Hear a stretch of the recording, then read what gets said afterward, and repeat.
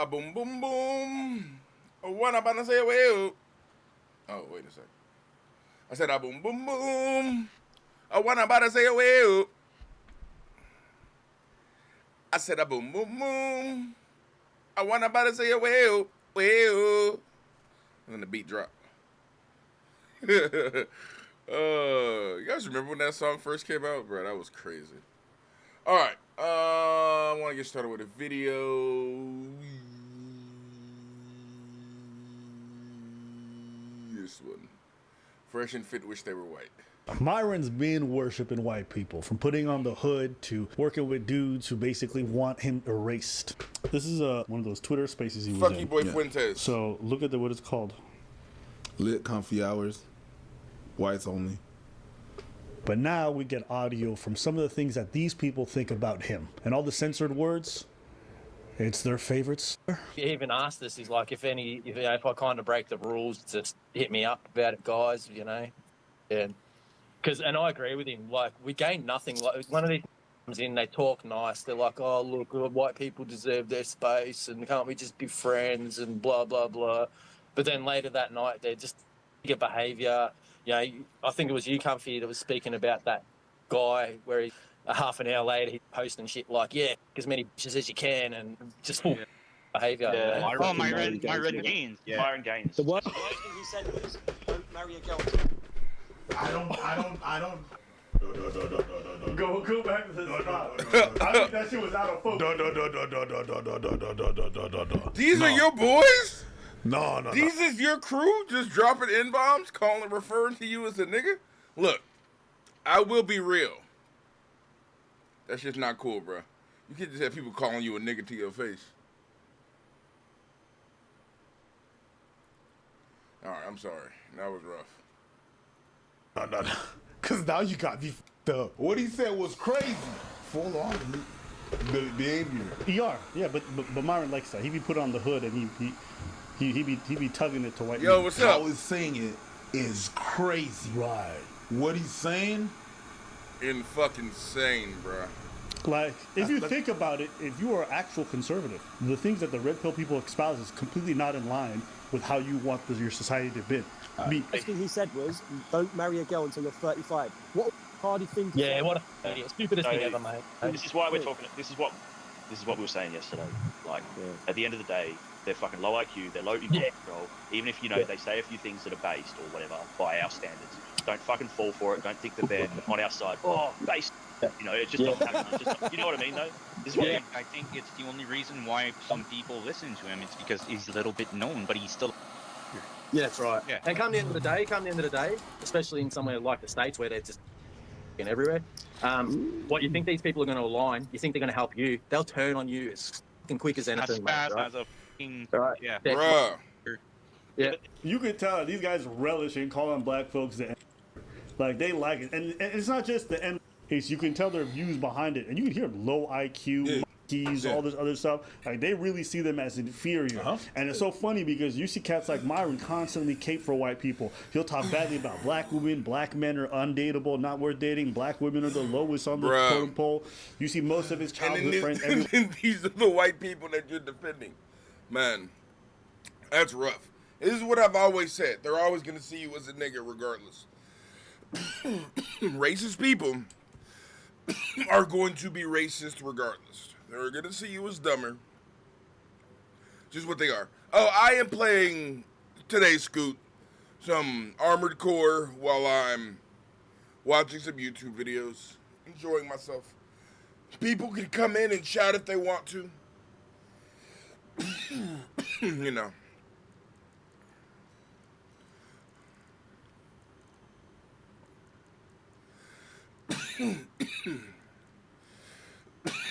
What's the first C?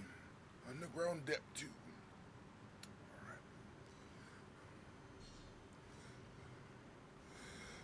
Alright. Let's do this one. When he's ever grown up with is just white. He loves caping for white folks.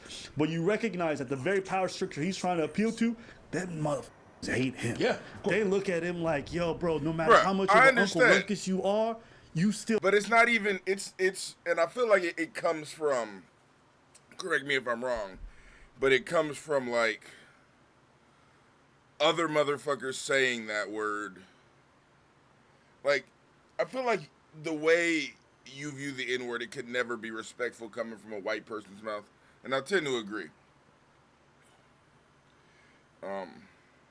But man, this is hard, bruh, cause like this motherfucker that the white people were talking about, the dude that's on screen right now in the middle with the glasses, Myron, he was like on the main, like, oh, white people aren't racist, you know, niggas gotta stop acting like niggas, you know, he was one of the main ones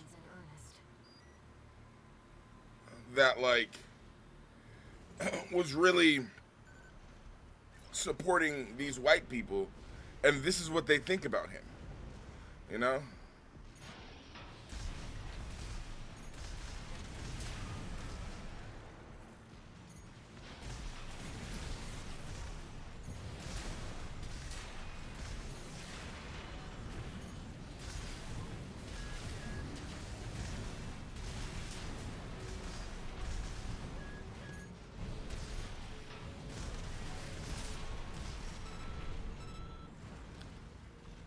Yeah, bro. Shit is, I don't want to say it's funny. It's fucked up. Feel dirt beneath my feet. And look, you'll hear Myron. He'll get online. He'll talk about rappers. I know I hate them. Entertainers, stupid. Black women, doesn't matter what they're doing. But will he speak out against these people? No, he's not. He'll keep quiet for his white daddies. He'll put on the hood like he's told to. For his white daddies. Bro, keep it a stack. Myron wishes he was white. 3 or 4. I'm still alive. Okay, so I don't want to. guys, I don't want to. Some guys are different about it. Like some dudes are like, yeah, this is gonna be funny. Eskimo Brothers is for a funny story and shit. But I, you know, and then some guys are like, hell, fucking no. I've noticed with black dudes, they don't like doing that shit. White guys, we're all like, yeah, well, I said we. Yeah, but not me. He's white. He's white, Justin. He's white. Bruh. It's even more cringe for a black person to want to be white. And then allow white people to say racist shit, disparaging shit about their people, right? About your people, bruh. They're talking about your people, real talk. And you allow that because you think it gives you some brownie points when they look at you the same fucking way. Those people that you're talking about, that you guys are all laughing, calling N-words and shit, you're like, yeah, I'm not like one of those guys. It's like those same white dudes that they'll say, oh yeah, you're not like the other ones. Yes, you are, bruh. You don't understand. They have no respect for you. None. Zero. The black people that they actually have respect for, they treat it more like fear than respect. If I'm being honest with you.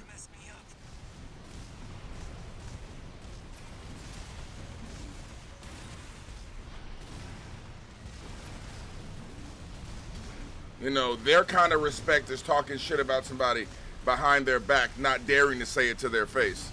The respect that you have, that they have for you, is zero. Because they're saying that shit to your face. They think you're a fucking joke.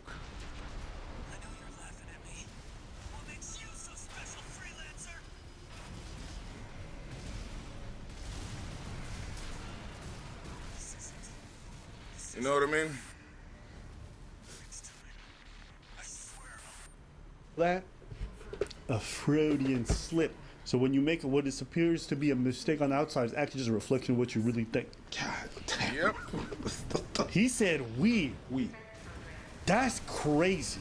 I have never spoken about another race of people and said we. I ain't never been like, man, the way Asians move, like, yo, we move different. That's what we move different. Have you ever done that? When have you ever spoken about women and said we? Like, that's crazy. Hey, bro. Hey, man. That was natural. I officially just stamped Myron as white. Yeah. What I meant to say was, when I was in college, yeah, I knew that was coming. And if you're wondering why he's talking about his college days and all that whiteness stuff, That's why he was hugging them. that's him in college. Read the caption out loud. The boys plus our token. Golly. Really? Oh my. Like, bro, I'm ready to end them. Like, they want to go here and say, "You're Myron, cool." An Arab guy that literally, like, I hit so many different check marks for the fucking Arab guy. Did this man just call himself Arab? And I also think I'll do a lengthier project on this, but the red pill in general is very, very keen on constantly catering to whiteness in general and degrading blackness. And you notice it's a trend that goes through all the red pill. Most of the creators I've seen spend a tremendous amount of time speaking poorly about black people and raising white people. What's crazy is that they'll bring people like Nick Fuentes. They don't care if it's Richard Spencer, dudes who literally proclaim. And we need to have a majority of white people, and white people need to be running America. Only white people should be running the country. On average, blacks have the lowest IQ. Yeah, I feel like I remember there being a leaked phone call and some other stuff that came out too that got you kicked out of school. Let him know, too, D-Schwangin'! Let him fucking know, something D-Schwangin'! about, like, if a white girl dates a black person, it's the same as like a dog, something like that, maybe. Dog, exactly, yeah. You know, enough with the Jim Crow stuff. Who cares? Oh, to drink out of a different water fountain. Big f***ing deal. Oh no, they had to go to a different school. You know, even if it was bad, who cares? That they don't want minorities or black folks in their country. They don't want interracial. They don't want you to hold office or power. They bring these people on and then they suck them off. They suck out that white semen like it might bleach their skin. It's crazy. That to me is the part that I'm like, I can't rock with you. You are so brainwashed and so fucking stupid that you're literally gonna come here and champion a man who wants you. You're going to look him in the eyes and smile while the dude is literally holding the blade he wants to press to your neck. And then you want to tell me you're not mentally ill. And he's not like it's sheeps. He's not hiding it. He's letting you know what he wants to do. He's telling you don't belong. I had to watch Sneeko over here defend Nick Fuentes when he said he's against interracial marriage, which is the very thing that birthed Sneeko in the first place. Sneeko wouldn't even exist if Nick Fuentes was in power. Let's be honest, Mr. Fuentes. You came on here and you said yourself that you are not for interracial marriage and that prescriptively you feel like it shouldn't be a thing within this society because you think it's bad for it. Like, Nick really, if I listened to this whole call, I don't think he said anything that makes me want to cancel him. I think he's a good guy. He's saying, hey, I love everybody. Is he really being that? Yo, that's crazy. No, you're saying Sneeko, that. that's Sneeko, I'm not even gonna lie. If he had his way and he had, first off, you wouldn't even exist because you're the basis of an interracial marriage. So, but you don't find it kind of crazy that the ideal world that he envisions is one in which you wouldn't exist in? These people are lost. They are not mentally well. While they're speaking on transgenderism and people changing, they literally want to champion people that would erase them. Forget erasing your gender. These people champion people that would erase their whole existence. Think about that. Think about this. That's hard, huh? Going to the Barbados. That being said, what did I say that's a lie? Like, bro, I'm ready to end them. Like, they want to go here and say, you're a Myron. Cool. The fucking Arab guy that literally, like, I hit so many different check marks. No, so we take turns. No, Nick, no, not you. No. Kidding. I can't. Yeah. What the I heard that some of y'all were raising the salute, so I decided to come back. Let's go. Poor Sneeko. Pearl rolls out. Oh, come on. No! We're down. Let's go. No. Let's go. We're down for whatever. Let's do it. Do you realize how dumb everyone has to be? That when you're in a room full of people, that somehow just Pearly Thing seems to be the smartest person. You see her sliding on the screen like, what the fuck am I associating myself with? I don't think there's anything wrong with a black person saying they're conservative. I think there's plenty of people who do it ethically while still denouncing race. These people are not. Just before I left, I had a new coworker who tried to act black, and it was so annoying. I noticed a lot of the times it was more well off. Yeah, bruh, because what they think is acting black is actually just, being poor. It's just like living in a spot that's not so great. So you're not really acting black. You just are poor. At least that's how I see it. Hey, what's up, Silver? Not much. Not it. What's up? Something's wrong. No, nothing much. And I'll get to like I said, I'll do a lengthy project on the whole race portion of the red pill that I think is insane. But maybe you guys disagree. Maybe you guys feel differently. I would love to hear from you guys. But I think it's very hard for you to sit here and try to tell me that the red pill is not intertwined with worshiping whiteness. When almost every creator that you can imagine from the red pill community, I can point to videos of them worshiping whiteness endlessly. Now that we've brought it all together, I thought this would be a good opportunity to bridge this from this conversation to a topic of self-loathing and how I feel like Myron whatever he is, I think he's just an archetype, representative of one. Of a lot of people who have a lot of internalized hatred towards their own group and don't recognize that the reason why they constantly speak ill of their own group and then appeal to whiteness or to black. Like, you might even hear white folks talking about turning them into the gods that some people wish they were. Think it's cringe if a white person came out and constantly was whining like, "Oh my God, white people are so evil. White people are just the worst." Like, we've laughed at people like that because it's just like, bro, you're trying too hard. When they just suck off minorities and constantly talk shit about whiteness, this is the exact same thing, but from the other end of the spectrum. Exact same thing. Maybe the roots of it are a little bit different, but it's the same kind of behavior. You get what I'm trying to say? Mm-hmm. And I've known enough people like this where no matter how the conversations progress, eventually comments will come out that are just negative about their own culture, negative about their own people. Yep. And it's never balanced out with very positive reinforcements, never balanced out with, oh, some things, these people. No, it's always negative. Yeah. And then it's always praising another group. Why can't you be like them? Why can't you be like them? So, I don't know, whenever I've grown up with these types, they've always made me uncomfortable. Mainly because it's just like, if you don't like yourself and what you're about, that's going to show up in other areas of your life. I think it's very difficult to be a happy person and hate your race, to hate your own skin color. Whether it's internalized, you don't realize it, or it's external. How? So just being around people like that has always made me uneasy. But that's super weird. Yeah. That's super weird. But yeah, it happens. There's a lot of people that it happens like that. People are willing to date. They date people that they hate. I've seen that a lot. Mm-hmm. They date people that they hate, or they hate their own selves. It happens. I knew there was something off. What gave it away? Was it the wearing the Klan hat? I can relate. Yeah, sometimes I hate. I mean, that was crazy. You know the one that made me think this dude was definitely not black? Monkey noises is crazy. No, the one that killed me was watching him dance. My man was doing the hokey pokey to a hip hop track. Yes. Yes. Yeah. Booty queen. Booty queen. Booty queen. Just boys being boys. Booty queen. Really? So Booty queen. Just boys being boys. But clowns you for dancing. Cool. Did you just say that motherfucker was dude, put your right leg in, put your left leg up to a fucking track?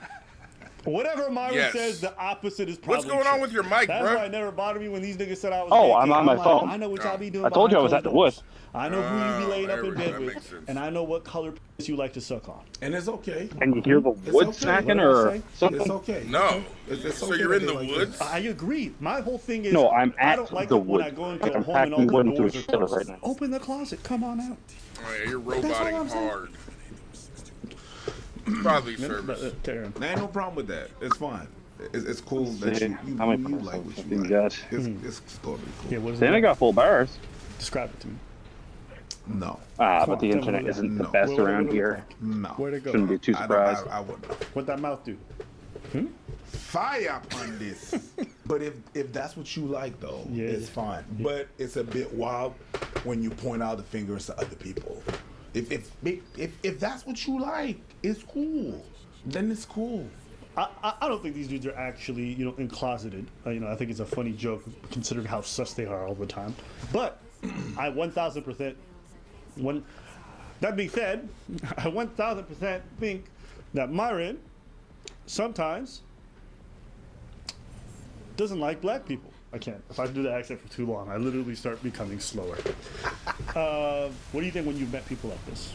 Met people like what? That the self-hatred stuff. I stay away from them. Sure. But what have you observed about them? What would you tell them? They're not happy. Are they in denial?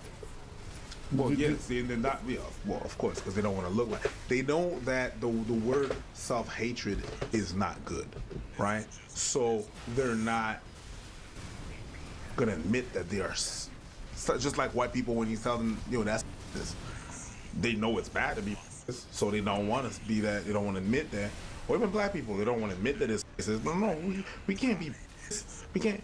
So they just deny it. Yeah, like we should get rid of white people. That's not racist. I can't be racist. It's not racist. Okay, like, okay, cool. That's crazy. What you just said is crazy. Getting rid of people is crazy. Saying that is crazy. In a vacuum or not, it's just crazy. Anyway, yeah, there's denial. Definitely denial there. Everybody thinks what they're doing is righteous. Everybody's the hero in their story. Sure. So whenever they go back, they got reasons, and because they got reasons, they have the right to do that. Yeah. Yeah, emotions are valid. Yeah, sometimes your emotions is garbage. That's pretty much it for today's video. I just wanted to kind of bring this up to you. What do you guys think about this archetype? Are you guys surprised to hear the stuff you heard? Do you guys agree or disagree with our assessment? I'm gonna be honest with you. If I'm ever supporting the cause and the motherfuckers from that cause are talking about me that way, I'm not supporting the cause. I'm gonna be doing some so too. Yeah.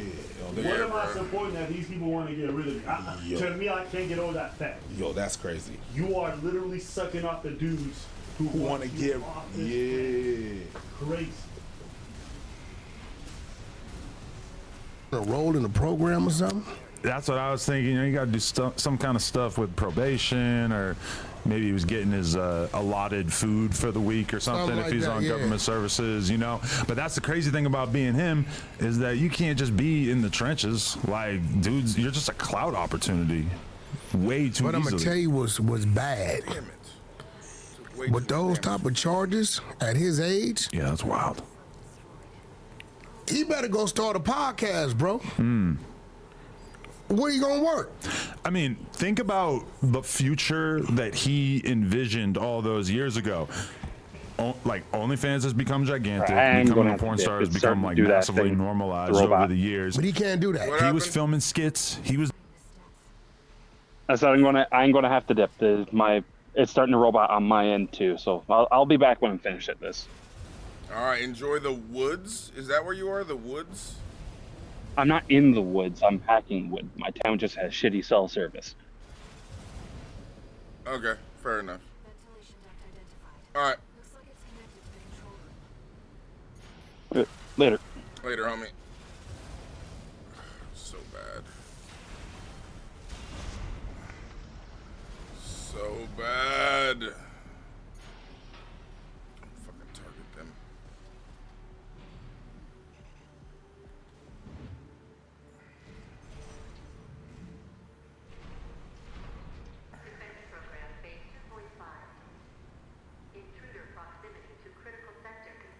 Doing all this funny ass shit on camera and stuff back in like 2009, before it was like everyone was filming skits, everybody's got an OnlyFans girl they're trying to push, etc. He got booted out of the porn industry, but he don't really need the porn industry at all now. So he's in the perfect position where he could probably start an OnlyFans and be making, if he comes on a jumper, he does all this stuff, he could be making 10 grand a month, no problem. But he's not. He's not doing it. So if he's not doing it, it's like, what is the reason you're not doing it? Hold on. Maybe it's part of his parole conditions. You can't make porn? That he can't make porn. Well, if his charges were of the sexual sort, then that would make sense. Unless that's his occupation. Yeah, how you gonna tell a porn star that they can't go to work? Same way you tell a motherfucking drunk driver he can't drive. Well, driving drunk isn't his job. No, bullshit. What about a truck driver? Right. I watched my man Edgar. Bro, I got him in. We was over there Wagner's trucking, called a fucking DUI, bro.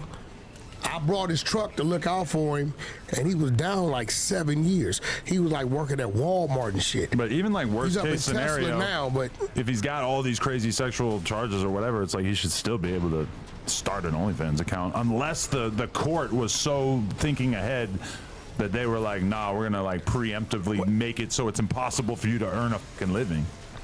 They will do that if you have certain violations. Damn. I mean, how does that do? He got to be 40-something. He's probably like a solid 40 at this point. He's been around for a long time. He's from Long Island. So he just did 4 years. Something like that. Yeah, because I seen the footage of him getting arrested in 2020. So it would make sense. Brian Pumper, age 43. Could be worse. Damn. How do you feel though? Do you feel some sense of, apathy towards him? Or did you feel anything when you saw him getting pelted with those eggs? Like, one way to look at it is like, this is cruel, this is fucked up. Another way to look at it is, you were cracking eggs on girls' heads for all these years, and you had some psychotic gang members run down on you and they didn't even hit you. They just threw some eggs at you. So you kind of got off light. You know what? They probably egged him because he used to egg people. Exactly. And good thing they didn't know what his charges was. Wow. Yeah. He over there with them bounty hunters. They gonna stand on the cold. They just need an excuse. And if they know that about you, yeah, they might f you up. Yeah, it'd have been a little different. It'd have been more than some eggs getting thrown on his ass. It'd have probably been some Michael Jordans. Throw some bows. It'd have been the Michael Jordans, man. Them 223s. Shit get real over there. Yeah, it's a crazy way for him to make his reemergence into public life because it seems like he really don't want to be out here on camera and everything. No, I wonder where he did his time at. I wonder how rough. He probably went to a PC yard though. For sure. With them type of charges? There'd be a line around the prison to get in those cheeks. What are you talking about, man? I'm just saying. Why does your mind go to that? A lot of dudes are getting banged out in there, right? No. He's in really good shape. He got a thing on him. Getting your ass whooped, getting stabbed. Right. Well, that's a problem too. Hey man, you really need to go you just should go try that shit. You don't think that he would be more in demand than the average person when it came time to someone in jail? I don't respect nobody that mess with men or boys. What? And we all know I'm that's not into true. that. We all know that's not true. But I don't. What's going on in your life? No, I don't. Okay. I believe you. We know why you respect black men. Yeah, they're great. Great contributors to society. Yeah, exactly. You know what I'm saying? Some people's households too. I was just standing up for you. Yeah. I was just standing up for you. Cap. I was. Cap. I was in the hater world's Instagram comments standing on business for Whack 100. Well, listen, nobody can tell me why they dislike me. Well, he was trying to use the whole three-finger narrative against you. And I hopped in the comments and I said, that is a cap narrative. I'm standing on business. My OG would never. That's some bullshit. I mean, you got to do the math on it. Three, way too many. I seen Vlad asking you about it the other day too, yeah. This is the thing, right? You know you're dealing with a psycho when it's a mother you see one time. You never bought a piece of licorice, a titty shoe, a movie ticket. You never spent the night with, and they call you an ex. At that, you know you're dealing with a psycho. No, I agree with that. And I feel like it's kind of like, let's say you were like I heard the cops in a lot of crimes, they won't even charge you unless they have like 3 people or at least like multiple people who are saying the same thing about you. Because it's so likely that there's like a spurned ex or some shit that is the person who's trying to make up fake shit about you. And that's what I'm saying. If there are additional people who would claim that they have digitally penetrated you, then I would love to know about it. But as the case is, right? I don't see anybody. The only thing I'm guilty of is sliding in the hood rat. After 5, 6 minutes, 7 minutes, she made a face and the titties was laying up under her motherfucking armpits. I said, Whack, you tripping. One of those. I pulled out, you tripping. I can't even fuck with you. Like, I think I used the whole bar of soap and got it. I didn't spend the night. I left it right there. I went and slept at my studio, 2 exits away. Listen, in my office couch, so I can pick her up at 9:30 in the morning, drop off at the airport. I have a whole note in my phone so that if anybody tries to throw that accusation on you, I'm ready to defend you. At the end of the day, I don't, you can't beat me with a lie. The sanctity of your booty hole is of the utmost importance to me. Bro, we don't have them conversations. Me too, bro. That means I'm standing on business for you. Talk about the stretch, how your wife was stretched with that black man. So you're saying that was kind of like your booty hole that night? No, that's what the you got going on. You hear what happened to her? Nah, what happened? She went to Vienna, Australia for a Taylor Swift concert, and there were Wait, who did? Lena. You know she went out there to fuck around, right? There are no black men.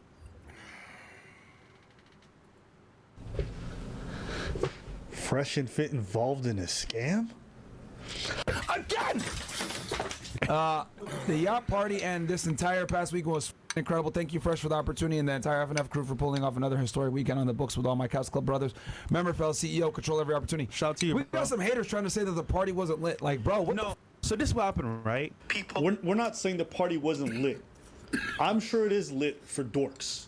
Yes. All right? If you're a fucking lame who likes to sit around and pretend to be a high-value man while you and your group of friends sit there dancing and twerking to Sexy Red, which for a red pill audience is crazy. And you think I'm joking? This is not hyperbole. I want y'all to go find the original video of these grown-ass men in their mid-30s and 40s twerking a sexy red. So this is what happened, right? Guys, just so you know, people always spread propaganda to turn down an awesome time, and they don't rock with us, so they want to make us look really bad. They had a ratio between, I want to say, 7 to 1. Girls to guys. It was that many girls. Ask anyone that was there. And guys, look at this. You wanna know how it's crazy? A girl messaged me. I was like, "Why did you come on the yacht?" She was like, "I was there." Yeah, I know. Yo, I swear to God. Yeah. She was like, "This out." Yo, a girl that I was talking to, I was like, "Yo, why did you come on the yacht? Like, you're whatever." She messaged me and said, "I was there," and I was like, "What?" I told her, "Send me a picture." She sent me a picture. I said, "What the fuck? I didn't even see you." I'm telling you. Yo, these just hold on. Yo, hold anus on. and reach Hold talking on. shit losers, man. I'm gonna say a video right now. Cause niggas need to know what time it is, bro. We don't play. Anyhow. Let me tell you, Walter, just stop talking. Guys, I'm gonna send you a video right now, because niggas don't play. You know, we're real. Like the red pill. That being said, the truth is, the ratio was 7 to 1. 7 bad bitches, and 1 man. 1 coconuts in Barbados. They put out some clips that aren't even indicative of what happened on the boat.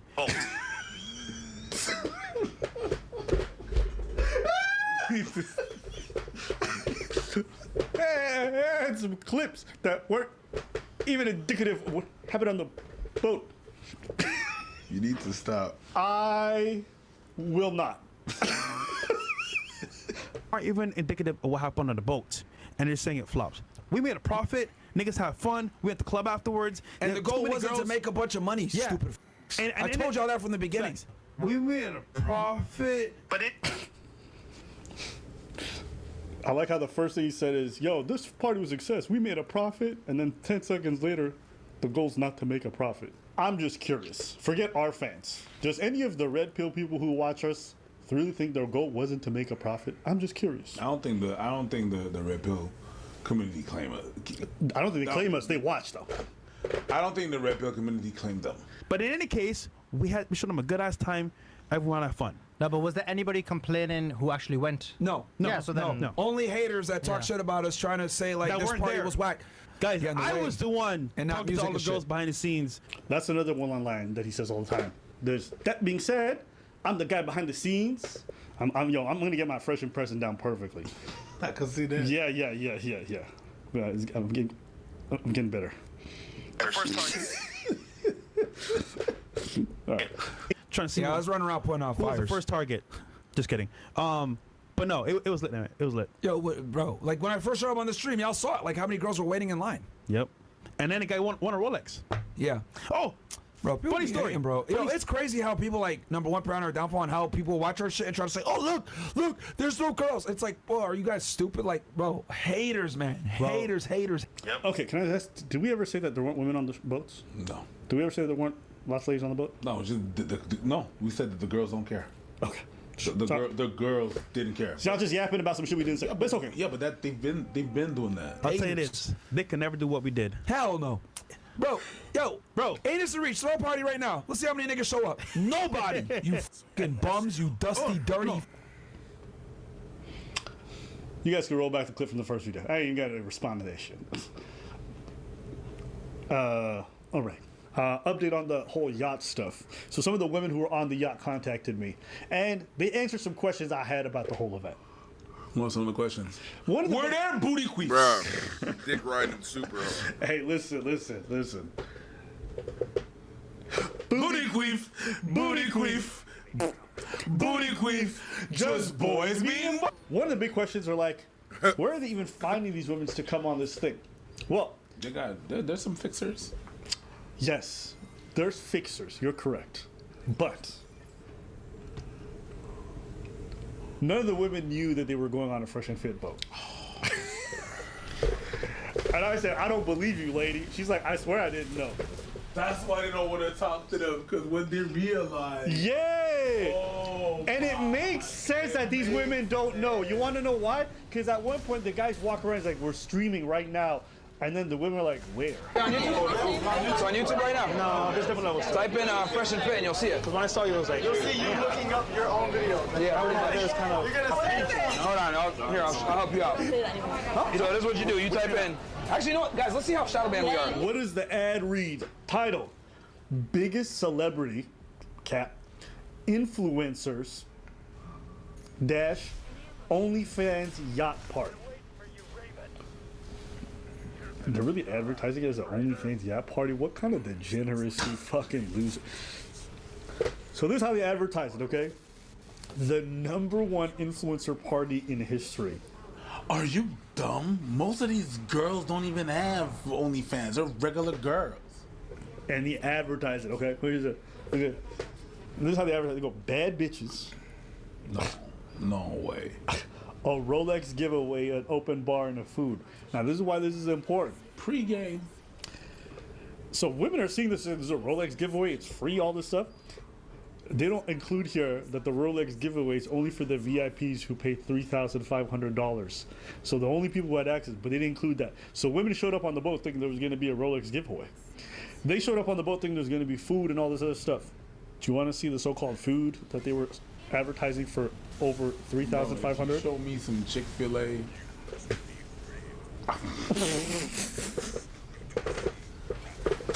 Bro, yo, this is that a Filet-O-Fish? I don't think I think that's just bread with bologna. Is that a Filet-O-Fish? That shit is trash. Yo. Okay. And the funny thing is they kept advertising it as a yacht party. No, it was a fucking ferry. It was a repurposed ferry that was hauled out. And that's why they got so many different rooms and this looks ugly, the decor is not existent. It's because it's just a ferry. It's not a yacht. Even look at the pictures. The women were they were lied to. Look at the picture they used. Look at the picture they used. Does that look like where they were? No. So yeah, in case you were wondering how these women end up there, and yes, they do confirm none of the women were talking to the dudes. A lot of the women didn't even really want to be there. She did say that a lot of the women were working women. They just thought they were going to a free party, and they had no idea that it was all this nonsense. Well, I guess it's a scam for everybody, so there goes equality. That's crazy. So they scammed the dudes and the girls. That's great. And they advertise as so that's how they're getting women. They're just lying to them about what the podcast is. They're not even mentioning, because they know if they mention the Fresh and Fit brand, a lot of women are never going to show up. So they have to lie about what they do. But I did want to just make you check this portion out. So this is a Red Pill channel. Look at the comments. Read it. Got free drinks, then left to see men they really want. Nasty work. Not gonna lie, paying $3K to go on a yacht party is mad loser shit. Wasn't even a yacht. Oof. 1. Wasn't even a yacht. 2. Girls were there, doesn't mean they gave guys attention. 3. Saw a bunch of dudes dancing together. 4. The price. Lol. We made profits. Fresh lacks awareness. We made a profit. Fresh is remarkably dumb. I wasn't supposed to say the quiet part out loud. Another one. Fresh, we made profit. Crying emoji. $1,000 for a 2-hour party is crazy, and they scammed everybody who bought a ticket. Like, maybe it was lit for you, but it was not. Hold on. It was not $3,500 lit. It was not $1,000 lit. If I pay $1,000 to go at a party, it's lit. If I pay $3,500, somebody's sucking my. $1,000. That's an all-inclusive resort in the Caribbean. Yes. For like a bunch of days. You talking about free drinks, free food. You talking about poolside, beach, everything. Go look up a boat party right now in Miami to go get food, drinks, and whatever. How much do you think is going to cost me to be on the boat for 5-6 hours? For a party or like if just a party? Just a normal party like dressed in white and stuff like that. Like $100. $100. I looked it up. You go anywhere from $100 to $300. These guys were charging a minimum of $1,000, and to their VIP members who really didn't get anything special, they got $3,500. And you're saying you're not trying to make a profit? Guys, you didn't even rent a yacht. You rented a ferry, a repurposed motorboat, okay? And then pretended like it was a yacht. Was it? $3,500. Goddamn, it is worth it. That party was worth it. that party was worth it. I'm gonna tell you why it was worth it. Leslie? Because $3,500 is sometimes what nerds spend on their costumes to go to Comic-Con. And since they're cosplaying into High Value Man, it cost them $3,500 to cosplay as a High Value Man, as a VIP, to be called a VIP member, to maybe win a pre-owned watch. That's what it is. Yeah.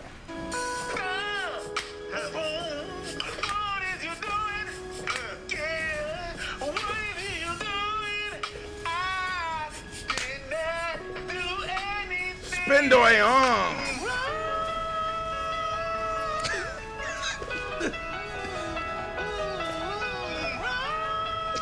Yo, this shit got Spindoy on. This shit got me going. Spindo on. All right, I'm gonna stop it right there. That's crazy, okay? If you guys want, you gotta do remixes of us, and we'll play it on video. Get on that subreddit, okay? We want to hear your remixes. We got tracks for you way back. Y'all need to start scrolling back. We already had Imar Cleese make a track for us. Y'all remember that one?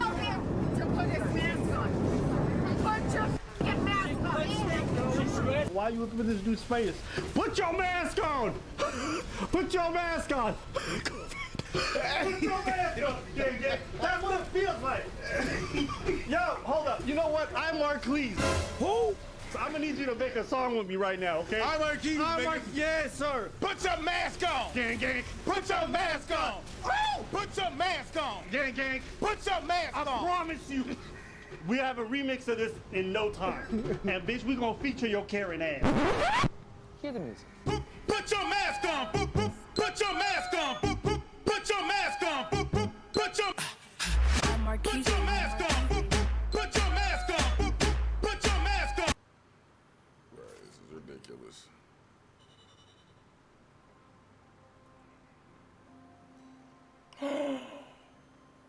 I got an S. Yes. That was nice. That was nice.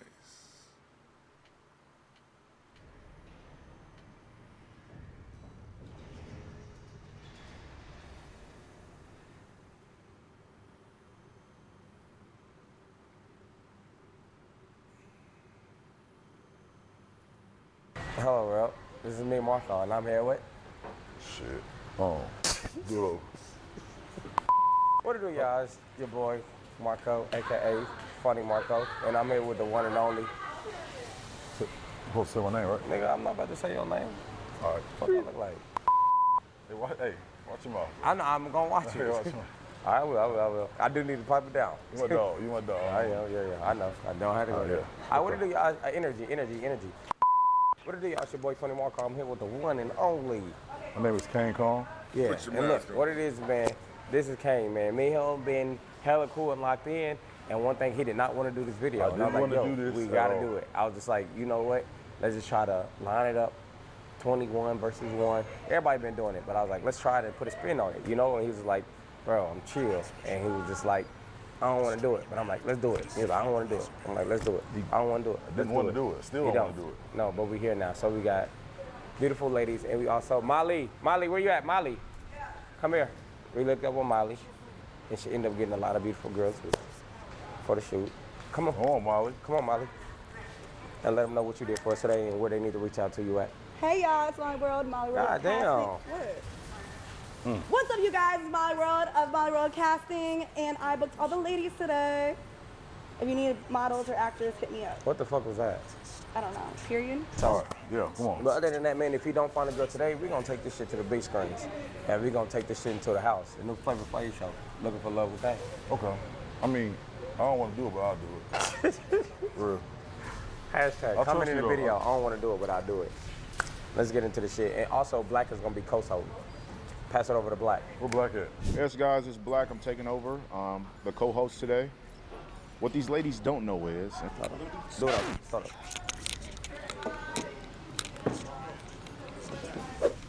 Do it. Okay. How you guys doing today? It's Black. Co-hosting today with Marco. What he doesn't know and what the ladies doesn't know is someone's gonna win $1,000 today. Who it is, I don't know, but hopefully they go hard. I don't know if I'm gonna tell Marco yet though, but I guess we'll see. Hopefully, Marco doesn't tell them that they're gonna win $1,000, so it'll just be a surprise. Oh, I need to be here, like all up on him. Hello, King. How are you? Doing fine. You are a Queen. huge man. You know that? I've heard. Oh my God. Can I? All right. I like you. I'm Slim. Nice to meet you. I'm 26. I sell life insurance. I need some. Okay. I was just about to say So you. regardless, be cool. 'Cause I need Yeah. So if you know you're reckless, let's just go ahead and get I'm that going. reckless. So, oh my God, you look reckless. Is that a bottom girl? Oh some. my God, help me, Jesus. Help me, Lord. I love your energy. Thank you. I'm a Scorpio. So excuse me, lady, are you staying or are you leaving? Oh, I'm gonna stay because I need a big old man. My life, Jesus, is huge. Okay. I like your energy. I was full across the room, but I liked it though. That's a nice style you have. Thank you so much. Okay. Let me ask you a question before you say anything. Okay. What happened to your hand? Car accident. You all right? Yeah, I just broke my wrist. You gonna get paid? No. Damn. Okay. Yeah. Okay, hey, I'm Victoria. I'm from East Atlanta. Word. Yep. And I'ma stay. Victoria, I say? he's your type? I mean, yeah, he cool. He cool. I mean, you can leave if you want to if he's not your type. Why are you doing? I already said he cool. But I'm saying if somebody say he cool, that mean like cool. we friends though. He can be a friend zone. I'm saying cool is not acceptable. What do you mean? You That's cool though. like he can slide, I'ma stay. Like slide? Hey, you talk like a dude, though. Right. All right, y'all doing interrogating. Y'all just said yes or no. I can All right, go. so you're here. I'm good. All right, so Yeah. you're good, Okay, cool. Like, oh, okay. You look like trouble. Let me hear you. You look like trouble. God damn. Yeah. What's up? It's cousin on this bitch, not the little one. You know what the fuck going on. I'm gonna keep you, because I ain't never had nothing this tall. I'm not gonna lie. But what I'm saying is, it's like, what's your sign? I'm a Cancer. I'm an Aquarius. We might be able to work. Oh, gosh. You stand? I know you so. It's just a little bit of mixed emotions, but it's gonna be there. Like, you gonna know. All right. For sure. You staying or you leaving? I thought I said I was staying. And she's spicy. I'm staying. All right. Thank you. See you later, boo. For sure. These mocks ain't gonna keep us apart. Damn, she talk shit too. Damn. Next lady. I know this, but she'll bust the windows out your car. You make her mad. I already know that. Now she too cool, and I know she don't play no games. You're very perceptive. And I ain't gonna play no games with you. Okay. So let's cut the games. All right, go ahead. I'm sorry. My name is Vibe Santana. Pleasure to meet you. Pleasure's mine. They call me Big Vibe. Big vibe. Okay. But you looking bigger than the vibe I'm providing, so Damn.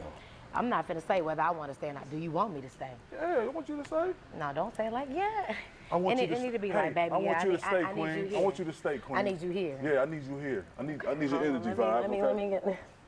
It's 30. It's 30. It's 30. It's 30. It's 30. Oh, they told me I gotta tell you what I do. Hold on. What you do? Yeah, I'm scared now. I'm be a lady. I'm a singer and songwriter for film and television. Okay. I might have written for your favorite show or not. Okay, and you can sing me bedtime stories? But I might, you know, All right, depending cool. on how you good. at. All right, cool. I'm good. Okay. All right. Thumbs up. Thumbs up, brother. What? You too damn big to be doing that. You should not be doing that. I ain't gonna lie. She got a nice shape. How you doing? Hey, how you doing? Can I ask you a question before you say anything? What? What's your height? 5'10". Okay. Tall, okay.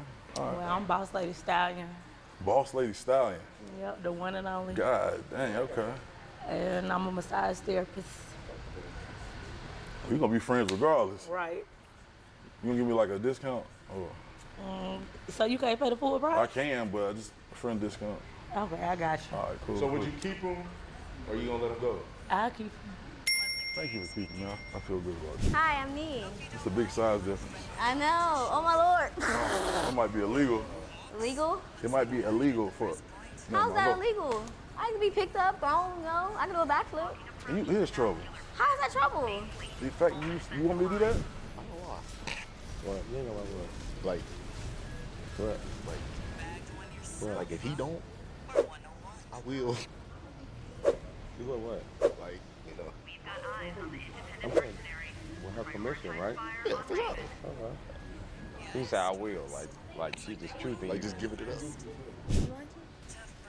You can do it. You want to? cheerleader? I would do it. Okay. Okay, you can. Well, I'm from DC. All right. Why you? No, I'm from DC. Oh, okay, yeah. I'm from DC. I'm 22. I know I look like I'm 12.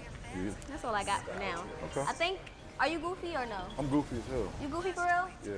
Okay. Oh, hold on, I'm sorry. Mm. Hey, I got in the right time. Oh. I got to call you cannot back. believe this. I didn't make this Who ring. on the phone? Vic, Oh. I'll call you back. If she stay, she All right. stay. Oh. No disrespect, my sister. That was an Oh my emergency. goodness. That was an emergency, my I sister. cannot believe. Listen. That was an emergency. My bad. What's the emergency? You just told me to call him back. It wasn't that daggone important. It was something serious. I can't even say on. Oh. They can't even say on camera. So based on, would you tell you stay? later. Would you go keep him, or you gonna let him go? Don't hold that against him. I'm gonna keep him. I'm gonna see. Yeah. Okay. Thank you. Yeah, got your cheeks hanging out. Before you say anything, when the last time you got in a fight? I only been in one, and that was back in high school. I graduated 2018. All right. I believe. All right, go ahead. My bad. My name's Risky. Risky. Yeah, that's me. I'm from Pennsylvania, and I'm an entertainer, model, actress, and promoter. Why is your name Risky? You're gonna have to take that risk and find out. Damn. Okay. All right. Yeah. Risky, are you staying or leaving? I stay. All right, Risky. Kind of scared, but all right. Kind of nervous. Hey, How you doing? I'm great. I'm Shanasia. Shanasia. What's your name? I'm Kane. Hey, Kane. Nice to meet you. Nice to meet you. Okay. I like your style for sure. Thank you. Yeah. I moved here from Richmond, Virginia. VA. I'm Where a you VA from? guy myself. Where you from? Norfolk. Norfolk? Yeah. I went to school in Norfolk. Yeah. I know about Then you, I went. Then I Norfolk moved to boys. Chesapeake. Oh, So, okay. Yeah. Huh. Yeah. Ugh. So I'm a bartender. Okay. And a model. I see that. So would you keep him, or you gonna let him go? I'm gonna keep him. You don't find men this height too often. You know what I'm saying? My sister. What? Hey, Kane. That's good. I'm glad you. Okay. Glad you, huh? What's up with the sister part? Why? This is me. You be you, and I be me. Okay. I'm disrespecting the black queens, man.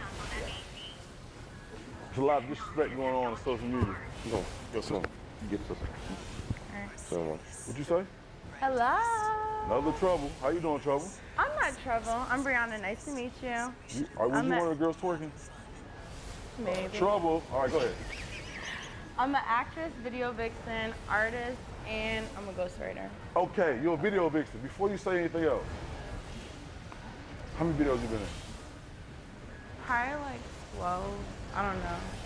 Okay. Not a lot. And like top artists? Save the questions, Kane. Oh, okay. I'm gonna say that, please. If you stay. I'm gonna stay. All right. I'll stay. I see. See ya. Got some questions for you though. Hi, Mr. Big Man. How you doing? You like to fight? Good. Maybe a little bit. You look Not like too it. much though. I'm trying to change as a person. Trying to change is good. Yeah. Because being content with yourself, that's just not okay. So, all right, go ahead, man. Anyways, I'm Javinci. I'm from Buffalo, New York, and I'm in school and I do hair. I do a little bit of everything though. I'm a dip and dab. A little type bit of girl. everything. Yeah. It's dangerous, but it's fine. Not really. Like you gonna like the danger I am. I'm a Gemini. Okay. Yeah. All right. What your name is? Kane. Kane. That thing, Kane. Oh, she Trouble. Yo, you Trouble. No. They call the girl Trouble. That's his favorite line. Yeah. Like, what the fuck? Come over there. Okay. Yeah. You ain't seen nothing yet. I just be chilling. Like, I'm trying to tell you. You gonna see you staying. I'ma stay. I'm All fuck right, with you. she's staying. Mm-hmm. The little ones be the trouble. I was trying to tell you, dog. So I have a gift for discernment, right? I know I read people. Have you ever like destroy your boyfriend's property? Aren't I supposed to be asking the question? Uh-oh. Oh. Ooh. But yeah, I have. Good. All right, go ahead. I'm sorry. Okay, but hey, I'm Hey, how you Candy. doing? Hey, Candy. I'm an esthetician. I'm in school right now. Esthetician. Nigga, she work on school. What the fuck my bad? Keep my motherfucker. Come on, bitch. Huh? Hey, get my shit, nigga. This guy, nigga, come in here and fuck. Nigga, what the fuck you gonna do? Yeah? You ain't busting shit. Yeah, for me, my protection. You ain't shoot? For me? Get back to the show. What you eating tomorrow? I currently do lashes. Good job. And I'm also a Cancer too. When your birthday? July 12th. Okay, June 29th. All right, cool. Okay, so you a June Cancer, so you emotional. I ain't emotional. I'm just in tune with my feelings. I mean, I am too. Yeah, so we good. Okay, so let me see without the hat. Nah, we can do that later. No, let me see right now. She's spicy, bro. You staying or leaving? I want to see without the hat. You gonna first. see it? No, right now. All right, no, look, are you staying or leaving? He don't take it off. He don't take. This is the girl I said hi to earlier, and she walked past me like she ain't seen me. She No, did. I didn't see you. Yeah, I said, what's up? You like? So what you want to do? What the fuck is you thinking? No, I swear I didn't see All right, you. so the choice is yours. You staying or leaving? Choice is yours. You staying leaving. The choice is yours. We gonna get all the questions out. We gonna do everything. All right, We got a long way to go. You was unsure to stay though. You can leave if you want to. It's okay. Well, I do want to see without the hat. Oh! Okay. So we're not gonna try it. Okay. You are a security guard. How you know that? I don't know. So without the hat, you want to leave? Nah, you're not I'm gonna removing stay. And what? All right, so look. Stay though. You know, you ain't gotta No, stay. what you stand? You seem like you combative. I am. Why you combative? Because no one has put me in my soft girl energy. Hold on, hold on. Let me talk to her real quick. Let her talk Hold on. to me. Why you combative? Because no one put me in my soft girl energy. But you're supposed to be in there already. Well, I mean, if I'm doing everything for myself, I'm independent. What I need to be like bowing down But to everybody's everybody independent else until for? they get the man that's gonna take care of them. Okay, so are you gonna be that man? I don't know. Okay, so do We you gonna want me figure to it out? stay? Yeah, stay. Go ahead. Okay. But please just, calm it down a little bit. Hi, King. You like a good girl. Get off the porch late. You get off the porch late. But you're a Cancer. Yeah. I'm a Cancer too. Team Cancer. When's your birthday? July 1st. You a June You right after me. Exactly. But you're a June Cancer, so we don't trust y'all. What the heck? Oh. Nah. I'm just saying it's not bad. It's just the older you get, you start to pay a little attention to shit. I fuck with a girl that fucking when she pees, she gotta scream. But I'm Jalen. Jalen, how you doing? I'm good. I'm a teacher. Okay. I'm from DC. Okay. And yeah, that's me. How you doing, Jalen? You good? I'm doing excellent. All right, good. I'm glad. But I think I'm gonna stay. There you go. Cause you walked past me. God damn. Sorry. How you doing? Hi. My name is Priya. Priya, Can you What happened? can you eat my yams? Eat your yams. What's going on YouTube, man? It's your boy No Love Man. I wanna do the ugliest rapper alive. Video. Hey man, y'all. So look, man. Hold on. I gotta bring in my co-host for today. Come on, Twin. What you doing, Twin? What happening? Hey, what's your name, bro? It's your boy, Suzanne. No names back in the day. You hear me? What do you like? What do I like? Tricks. That's a long, crazy word. Tricks? Yeah, I like tricks. So you like guys who are gonna just Spend that money for my time, energy. If he's spending money, he can have you. Yeah, a big bag, like 10 bands and up. 10 Big bands bag. and up? I need a big bag. So look, we got a 20 verses today, right? You gonna be my first co-host ever. You know what I'm saying? Co-host, baby. Just like that. Tight shit. You know what I'm saying? Because you just found your match, Oh, yeah. so we gotta help him Fine. find his match. Okay. He gotta get some And fine my- shit too. Fine shit. Yeah, you know who we got? Ugliest rapper alive. Come on, bro. Come on, Twin. You know what I'm saying? What's going on, Twin? You good? Tight shit, you know what I'm saying? So, going big. I say, bleh, bleh, bleh, bleh. Then my motherfucking rep, Think gonna find your match today? Probably we gonna see what's going on. It ain't no probably, man. When you come on my show, you gonna find your match, Twin. I'm gonna find me probably 1 or 2. What's your type? Puerto Rican, black, Mexican. Thick, slim, like thick. Gotta be cornbread fed in a bit. All right, so look, man, how many likes do we need on this video, bro? So we got no Gotta teeth go and no viral. neck. I need 1 million likes. 1 million likes. No cap. No cap. You know what I'm saying? I've been in the gym, bro. When I be working out, I be like, coulda, been, coulda, been, coulda, been, coulda, been. I think he ready, bro. Coulda. He might be. Oh yeah, you talking about the Glock 30 shit. Oh, that wasn't you you? talking about? Nah, that wasn't me, man. Oh, That was, what the hell? bro, that was whole ass Glock. Oh, him? I don't fuck with him. No, Twin got smoke with him. Come on. Come on, what you got? Come on. Come on. Come on. What you got? Come on. Come on.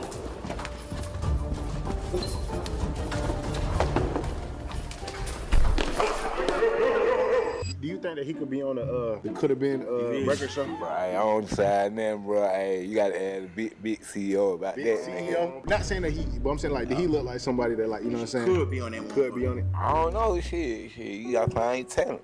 I feel what you're saying. Find your talent, twin. You feel me? Anyway, bro, it's not about him, about you. You know what I'm saying? We have 20 vibes back there for you. You know what I'm saying? Let's see if you find your match. You ready? Yes, sir. Let's do it. Twin, I think we got, Twin. I think we got the best 20 verse out. Boy, I'm trying to tell you. Finna hit a meal. Really? Okay, cool. I ain't gonna care. I'm f***ing with it. Hey, we going up like more. To the moon. To the moon. Boy, I'm hungry. I'm hungry though, twin. You hungry, nigga? Yes. You rubbing your belly and shit. Well, we just ate Chipotle like an hour ago. Man, do I look like that gonna fool me up? Oh, I want some. Oh. Tank gonna eat. Yes, I'm gonna eat. Type shit. Man. Damn, so what the hell you wanna eat, bro? Ain't only like a few things open. Nah, Nigga, I is want this that Hattie B, motherfucker. Hattie B's? Okay. Yes.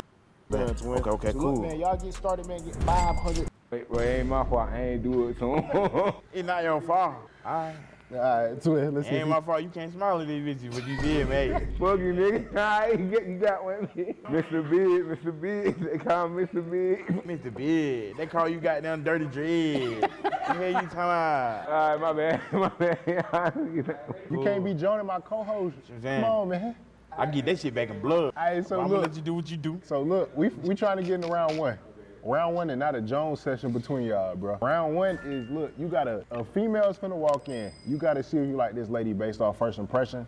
You know what I'm saying? We wanna see like off her vibe. Off her vibe, body, face card, toes, all that 360s. We want you just to look at the whole thing, you know what I'm saying? And tell us why that you didn't like that girl. Cool? I bet. Introducing the first lady. Hello. What's up? Hey, how you doing? Great, how are you? I'm good. What's your name? Shit, Chris. Hey Chris, how are you? I'm good. And I like your accent. Thank you. Shit, where you from? London. Damn. Yeah. That's like I like that, man. Yeah. I ain't gonna pass you up. I'm gonna keep you though. You gonna keep me? Yeah, cause I like it though. Your accent. That's all you like? I wanna get to know more about you. Okay. All right, I'll see you. That's a yeah? Yeah, it's a yeah. All right. You like that little fine shit? Oh, shit. Oh, big. Yeah. So you beat that shit up. No, he said too big. Oh. Hey, how do it like one of the balls, you know, one of the construction line, bro? You got the big ass ball, bro. Twin, it's not no Jonas. I'm trying to find your match in it. You feel me? What I'm saying though, how you feel about that though? How you feel about that fine shit? Hey, I like that man girl though. She straight. She A1. Oh, you like that? They love that. Pip. Hell yeah, she got the accent catching. Yeah. Okay. All right, we're gonna bring the next one in. Hey, how are you? I'm good. Shit, what's your name? I'm Chantel. What's your name?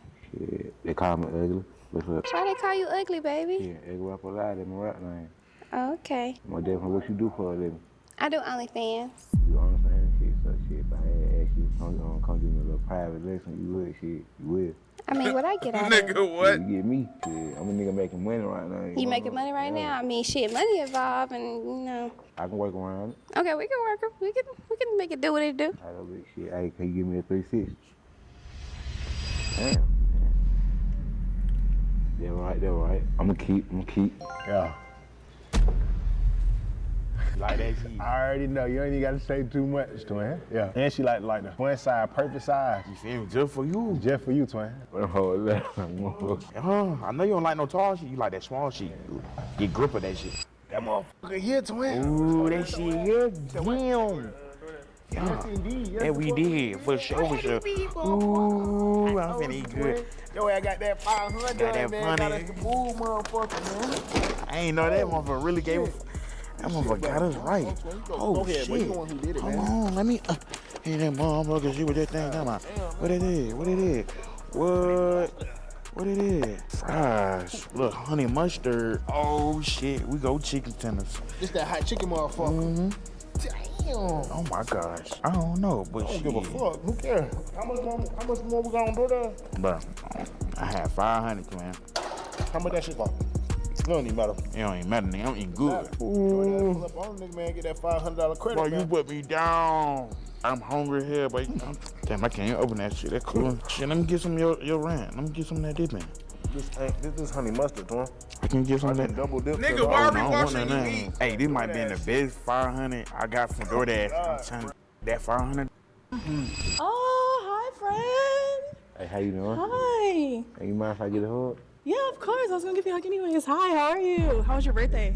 Shit, it was great. It was great. I did something with a friend. Sorry I missed it. Oh, no, you did. Yeah, how are you? Shit, I've been good. Oh, shit. Hey, bro, you looking way more nice than last time I seen you. Really, thank you. Yeah, Yeah, you look good too.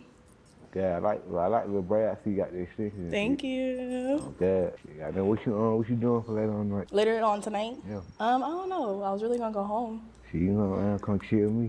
Okay, tight. What we gonna do? I bet shit, smoke, Netflix, chill. Probably no. Okay, we gonna see. I bet. Well, definitely. Shit, what's your favorite movie? Favorite movie? Yeah, favorite movie. I like action movies, so. So like Bruce Willis. Mm-hmm, yes, I love that. You know Planet of the Apes? That new Bad Boys. Huh? That new Bad Boys. Oh yeah, let's go see Bad Boys. Oh yeah, Bad Boy for like that. I haven't seen it yet, the new one. We can. We can. Yeah, we can, more definitely. Okay. So I get your number right up after this. Okay, get my number. Yeah, more definitely. I'm gonna keep. Okay. I was fucking with the vibe. Yeah, I'm gonna keep. That boy Thompson, what you doing tonight? You hear me? Tight shit. Instant. With the other vibe. I'm taking notes, man. You out there spin game, no cap. You put me Tight down. shit. That's some piece of shit. Everything you just said, twin. Right. Hey, Hey, how you doing? I'm good. I met you before. You handsome. Oh yeah, thank you. Shit, I'm with the get up. Bro, Thank y'all you. need to stop lying to this. So, man, you got the mic shaker, so you might be getting some money. Yep. Shit, what you do for this? I'm a chef and I'm a party planner and I do hair too. Oh yeah. Yeah, like a Jill of all trades. I do a little bit of everything. Oh yeah, I rap, so shit, yeah, on gas, so you have performance and stuff. So Yep. You can book me. Yep. I bet. Shit, I probably get your number. Like, I work with you, but I'm gonna have to pass on you fucking with you and shit. It ain't that easy. I can't fuck with the get up. Really, nigga? You passing on somebody? Okay, that's cool. Oh, shit. Damn. Your hair look up too. I got my shit done. That's done? That's your hair being done? You might need a retwist or something. Yeah, I probably do though. Shit, I know I'm up, man. I know. It's cool. I'll do your shit if you need me to. I bet. You're doing great. I'm trying to tell you, boy. You're doing great. You seen it from the front, nigga, and we seen it from the back. That shit was crazy. Nah, she was smooth. It was just smooth. that back. No, bro, you. That motherfucker. It wouldn't look like them bad little kid, little naps in the back of the head. You can see. All right, go Bob Machine. Hey, how you doing? Good, how are you? I'm good. Shit, what's your name? Too spicy, what's your name? Shit, Yeah, Eddie. Yeah, sure for Ugly Rapper Live. I be rapping and shit. I be doing music. You can rap for me? Yeah, I can see I done spit a little song. Can I hear some? Oh, she got out there with her, ma, in Paris. Oh, she got out there with her hairs in her skirt. Yeah, she on 10, yeah, she go berserk. But when I get up in the room, yeah, I know she gonna twerk. Go, babe. I know what they did, yeah, real and shit. Go. Yeah, she gonna twerk. How up on this dick? Go, babe. Make her do a split on their dick. Oh, I can do a split, but we ain't gonna. Oh, you can do a split? Oh. Yeah. I gotta see that. Let me see that right now. He can rap for you. Let's see if I can do it in these gyms. You do a split, yeah. Oh, yeah. But. Yeah. So I'm gonna have to get your number after this, though. If you pick me. I'm glad I bet. Hey, Shimshan. Twin ass 2P. Oh, God. He just like shot you. She just threw that ass back. Yeah, yo, without question, this time. Hey, she said you got talent. She showed her little talent. I'm gonna need that 7. Dang, he ain't even looked my way yet. What's up, my bad? I apologize. I'm telling the big boy over here, but I ain't big boy. What's your The name? big boy talking. Ugly Rapper Live. Oh, okay, where you from? Shit, man.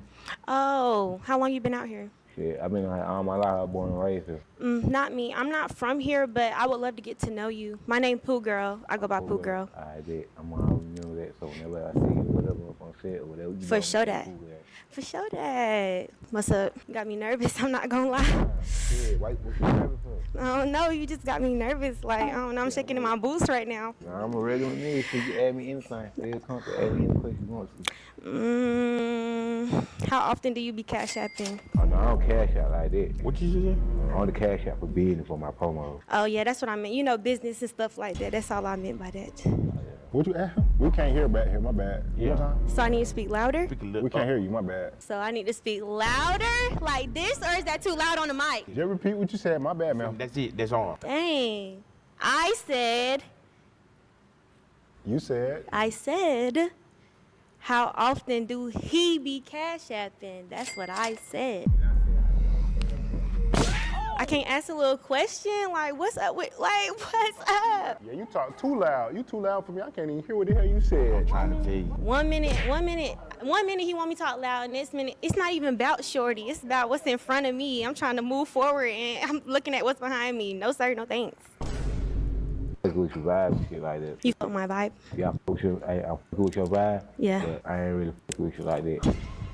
I'm being honest though. I'm like, it's your attitude though. I look at the person's attitude. Towards you? Knowing how you treat other people in the room. You don't know who in the room. You know what? I respect that. I respect that. You have a good day. How you too? Why she acting lame? What Legend just said? Why she acting like that? Yeah. Cash out. Man, female be looking entitled. Hey, I thought she wanted to eat. Hey, cash out. We ain't doing that on Twin, that's the no-go. You go get the wrong show. You feel me? Charlie on some trick shit. I hate the gold diggers, man. We hate gold diggers up here, man. You feel me? We want love for a lifer. Yeah. Hey. What's up? Hey, how you doing? I'm good. How you doing? Shit, I'm good. I'm Leah. Huh? I said stand out the way. What's your name? Leah. Leah? Mm-hmm. Shit, that what everybody call me. What you, okay, rap for me, let me hear it. I ain't gonna let that cat, cause that was the other girl had get me to do. So I ain't even, I be doing promo shit too, so you ever need somebody to do. So you gonna rap for me? I really don't even want to, bro, so I don't even feel like, for real. I'm just trying to feel the vibe. Okay, so what vibe you getting right now? Shit, I'm getting a good ass vibe, or like, shit, you know what I'm saying, you bite your bed and know you a grown woman type shit. Yeah. I ain't gonna care, I gotta say no, cause no when you put me up, for real. Okay, I fuck with it, thank you. I'm just being honest. How you feeling about that one? You're giving me fucking man. Well, I know you not talking your Bud Life looking ass. You, bro, you look like a Miller Lite can egg ass boy. You got me fucked up. You like you about to go and change somebody's tire right now. Nigga, you look like a talking roll through your teeth for you talking about. You like one of them jaded amusement park be asking for change, nigga, with the cup in the hand, cardboard box, nigga. Bro, I ain't funny fuck with you, man. Fuck you. Hey, but you need to pull, he need to put it good in, but that nigga good in the way, bro. I can't fuck on it, that nigga good in the way. Fuck, my bad. Hey, what's up, how you doing? I'm trying to find a man. Hey. What's up? I'm Nina. Hey, nice to meet you, Chris. You go. Shit, my bad. K. Everybody call me and everybody, call me Chris. Chris? Yeah, KHRIS. Okay, hey Chris. Yeah. Hey. So what we doing? We lefting or rewriting? Shit, goddamn. Shit, I'm on well. I'm just trying to goddamn catch movies, catch a date, something like that. So you gonna keep me? Yeah, shit. We go up on a popular date. What's a popular date? Movies, yeah, chill. Then that way, then go out to eat. Okay, I can slide. But I can't with this nigga. Wait, damn, who we got, twin? Wait. Hello. What up? I'm Maya. Shit, nice to meet you. Nice meeting you too. Ugg? Yeah, ugly. Yeah, that way everybody call me ugly rapper live. Oh, okay. Yeah. How old are you? Shit, I'm 26. 26? How old you is? 28. 28. What's your sign? Shit, Taurus, a bull. April, right? I'm a Gemini. I fuck with the Gemini though. Y'all is two-faced. We fun. Yeah, y'all fun, but y'all. We loyal. Y'all get mad easy. We loyal. We trustworthy. Shit, bet. Twin, ain't that my man? Is it? Hell, y'all fine as it. The dick boy. Beard, like you wanna beat a nigga ass over. Yeah, y'all wanna beat a nigga ass, cause this my man, twin, you can't have it. That fine shit for me, twin. Shit, she up for grab for anybody. You said what? She up for grab for anybody. No, twin. Yeah, it go like that. No, it go like that. Nah, twin, you can't have shit like this. Nah, twin. I don't give a fuck like you being. I don't give a fuck like your ass. Black ass nigga. Tell him you my nigga, you don't break that shit. You don't want no ugly ass shit like that, dude. But I ain't worried about none of that shit. She ain't going home. I ain't worried about your big body. You ain't gonna break that shit soon. Your ass sit down. You have any kids? Nah, I ain't got no kid. I'm single. Okay. What's going on? I'm glad, but I ain't got no kid though. That's what's up, me either. I'm glad I got man. I'm fucking with you, but I ain't gonna keep it though, Jay. Cause you my homeboy, you my homeboy girl. I respect him too much. Okay. Say like that. See Mr. Krabs, I'm fucking with you, Mr. Krabs. You feel me? What the fuck? I see a little fine ass at the crib. And Appreciate it. So you're more crashed out. I'm my mama. You're more crashed out. You see how that fine big booty delicious? Shit, that shit like cornbread. Nigga, that bitch soft. I can't let you have that, man. He said that's the love of his life. He can't let you have that motherfucker. Yeah. Hey, tell her I'll be over about an hour to hit that. Fuck you mean? Might stop. Put a finger through that motherfucker. Hey, take that Waffle House shit off. Shit, you ain't gotta take off the shit that look like that. Fuck you, nigga. If these things big like you. What's your name? My name's Kyla. Kyla. What's your name? Shit, Eggle Rap Out Loud. Yeah, Eggle Rap Out Loud. I be doing music and shit like that. Okay. What kind of music you make? Shit, I make rap music, hip hop, R&B. You know how to sing? And I don't know how to sing that. Shit, that my homegirl on shit right there. Okay. Like, she be knowing how to sing. I don't know how to do that. So I can't, that's something she had to do with. But shit, I'm fucking with you. I know what you do for a living. I'm a hairstylist. Oh, you I sell hair too. Oh yeah, so you can most definitely got down doing that. So shit, what's your charge up on the retweet? For your hair? Yeah. Like $50. Like $56. Yeah, that's a good probably better than $100. Cause most of these niggas charging $100, almost to $300 getting your shit retweeted. That should take a while. So shit, you got any other ventures other than that? I just started modeling. You just start modeling, so you can help me with some modeling and shit like that. I'm gonna need your number and shit. Yeah, you gonna put me in your videos? Yeah, you know how to share some ad. I'll put you in the video. Nah, that I'm being honest. All my I real gotta rap shape my, videos. yeah, I gotta shape my ass though. Yeah. You don't just You don't want me to have. look I'm cute. saying you don't have to. You come with me, kid. Spit it out for me. And you like it, and you can step into it. All right. It's nice to meet you though. I'm gonna keep it though. Nice to Okay. meet You too. Hey, Hey, how you doing? I'm good. Shit, what's your name? Tootie. Shit, everybody call me Eggle Rap Out Loud. What's your real name though? Shit, K. Okay, okay. What you do for a living though? I'm a stripper. Oh, you a so shit, if I want to do a free rap dance song, well, Free is crazy. I know I gotta pay me shit still. They give me a discount song. What? I said they give me a discount song. A discount on a dance? Yeah. We'll see. It's on that dance. We could see what we could do. Oh, definitely. Oh, you got any other stuff you want to pursue? Besides Yeah, script? acting, modeling, rapping, type shit. Yeah, all right. So I had some stuff coming up, and Everybody I really wants to be a stuff fucking you rapper. think you could do good up on it? Yeah. They'll probably generate some more stuff for you. Yeah, like little business opportunities. Yeah. Yeah. I talk to you after I get. Okay. straight up. You don't want no hug? I just want to hug. Okay. Nice to meet you. Bye. Bye. Hello. How are you? I'm good. Staying out the way, staying out of trouble. Feel you. I mean, you gotta excuse me. I've been smoking, so you know, a little bit high. Oh, okay. You good? What's your name? Shit, everybody call me Ugly Rap Out Loud. What's your real name? Oh shit, K-A-Y. K. All right. My name is Destiny. Oh, nice to meet you. Nice to meet you too. D Schwangen or D not so Schwangen. Cause I've been eating. As one would Oh, say. okay. Excuse me. I ain't mean to be rude. You good?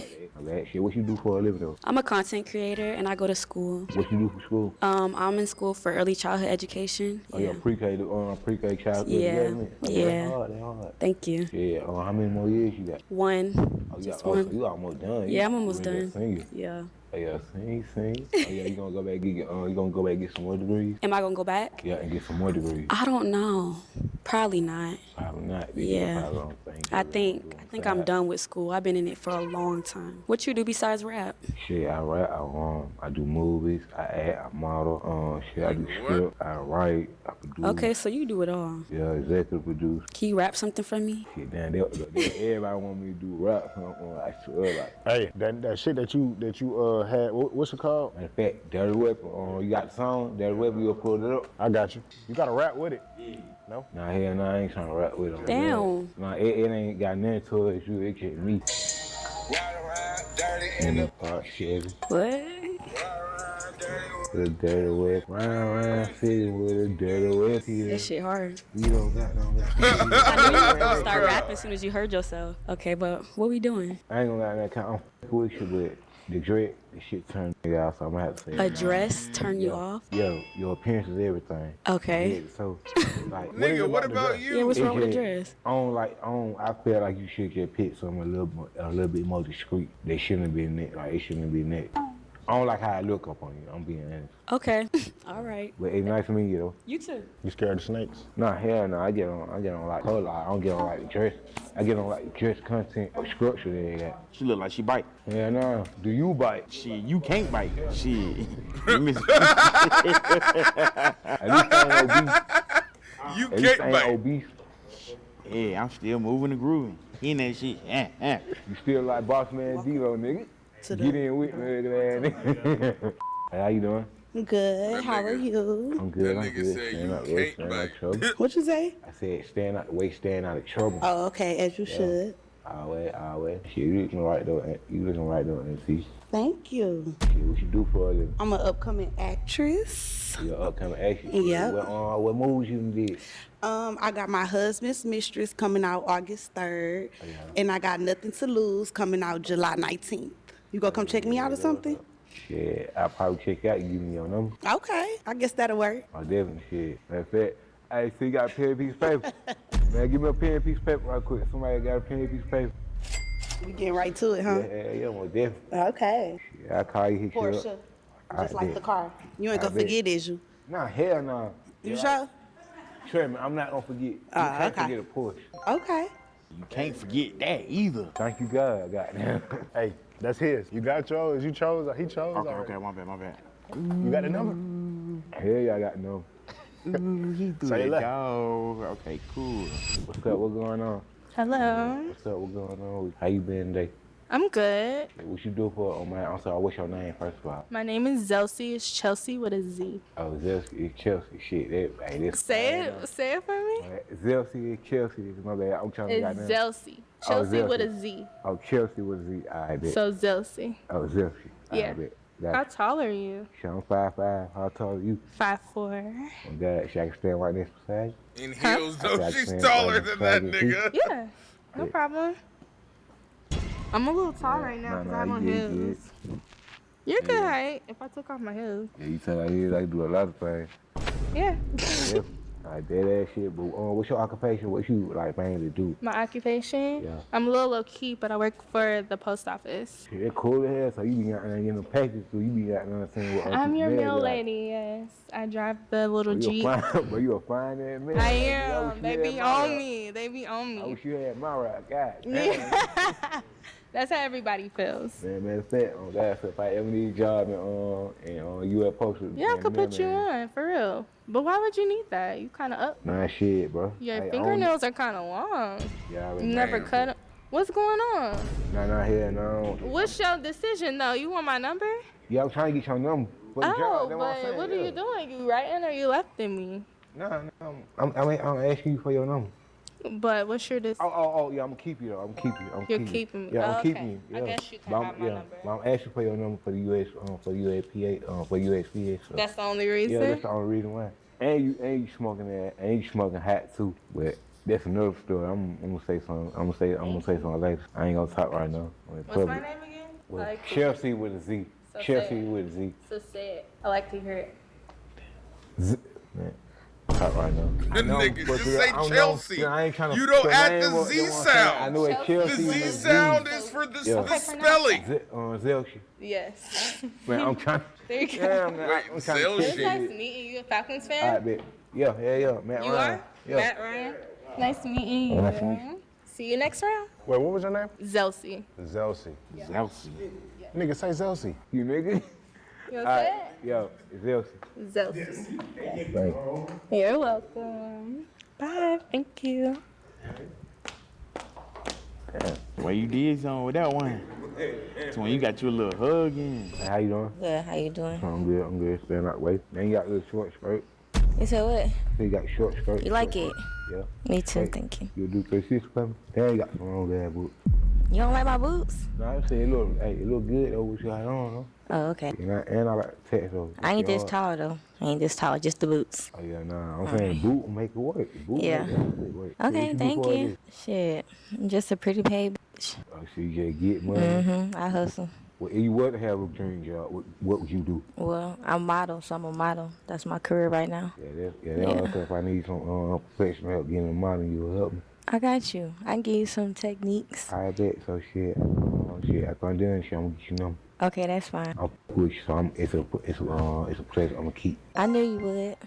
Okay. Thank you. I'll see you later. Okay. Tight shit. With the wall. Yeah. Get that shit. What'd you say? That big, he already got one. I don't know why you look. I was just saying, I was just looking at the little wall. You hear, and I was fucking with that. Bro, your girl gonna kick your ass. I ain't know how they like your goddamn water bug face ass. You feel me? Yeah, hey, I fuck with it too. You feel me? You my boy. Still built like a brick oven though. But why y'all got like some undercover pressure, man? Bro, I just, you feel me? He ugly for. I'm ugly for. But down, nigga. You, I'm straight, I'm smooth, you feel me?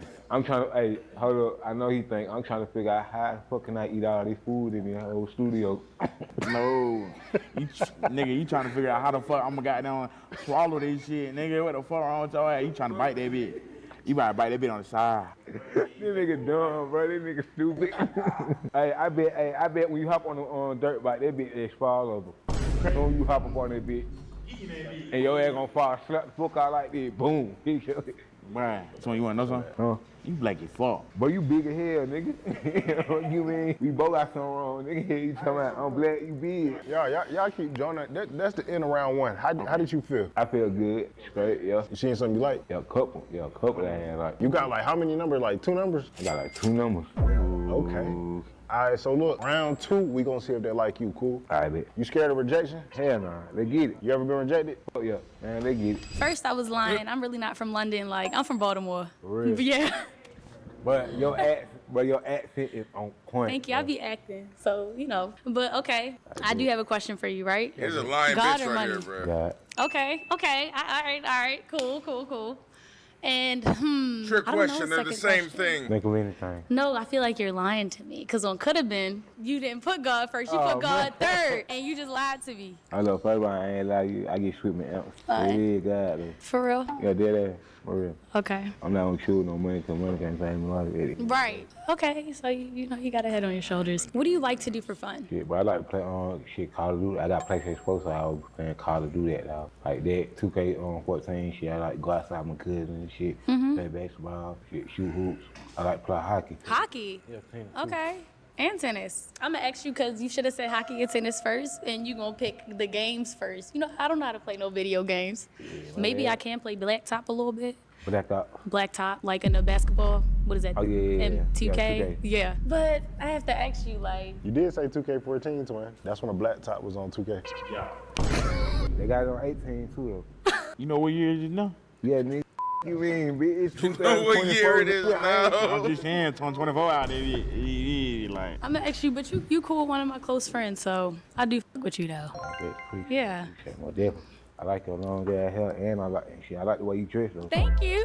Stop it. Got that shit on? You be on Warzone? Yeah. Your thing, shawty. It's fat, ain't it? I'm trying to tell you. Okay. I'm good. I got some questions for you. I bet. My first question. You see the scar on my neck? Yeah. I'm missing my esophagus. I see you missing your teeth. Maybe we can get surgery together. What you think? Maybe. Are you down for that? Shit, we can, though. Okay. You gotta take me on a date, though. I gotta take you on a date? Yeah, you gotta take me on a date. I don't pay for dates. Women pay for me. Do I look like I pay for dates? Oh, wait, let me do a 360. Oh, no, Mark, Yeah, you think I pay for dates? Don't that. I mean, hell no. It ain't about the fat ass, baby. Smell me. Girls who smell like this don't pay for dates. What? Yeah, you right. Hey, she cooked, though. Oh, and I can cook really good. Well, cook me something that can be a date. Shit, You gonna buy the groceries? Yeah. But I'm gonna be a private chef, so I think I deserve some type of little gift. I'll give a gift after dinner. Gift after dinner, and you pay for groceries? Yeah. You gotta come with a gift, baby. I like tricks, I'm gonna be honest. You like tricks? I like tricks. Are you not a trick? Hell no. I don't trick. You don't trick a little bit? Hell no. I don't pay for shit. Females pay for me.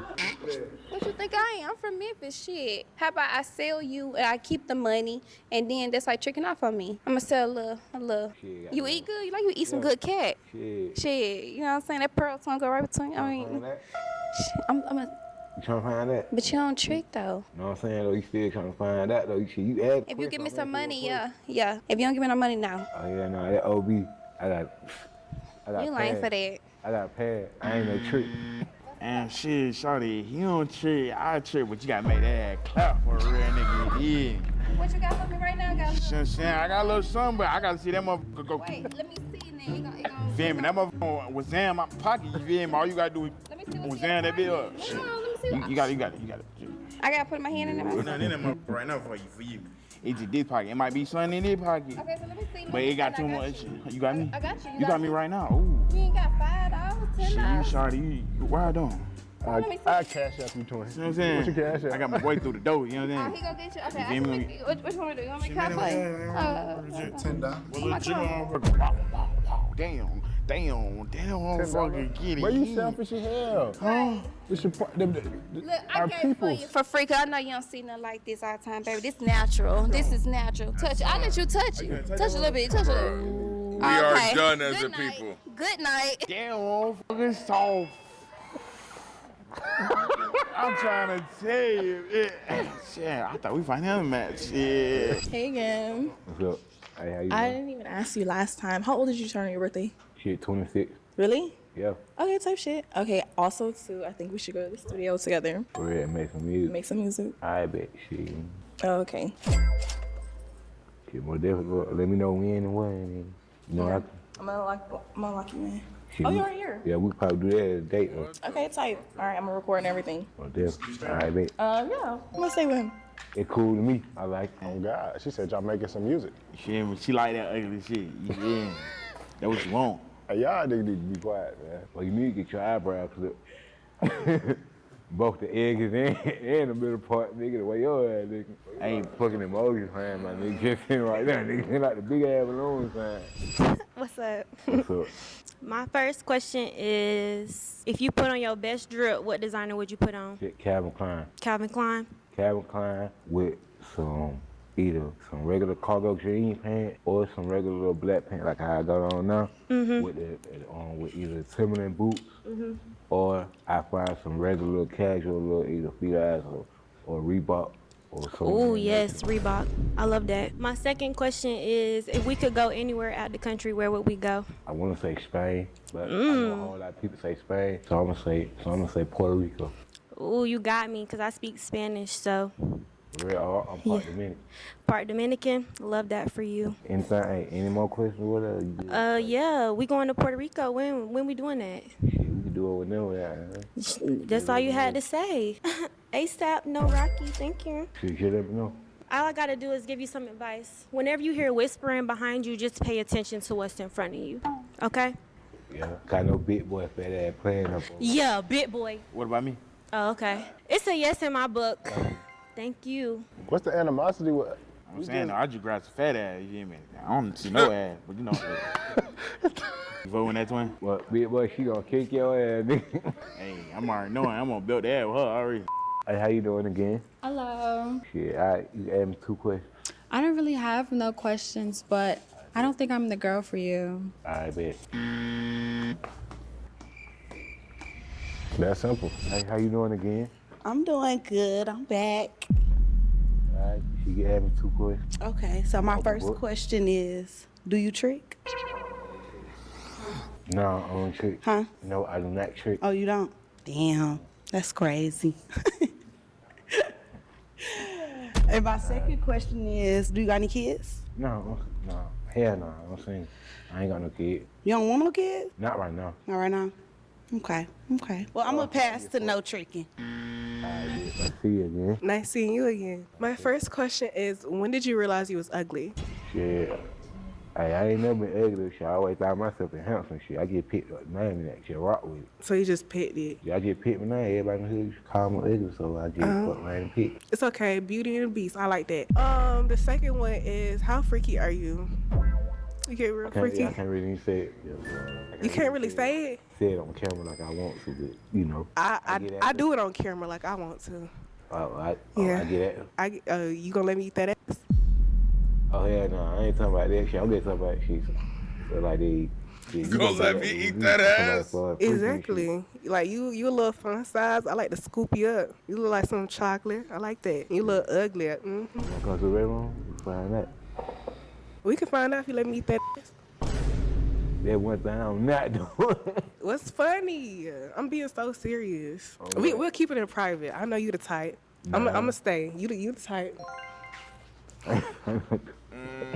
I ain't on twin.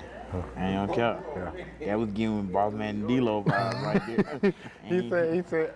He said that's giving Boss Man D-Lo vibes. Eat hibachi. My bad. I was eating some food. No, you good. Okay, so I just want to start by saying I need my teeth done. You need your teeth done. What we gonna do? Shit, we got none. Shit, we can go half and half and get it done together. Half and half. So you gonna go half on mine? Yo, 15,000, that 30,000 right there. But I'm not going half on yours. What you mean you ain't gonna have on mine? We gonna have half shit. It's supposed to be 50-50. That's basically like me paying for my own, because if I pay half for mine, half of yours, I just pay the full price. You paying for half of his. Literally, he get his shit done. Yeah, and I'm paying for half of yours. When the time comes to get your shit fit, I'm gonna pay for half of yours, girl. So if I pay half of mine and I pay half of yours, that means I'm paying for a whole thing. Yeah, you right. If I don't answer You don't want to go on no teeth date? Shit, we can go up on a regular date. Where to? Shit, Cheesecake Factory. Cheesecake Factory. I ain't no bougie ass. I like Cheesecake Factory. They supposed to be busting. You do? Yeah. I like that salad. I be eating salad sometime, but not all the time. I think I'ma stay. All right, baby. Okay. Good to see you again. You too. All right, babe. Any questions you got to add me? Yeah. Where you see your career going in the next 5 years? At least having one hit single on the chart, or at least one Grammy. No, at least 1 or 2 Grammys, or at least one or 2 hit songs up on the chart. I know I want to be up on the Hot 100 Billboard. I know I want to be up on that. So whatever number I get for that is cool. Okay. What you gonna do if that don't work out? Shit, what I'm gonna do, I'm gonna keep pushing my music like I've been doing. Keep pushing up my videos and shit. I gotta keep working. I ain't got no days off. Okay, cool. Yeah. I'll stay. My first question real simple. Like, if we was to go somewhere, I tell you put that shit on. What you gonna throw on? Yeah, I throw all white Nike, white Nike shorts, a Nike shirt, preferably white and black with a black outline. Okay. Same with the shorts, and probably for the shoes and stuff like that. I probably do like some regular low top feet. Okay, real classy. I like a man that's real classic. Okay. Okay, so let's just go like into pretend. Like, let's just say I'm stuck on 285 or some shit like that. My tire blow out or some shit. Can I call you and be like, look, babe, my tire blow out. I need you to come change my tire. I'm gonna be honest, as a man, I don't really know how to change no tire, but I can call Okay, but you got somebody that can do it. That's fine. If you can't do it, as long as somebody else can, you gotta make that call and be like, look, baby, we pulling up. I call the tow truck, come get you in your car. Okay, that's all I need to know. I'm good with it. I'm keep them on my hip. Okay. We meet again. Hey, how you doing? Good. Okay. Another hug. Hey, I'll always get a hug from you. Okay. That's probably number one. I have a question. Hopefully none of the other ladies so why are asked. they fucking with this? Do you have any tattoos? Because I don't see any visible. Yeah, I got 3. 3? Yeah, is that somebody's name? Yeah. Whose name is that? That's 3 names. My brother, sister. Okay. Brother. No exes, right? Nah, hell no, I ain't got no. Oh yeah, you is kind of Can I see a muscle? Can you make a muscle for me? Like, let me see. Cause I like strong men. I like men that can beat up people. Cause my ex is kind of crazy. Yeah, I know how to fight. You know how to fight? Real good. I can swing real good. Let me see. I'm not no good fighter. I can swing real good. You can? Yeah, I can know how to swing. I don't know how to really get. What's how your foot placement? Like, let me see how you square up. I know they're my weak one though. Let me see how you square up. Oh, okay. It is my weak one. I don't know. You might could beat him up, yeah. You posing like that? Hey, look, Glock 30 pull up right now. How you doing? I ain't even gonna say that. I'll probably get hit. Glock off of coulda been. Y'all got beef? Oh. That ain't nobody. I'm saying you squaring up just like that? Shit, he got beef with me. I ain't got no beef with Oh, that's my friend. Why y'all got beef? That's your friend, that Glock. That's my friend. Man, I don't like your friend. That's okay, but why y'all got beef? Because, bro. That's my second question. Bro, he beg people for money, bro. He beg people for money? Yes, I'm telling you. Like, he never gave me that vibe. How do you cater to your woman? Do you give massages or anything? Shit, whatever. Shit. I ain't gonna say whatever you want me to do, but I give you a massage. You will? If it's late night, we just chilling, whatever, I give you a massage. Cause I've been waiting for a while. My feet kind of hurt. I bet. You think you could rub my feet for me? Shit, I do that in private, not in public. In private? Okay, all right. I'll stay since he rubs feet. I'll stay. Don't quit that. I like you. Since he rubs feet, don't put that out there like that. Your feet like that, not nobody else. Not nobody else. Like that. Yeah, just mine. I'm just asking about my feet. Yeah, most definitely, yeah. Okay, thank you. I bet. Bye. Since he rubs feet. What's up? So what's going on? Hey, how you doing? I'm good. I'm good. What question? Do you go through do you go through phones? Do I go through phones? No. Respectfully. I'm gonna keep. That's the only question? Yeah, that's the only question. Okay. Yeah, one question per person. How you doing? Hey again. What's up? Are you a submissive or dominant? Submissive or dominant? Are you a submissive or dominant? It depends on how you are. I can be submissive if you're worth being submissive for. I could be dominant if you're a bitch. Oh yeah. Yeah. Oh, okay. Alright, I'm gonna keep. Okay. Keep it real. Don't. Hey, how you doing? Hey. What is a deal breaker in a relationship? Cheating. Yeah, that's really it. I'm gonna keep. Okay. What's up? What's one thing about you that nobody knows? What's one thing about me that nobody knows? It could be anything under the sun because I don't tell nobody nothing. Like, I'm really secretive, but probably, I don't know, something that they don't know about me. I do hair. I mean, Alright, that's something new. yeah, I do hair, but okay. Pass. Hi. What's your favorite position? Damn. Okay, I don't know why I gotta be sexual, but let's just say Shit. Alright. Shit, I was just asking questions they had for me. Type. Shit, I don't make the questions. I get Type. I'll answer y'all. Back shots. Yeah. That shit, alright, bet. You did pick that question though. Yeah, nah, I picked the question to see. I ain't making shit up.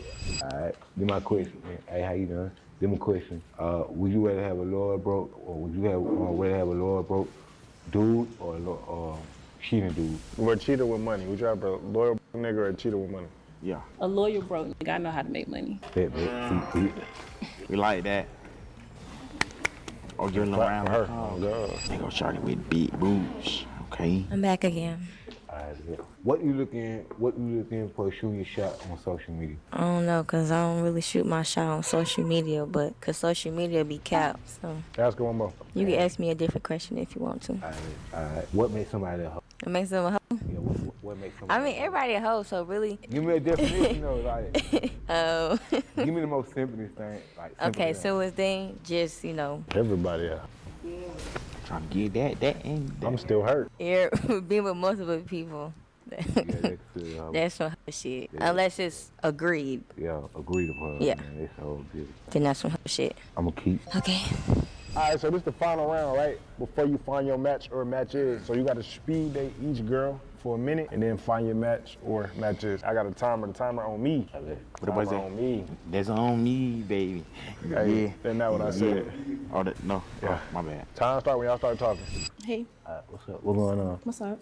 Shit, man. All right, so you would take me to a date. What would you take? Like, what would you take me? You know, I already know we discussed it, but I just want you to go into further more detail. I like when we went mini golf. That was fun.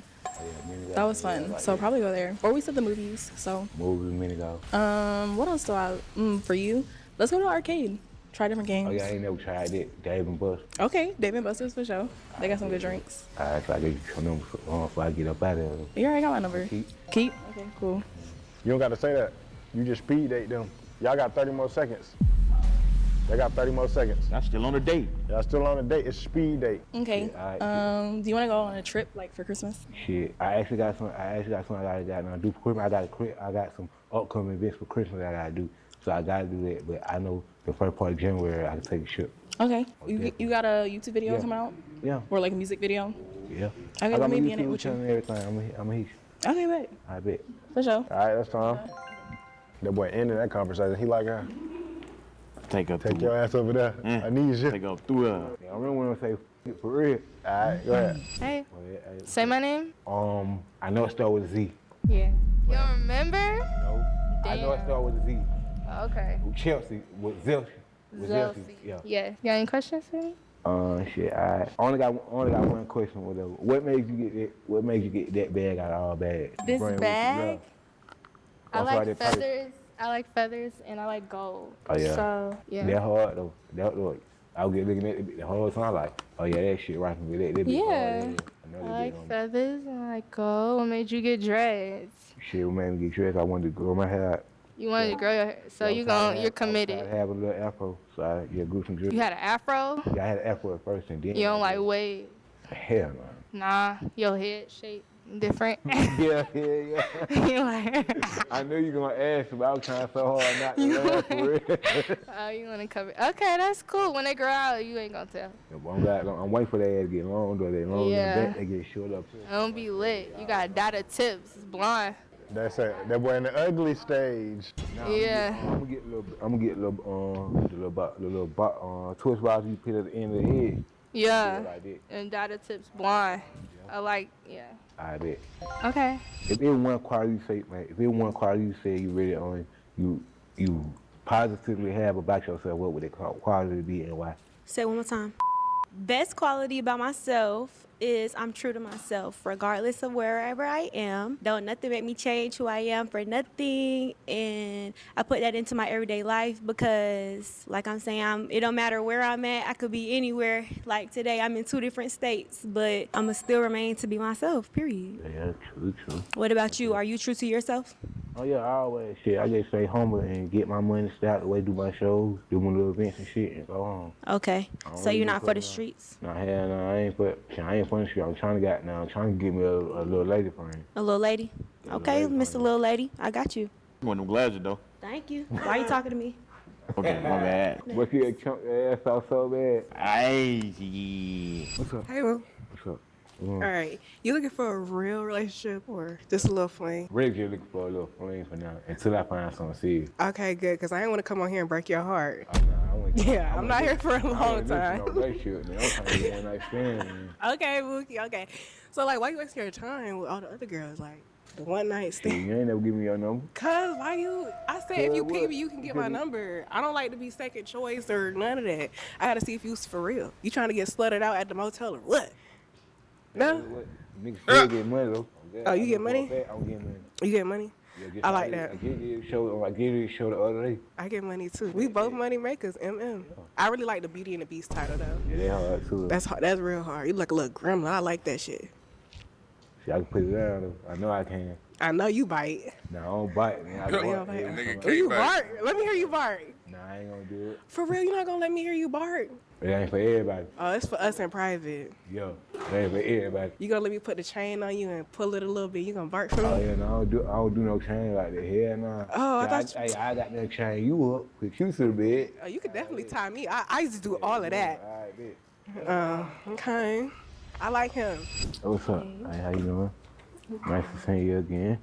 Shit, you got any questions for me? No, I just asked you 2 questions. Yeah, I did it. Are you more loyal to your friends or to your girlfriends? I don't really got no friends like friends. that. I just be places. Yeah, really your man, y'all. Really your man. Like, are you more loyal to your friends or to your man? That should be easy.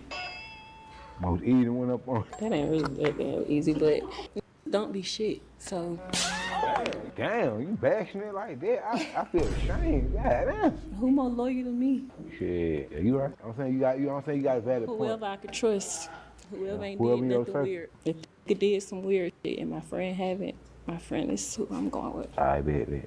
Thank you. Appreciate it. Hey, Bookie. What's up? What's going on? What's up? If you were drunk, who was the first person you'll call? If I'm drunk, who the first person I'm gonna call? Yeah. Can I be honest? Yeah. Probably my dad. Yeah, that's true. Oh, God. Yeah, I'm gonna call my dad. I'm fucking with that.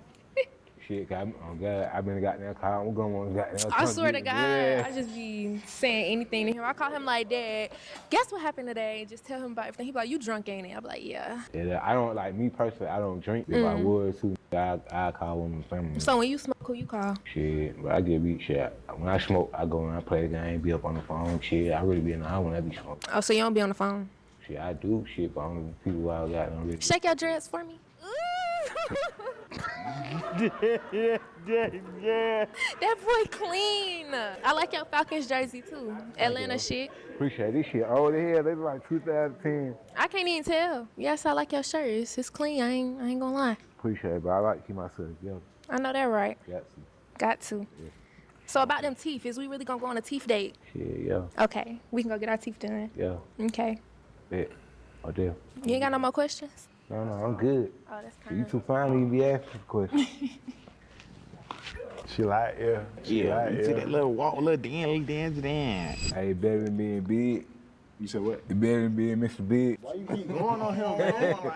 I'm buff really again. Bro, He said he buff. Hey, nah, bro. What? You ain't buff, bro. You huge, you big, bro. You big like a balloon, bro. All right, so look, right? We made it to the end. I bet. How you feel about the whole, like, every lady that came and shit? Shit, I like the lineup. You like the lineup? Okay. Like the You know lineup. what you want, or what's going on here? Shit, I'm just going through picking and shoot. Like, I'm really just picking 2, 3. Oh, you want 2 or 3? Yeah. Oh. 2 or 3. You want 2 or 3? If it's gonna be 2 or 3, I'm not gonna be in the lineup. Cause what the fuck you mean? Oh. Damn. Yeah, that's all he wants. I mean, it's still 1, 2, 3, 4, 5, 6 more. Yeah. Yeah, you want them 6? No, Cause I'm I can good. go. I'm good. Oh, I'm okay. straight. Damn, I ain't being rude, I'm just saying shit. I ain't talking about my shot, nigga. Who you want? Who you think, nigga? Oh, no. You want me? Yeah. Okay, we gonna go get our teeth in. Okay, come on. He walked down the line. Where she got kidnapped me? Oh, God, she got kidnapped me. Hang on, no, dead ass. You gonna kick out all these other girls? What about me? It's all of us right here. It's okay. You might as well let me help you because I like girls, so we can pick one more. How you just said? Oh, yeah. Oh, yeah, I like you. Yeah, hell yeah. No, he can only have two. Me and one And other another person that girl, I yeah. pick. I gotta pick the girl though. Yeah, I know I pick her. She got picked. Yeah. Oh, you want her to pick? Yep. Tight shit. Okay, cool. Let me look at this little lineup. Let me see. You don't want me? It's not, you know what I'm saying? Yeah, I gotta go with Bae. She got this. I gotta go with Bae. We from the city. We from the city. We both from Ohio. Nasty natty. Cincinnati, y'all. Bet. You pimp play like that?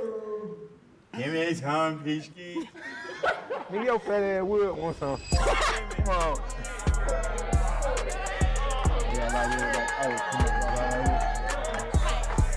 Who next? I'm saying though. He had two. I got two of them, not one. He more P than us, twin. That nigga got two of them bad bitch. God. Hey, man, who next, man? Like, comment, subscribe. Roll to 2 mil. We gone. Yeah. That was a trash one. HOTBOX the car we smoking, and the stool fell asleep, I'm dozing. My fago drink my potion. Don't drop your low, they scoping. They hit neck like I don't know.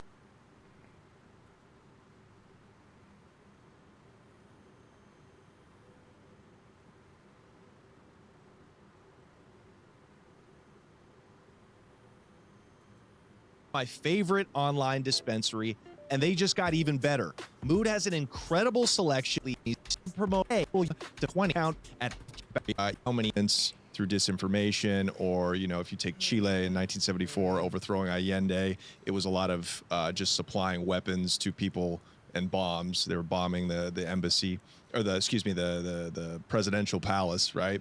To Vietnam. I'm sure the CIA was in there early in South Vietnam, trying to whip up dissent against the communists, right, and for the super corrupt government. And all of these interventions, really nothing has worked out. You see the conflagration that's happening in the world now. It's, in my opinion, because it's all fraying, and we're becoming a multipolar world again. So it kind of makes me think, if you guys have the ability to go and kill Castro when he was alive, or go and kill the Ayatollah, you can get in and get out, and you could probably be more effectual if you chose to do it. Is that correct? So there's a couple things that are important for you to keep in mind, because I appreciate your point of view. Yeah. Your point of view is very clearly uninformed. Probably. Intentionally. And that's what's so important. The American people are uninformed intentionally, which there's a term for that. We call that misinformation, right? Misinformation is information that isn't a lie, like disinformation. It isn't intentionally wrong. It's just incomplete or incorrect, right? So misinformation is an important tool that CIA uses, that any secret intelligence service uses in the world. So to your exact example, right? There's all these examples of things that we've done wrong. Absolutely agree. Because every example that we've done right, you don't get to know about. You can't give us one example? I mean, like how, in the few examples that have gone public, the bombings that get discovered and prevented, right? Sure. The terrorists that get captured, the spies that get captured and put into jail. Of course. That happens every day. Yeah. Right? Right. Those stories, they don't catch headlines. Right? They don't compete with the other news that's out there. So even the stuff that is disclosed, you guys don't care about. Yeah. All the American people care about is the big, sexy failure story. Right. So the first thing to keep in mind is that all of your examples are true. Like, we have failed in all sorts of ridiculous schemes, right? Pre 9/11, trying to get Castro's beard to fall out of his face. Yeah. Post 9/11, trying to prevent the Russian invasion of Ukraine. We fail all the time. We failed in Afghanistan just a few years ago after 22 years of conflict, right? Yeah. And it's because the success stories are not something that we talk about for lots of reasons, and we can get to the strategic value of why we keep those secrets if you want to. But that's the first thing.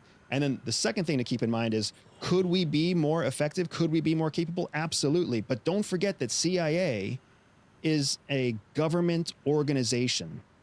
Let's list off some other government organizations. Of course. Right? The DMV. Right. When was the last time you had a good experience with the DMV? The IRS. Yeah. When was the last time the IRS was flawless? Yeah. Right? And that's not even before you get into the government housing authority. You talk about like the Department of Education. It's still a federal bureaucratic engine where 8 out of 10 people are not covert. Yeah. So you've got all the same bureaucracy and all the same hurdles, plus post 9/11. Like I said, you've got so much more meddling from Congress, from vice presidencies, from senators and Congress people and people running for office. Like it becomes a huge bureaucratic stew. Yeah. If anything, they are less effective because they take fewer risks in the modern day. I see. Because there's so many more hurdles to go over. Well, you know, I like the you know, finding bin Laden and stopping bombings. That's all good. That's like high level police work. I think the rest of the world, though, it becomes a problem when you're trying to nation build. Like the CIA has been used as a tool basically of the hawks, the war hawks, since the end of the Cold War.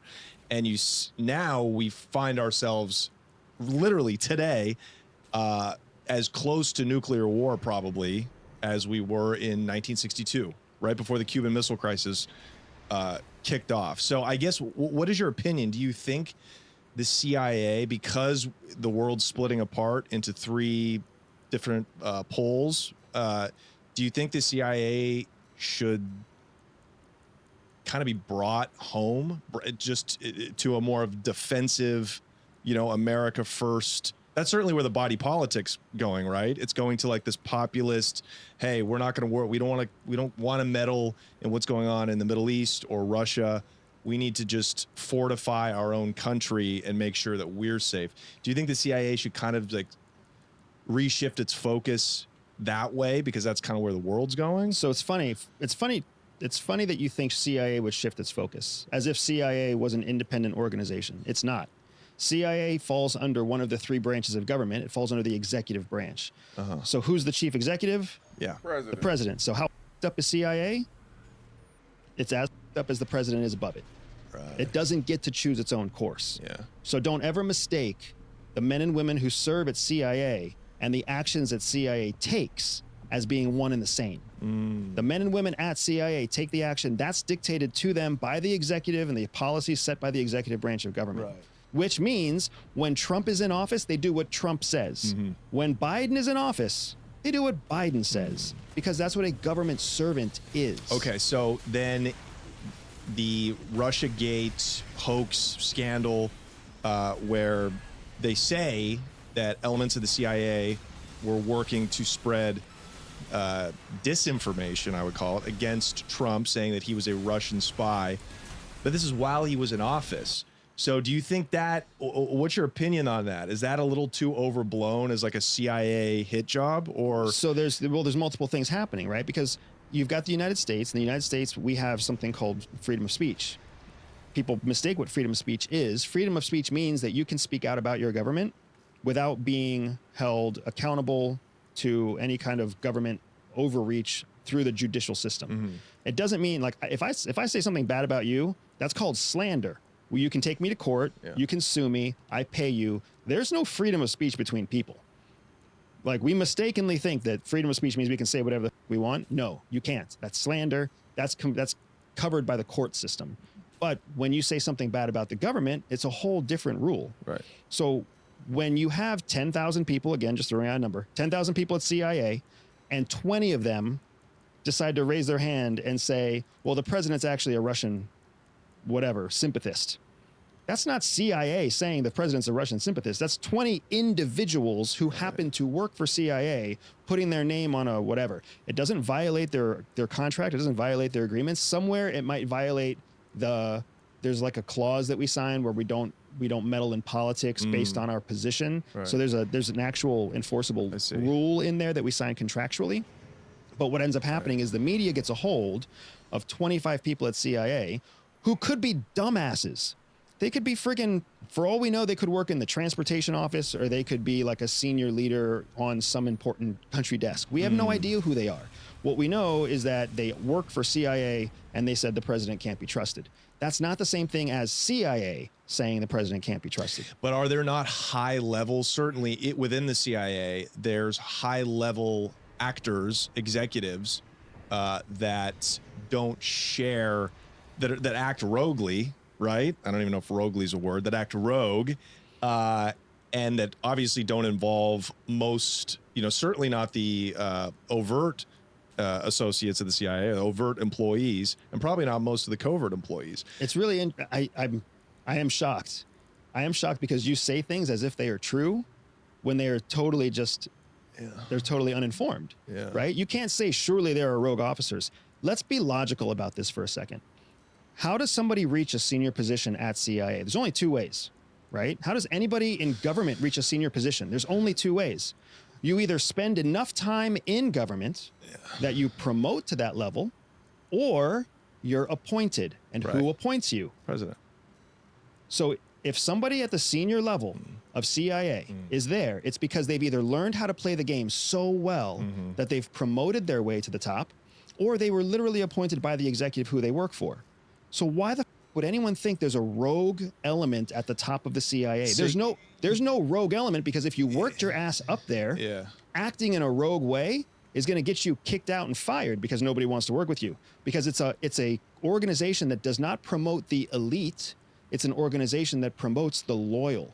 Right, just like any government agency. So if anything, the higher you get, the less incentive you have to ever do anything other than the status quo. So it sounds like you don't really believe in the deep state.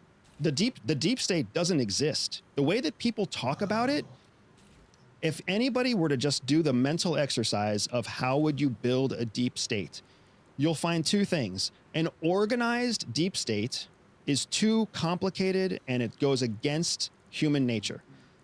Does that mean there isn't some secret organization of people who are collaborating? No. It just means that they're not organized, right? Who is making 90% of the decisions for the United States?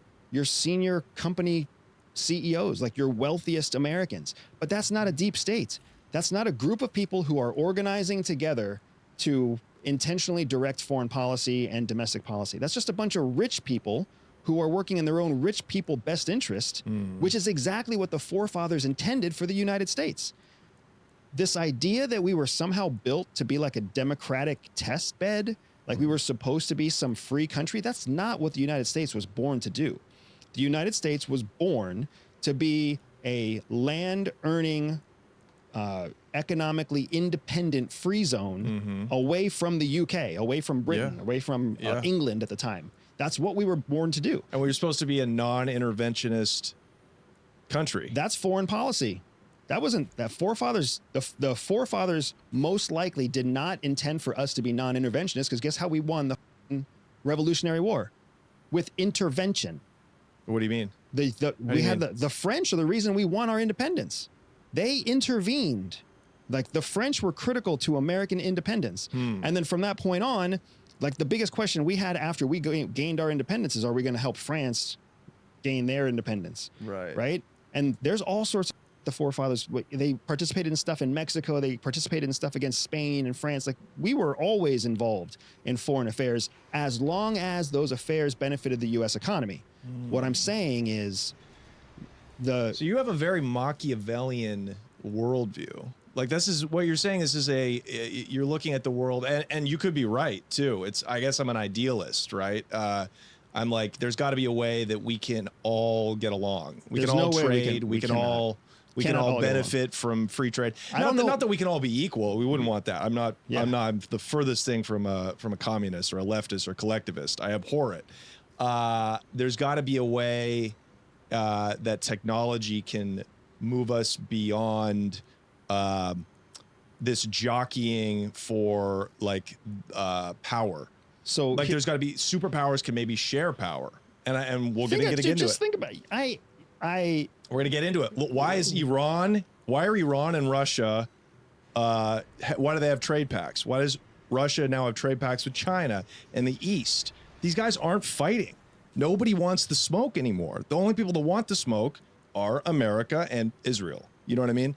That the writing's kind of on the wall, in my opinion. The writing has been on the wall for a long time. We've all just been looking at different walls, right? That's the thing, right? So it's not, can we all get along? Yes. Can we all get along as equals? No. Are there some people out there who still think that equality is what we're pursuing?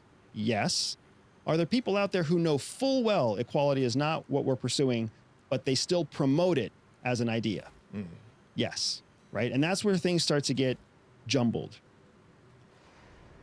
As an example, to the point previously where you were like, you know, how do we have all these failures? How could the CIA be so incompetent? Whatever else, right? Look at how we've succeeded. Basically, the United States has done one thing over and over again very, very well since the end of World War II that has led to us being a superpower. And what we have done is we have made other countries dependent on us. That's all we've done. It's that simple, man. It's that simple. Well, it's because we have the dollar. No. I wouldn't give that credit to the CIA. No, it's not because of the dollar. It's because... It is. We can print the money, and we are the reserve currency, and we kept everybody's gold, too. What does everybody pay us in? They pay us in dollars. Foreign currency and gold. Right. They don't pay us in dollars. Why do you think the United States doesn't take payment in dollars? Because there are dollars. Because the dollars are worthless. Right. So it's not because of the American dollar that we're powerful. We're powerful because coming out of World War II, how many Japanese and Nazi bombs happened in the United States? None. We weren't destroyed. Right. Our economic capacity was maxed. Of course. We actually got women into the workforce for the first time ever. Absolutely. But what was it like in the UK and France and Germany? Decimated. Decimated. What was it like in Japan? Decimated. Right. So who became the contractor of the world? We did. Right. So what an idealist like me, you're totally right. What an idealist would say is, wow, there's a real chance here, because I believe America is good. Like fundamentally, if you just look at how far standards of living, race relations, dude, rights, like we're the best. There was a chance for us to be like, okay, no more bully. We have a huge surplus. We rebuilt Europe. We could have given it back to Europe. You know, we gave it back to the Japanese. Communism will burn itself out on its own. Why do we need to kill 2 million Vietnamese people? Literally, they got out of Saigon in 75. By 1989, Nike is there and they're sewing soccer balls. Like, systems that don't work, the market will flesh out. We don't need, in my opinion, or what people, and I'm going to explain why this pertains to the CIA, because all of these quasi-militaristic interventions around the world to fight, back then it was communism, then it was, Islam, right? Radical Islam. And now it's something else. Now it's Putin. It all starts with, covert CIA. I would seem they're on the boots on the ground, putting the disinformation in, stirring up rebellion. And then it falls just like 53, Iran, the revolution. And it's been up ever since. And now we've got this incredibly radical foe in Iran when you had a democracy. So do you know what I mean? So that's why that would be that's the criticism of that kind of aggression by the CIA that I mean by that. And there's a lot of incorrect statements that lead to the conclusions that you just made, right? Okay. So let me just start. You said less than a few minutes ago, we're the best. And then you also said America's fundamentally good. Yeah. Best and good are two different things. You were like, we rebuilt Europe. We had the potential to say no more bullies. Mm-hmm. By rebuilding Europe, we were just becoming the new bully. That's the whole U.S. secret sauce. We are the bully. We are the bully. Like, Team America, the movie Team America, highlighted that we were the bully, but they did it in a way that was kind of tongue-in-cheek, right? Yeah. By calling us the world's police officer. Right. Well, what do most people call the police nowadays anyways, right? They call them bullies. The truth is, we became the bully. So then anybody in our camp, anybody on our side, they didn't call us the bully. They were like, we're on the winning side. But that's exactly what we did. We forced democracy on countries that had no foundation or experience in democracy, which is why you've seen democracy like the United States fail everywhere else. There is no democracy like the one here. Right. The next 3 wealthiest democracies in the world are actually monarchies. Right. So you do think then that the CIA should stop trying to impose democracy on places where it's just not going to work? CIA doesn't impose democracy. Or America. America promotes the ideology of democracy because it wants everybody to focus on the idea that somehow we could all be equal. But guess what happens when an actual superpower starts to rise to the level of the United States? Are we going to let them come to our level? Are they going to? Does the United States want 2 superpowers in the world? No. Because as soon as there's 2 superpowers in the world, all of the economic advantages that we have go out the window. All of the military security that we have go out the window. The United States does not want another superpower. It doesn't want China to rise. It doesn't want Russia to rise. It doesn't want Iran to rise. It doesn't want Israel to rise. It's a strategic imperative that the United States remain the only global superpower. It's why, coming out of World War II, it was critical that the United States and Russia had some kind of conflict to identify one clear superpower. Because as long as there's 2, something called the security dilemma takes place. You cannot have 2 equally powerful anything. What if you did? Well, yes, right. Nothing is equal just by physics and some kind of, I don't know, law, but nothing is equal. But say you had like relatively stable power between Russia and America. What would that do to Americans? If we had stable power, doesn't suggest anything about even near-term competitiveness. Like the United States could be $100 trillion wealthier than Russia, and that would be, and there could be stability. Okay, but that's not equality. Right. The problem here is that you're not thinking about human nature through both lenses. Okay. When you're the top dog, what is the only thing you care about doing? Staying on top. When you are not the top dog, what is the only thing you're trying to do? Become the top dog. That's it. That's what it all boils down to, right? That's human nature. That's animal instinct. It's what makes us the same as every creature out there that has blood and fur and a heartbeat, right? Yeah. It's survival instinct. As long as somebody else is more powerful than you, your survival is always threatened. You always see them as a threat. Even when they're your friend, you still see them as a threat. I guarantee you have best friends that you're still jealous of because they have something else. They're better looking, they're younger, they have a hotter girlfriend, they make more money, they have more freedom. Who knows what? I'm that guy. They're all jealous of me. Perfect point. Then who do you think is number 1 on all of their hit list? So is this attitude that you have, but this is enlightening. Is this attitude shared by most people at CIA? This attitude is, this attitude that you're seeing is based in rational logic. So, but it isn't very evolved. It's extremely evolved. No, you haven't even tapped on it yet. 200 years ago, it was very normal for people to be like, see those people? They're from Senegal. They have black skin. They're just by nature, by God's law, by the law of the universe, they are meant to be enslaved. It's just how it is. Okay. Come on.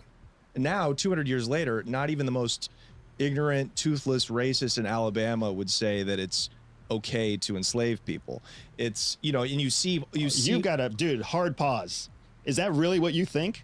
Have you left the United States? Yeah. Where have you gone outside of the United States? Culiacan, Mexico. Okay, go to Dubai. You know what exists in Dubai even today? Slavery. Indentured servitude, slavery, or do you really want to go? You want to talk to me about how evolved we are, and then make fine-tune adjustments between what slavery is defined as and not defined as? If that's really where you want to go, then let that be an evidence that we're not as evolved as you think we are. If we're actually going to get into a debate about the terminology that defines slavery, indentured servitude versus slavery, I guarantee you anybody who's got a background in slavery is not going to like that argument. Well, I would say we're not as evolved I would as you say might the hope. fact that you have people, and I'm not downplaying how horrible slavery is, sexual slavery, human trafficking, but it's they have to keep it clandestine because as a society, as a community, that's seen now as inappropriate, and there's the human rights commission. The wealthiest sex trafficking in the world happens in the United States. I agree. There's a ton of murder that goes on in the United States too. It doesn't mean we all murder's don't not slavery, right? Yeah, but it's looked upon universally as something that we don't do. Slavery or murder? both. Murder is not something that universally people look at. We don't do. We have we murder people here too. And we have the support of the court system to murder people. We just call it the death penalty. We say, oh, you know what? If 20 people sit on a stand who don't know you and they all raise their hand and say you should be killed, it's okay. Right. It's still murder. That's right, but but that is the Government monopoly sanctioned? of it's the monopoly of violence from the government. So back in the day, the government had the monopoly. Their laws allowed the slave trade as an institution formalized to exist. That has now gone away. I'm not saying we're even a half as evolved as we should be as a species, but I'm saying I think it's possible through technology that consciousness and evolution as a species, where we don't, as countries, have to get to the point of annihilation to try to become top dog. I hope we can evolve out of it. Yeah. So it seems to me like you are using soft terminology. Like maybe you're using words you haven't defined yourself. Probably. Right? Like evolve or annihilate. Like you're using words that have a definition. I don't know that you're actually applying the definition to them as you're using them, right? So for example, can technology help us evolve? Of course technology can help us evolve. It's shown already that it comes in and it helps us in a million different ways, from medical technology to people being able to hear who couldn't hear before, right? That's like saying air is going to be available tomorrow. Like, no, of course, right? Technology, there's lots of technology that sucks and doesn't continue. It's actually the minority of technological improvements that make the majority of impact. Of course. So let's just assume that when you say technology, what you're talking about is the minority of technologies that make massive impact, not the majority of technologies that trash, like the mini disc, right? So I'm going to assume you're talking about good technology making massive impact on the future of the human race. I would agree that is the direction we're going in. Annihilation is nothing other than, so true annihilation means the destruction of the existence of something. What I'm trying to talk about and what I think you're actually trying to say is that somehow there's going to be less competition because of technology. There will never be less competition because of technology. The competition will become who makes the newest technology that makes the biggest impact. Because you can't have more than one top dog. Like human beings are tribal by nature. Right? And in a tribe, you have to know where you land in the hierarchy of the tribe. The difference is that we have upward mobility. So when you start lower on the totem pole, you try to work your way up your whole life. And some people make a complete difference. They change their family name forever. Right? Some people are born at the top and they stay at the top. Some people are born at the top and they make all the wrong decisions and they crash to the bottom. Usually that one. And that happens with nations. So what's happening though is you're seeing that the incentive to grow is an incentive that's innate in human beings. There's nobody who's born to a certain place in their caste system and then they stay there forever. The closest thing that you have to that is India, and even India is showing that people are jumping the caste system, right? So the idea that CIA is somehow adopting a mindset or an attitude that is not evolved is a ludicrous idea. If anything, the CIA has always evolved to the current threat level and the current realities, where idealists tend to live 30 or 50 years in front of current realities. If anything, being an idealist is inefficient and unproductive, which is why most idealists are they're unemployed, underemployed, or living in mom's basement until they become grounded in reality. And I guarantee you there are plenty of people out there listening and watching right now who are like, yep, you know what? I was an idealist when I was 22 and I was eating pizza and ramen noodles. And now I'm a realist at 35 and I make $150,000 a year and I have a beautiful wife and a couple of kids that I'm really happy with. And does that make life great? No. But would I pick my life today over my life at 22?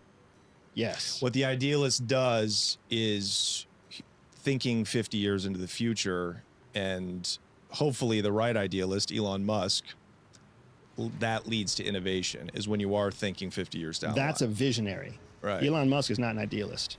There's nothing about Elon Musk that means that he stands for ideals. Right? If anything, he's like, hey, we're going to need to do this because the Earth's failing. We're going to need to do this because we're going to run out of fossil fuels. Pragmatic.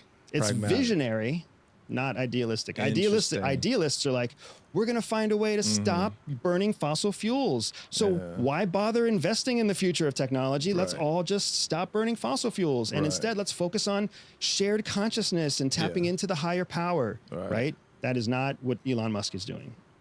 Okay, so where are we at now? So makes total sense. CIA as a well, it's not a law enforcement body. It's an intelligence gathering service, I believe. Correct. Although you go into foreign countries and extract people. That's not enforcement of law. Again, law enforcement has a definition. Of course. What is the proper way to define something like that? So CIA is an espionage intelligence gathering tool. Espionage is illegal everywhere. Everywhere. Espionage is illegal inside the United States. Right. So when you go kill bin Laden in Pakistan, technically that's illegal. Completely illegal.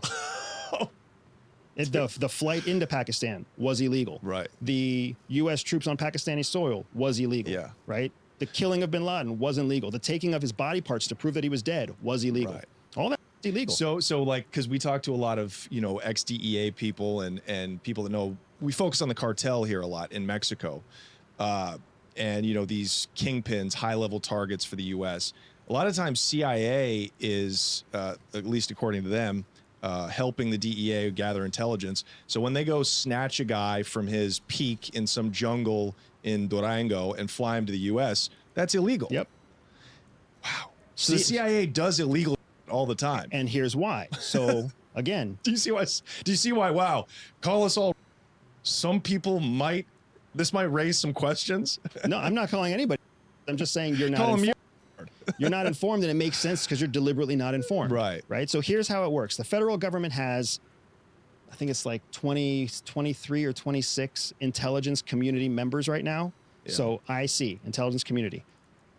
Army has an IC component, an intelligence component. Navy has an intelligence component. DEA has an intelligence component. IRS has an intelligence component. Right. CIA is the central intelligence agency. All other intelligence comes through CIA to be turned into a final product, meaning a final intelligence report that's given to the president every single day, the president's daily brief. Right. All of those members of the intelligence community they all fall under the executive branch, and they're all granted what's known as an executive authority. That executive authority means this is the law of the land, but you, DEA, do not have to follow this law. You, FBI, do not have to follow this different law. You, NSA, do not have to follow this other different law. And of course, you, CIA, don't have to follow this other different law. So no one agency is granted leniency against the laws, but every agency is given a different presidential authority that prevents them from being prosecuted under the U.S. law for acts that support national security in that way. That's incredible. People don't realize this. So it's in the law.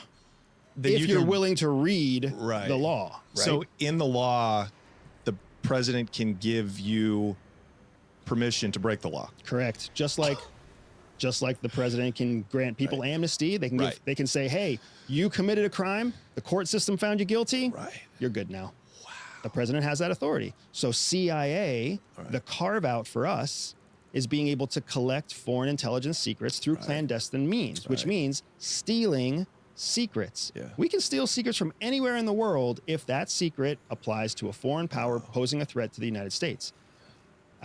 Homeland Security or Border Patrol. Yeah. Border Patrol has a carve out.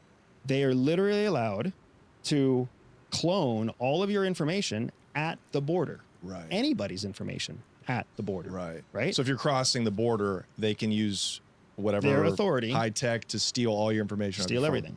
Right. Wow. All they have to do is be able to tie that what we call a cloning or a grab. Yeah. They just have to tie that to a national security threat, right? Which is why foreign terrorist organizations like ISIS that recruit American citizens, that's why those American citizens can still get caught. Right. Because even though they're American citizens, they have the right to privacy and the right to everything else. If they can be tied by the court system to a terrorist organization, then that meets the authority criteria for Border Patrol to scrub their data and then be like, oh, this actually this person is working on behalf of Al Qaeda, ISIS, Hezbollah, you name it.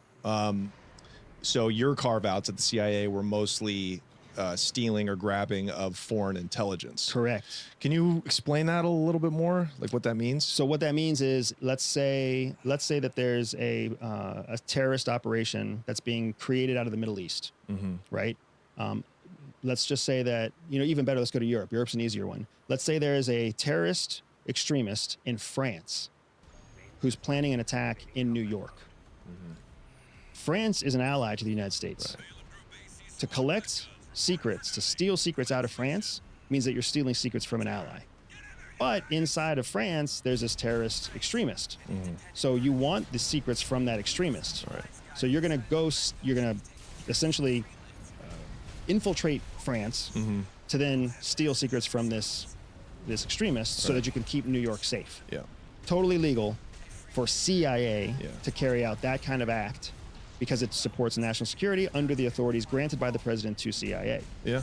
If FBI were to try to do the same thing, they'd be breaking international laws. Right. So even if France caught us stealing secrets from extremists inside France, which happens all the time, it's called a flap. Something called an intelligence flap, when an ally catches you stealing secrets inside their own country. When a flap happens, it turns into a diplomatic issue. Hopefully it stops as a diplomatic issue. This ambassador slaps the hand of that ambassador who tells the president, hey, the French ambassador in DC is upset because the American ambassador in Paris got his hand slapped by the French president. Why not just ask France, the ally, for the information? Because you never know if the ally is helping the threat. You never know. Does it go that deep? Absolutely, it goes that deep, dude. Just think about, again, would you ask the manager of a salesperson when you're buying a car to help you talk the salesperson down to a lower price? Yeah. Like, no, the manager's the one that's going to make the ultimate decision. Right. So if you can't talk down the salesperson, you're not going to have any power talking down the manager. And anything that you do talk to the manager about, they've already scripted out a response between the two of them. I see. Does the CIA have carve-outs for assassinations? The CIA pre-9/11 had a different set of rules because it didn't have defined authorities. So there was we call it the Wild West. Even at CIA, we called everything pre-9/11 the Wild West, which shouldn't be surprising because Wild West Donovan was one of our founding members of the OSS. So the whole different world. But post 9/11, there's a very clear no assassination policy. However, assassination is defined as a U.S. resource killing a head of state. Right. So if Bin Laden's not head of state. Bin Laden's not a head of state, exactly. Yeah. So then, but more than that, you also don't have that doesn't pertain to if somebody wants to kill Putin and they're a Russian inside of Russia. Doesn't prevent us from helping that person succeed, right? So now you're getting into the world. We've talked about clandestine operations. There's a specific type of operation called covert influence. That's what you were hinting at when you were like, oh, we tried to run all these changes of state and these failed coups in the 70s, right? Not failed immediately. I kind of meant like Long over term. time, it doesn't seem to have worked. But it certainly worked at the time. Which is, again, I think it's funny that you think over time it didn't work. When over time, who is the world's only superpower? Sure, but that means something worked. It hasn't been that much time though, and it's already fraying. So, that would be my argument to you. Is like it's already pulling. It seems like Russia. We're going to save this for a little later on, but it seems like the East and the South are like isolating and pulling away from America slowly. I mean, it takes a couple hundred years. We should talk about that later for sure. Yeah, definitely. But my point with all of that is just that the carve-outs, the assassinations, that's what we were saying. Right. So covert influence is what allows the United States and other countries as well to go into an area where there's already conflict. Right. That's the magic of covert influence. CIA doesn't go into a country and then create an opposition group. That's what the movies make you think. CIA finds an opposition group, of course, and then funds the operation. That's all you have to do. Yeah. Like that's what happened in 2016. President Trump was elected in 2016. There was this big hubbubaloo where people were like, "Oh my God, Russia interfered with our elections." Do you really think Russia didn't interfere in our elections until 2016? How ignorant and stupid a thought is that? If they meddled with us in 2016, they meddled with us every 4 years before that too. Right. It's just so happens that in 2016 they got caught. They pushed a little bit too hard on Facebook. They pushed a little bit too hard in Twitter at the same time that Facebook and Twitter became something that was being scrutinized heavily by the national security infrastructure, right? So Obama could have been a product of Russian meddling, right? Bush could have been a product of meddling. Every president, every congressperson, everybody elected ever, I guarantee you, foreign countries have meddled in the elections. Does that mean that the foreign country wanted to see Joe Biden elected as president? Most likely not, because the overarching strategy, the doctrine that drives most intelligence, is a doctrine of anarchy versus chaos. That's the master doctrine. That's the master doctrine. That's a doctrine most people don't even know exists, right? Anarchy means the complete dissolvement, the complete dissolution of any kind of structured government at all. That's anarchy. Chaos means that you are causing friction to whatever structure exists.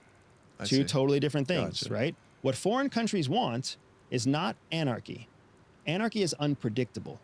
Anarchy means that there's like whole revolutions, right? Chaos is what everybody wants, because chaos burns resources. Chaos is inefficient. Chaos is unpredictable. But what you can guarantee, what you can confidently predict, is that chaos will distract, alienate, and burn resources. And they want that happening to us. They want internal chaos. Everybody wants their opponent to be trapped in chaos. I see. Right? And it's much easier to do that. Let the country disintegrate within itself.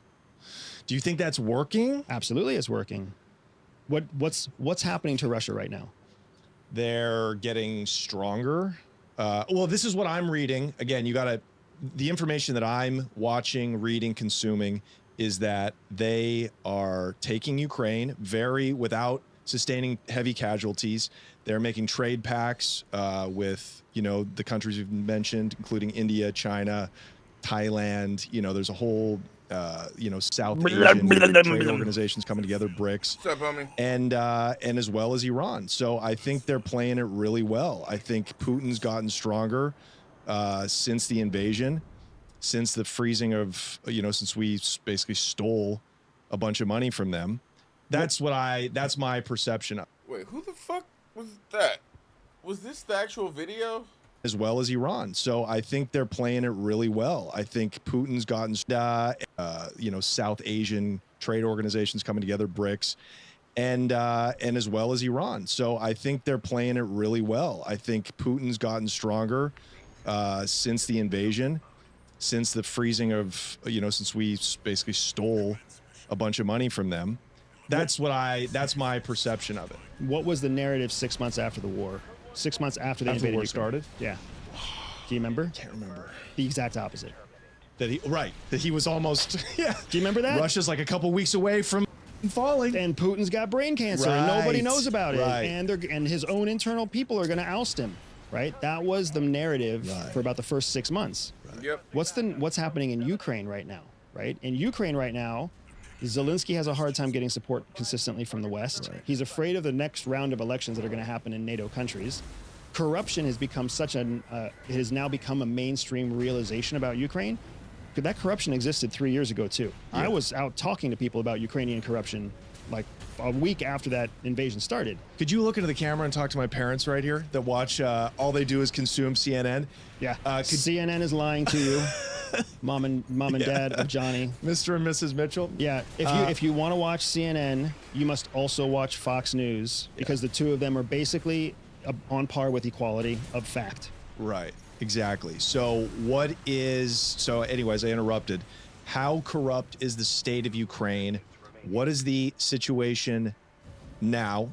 And are these strikes that are happening, or I think across the border, greenlit by the Biden administration to hit inside of Russia, is this all going to lead to a nuclear conflict? That's the main thing that I don't want, because I just got money. So I earlier in our conversation, you said like we're closer to nuclear war than we've been since like the Cuban Missile Crisis. And again, I'm a comedian. This is what I'm hearing from political scientists. Gotcha. And if there are political scientists saying that, they're not very scientific. They're political ass clowns, right? Okay. We are nowhere closer to a nuclear war I want to differentiate between a nuclear war and the triggering of a nuclear weapon. Two different things.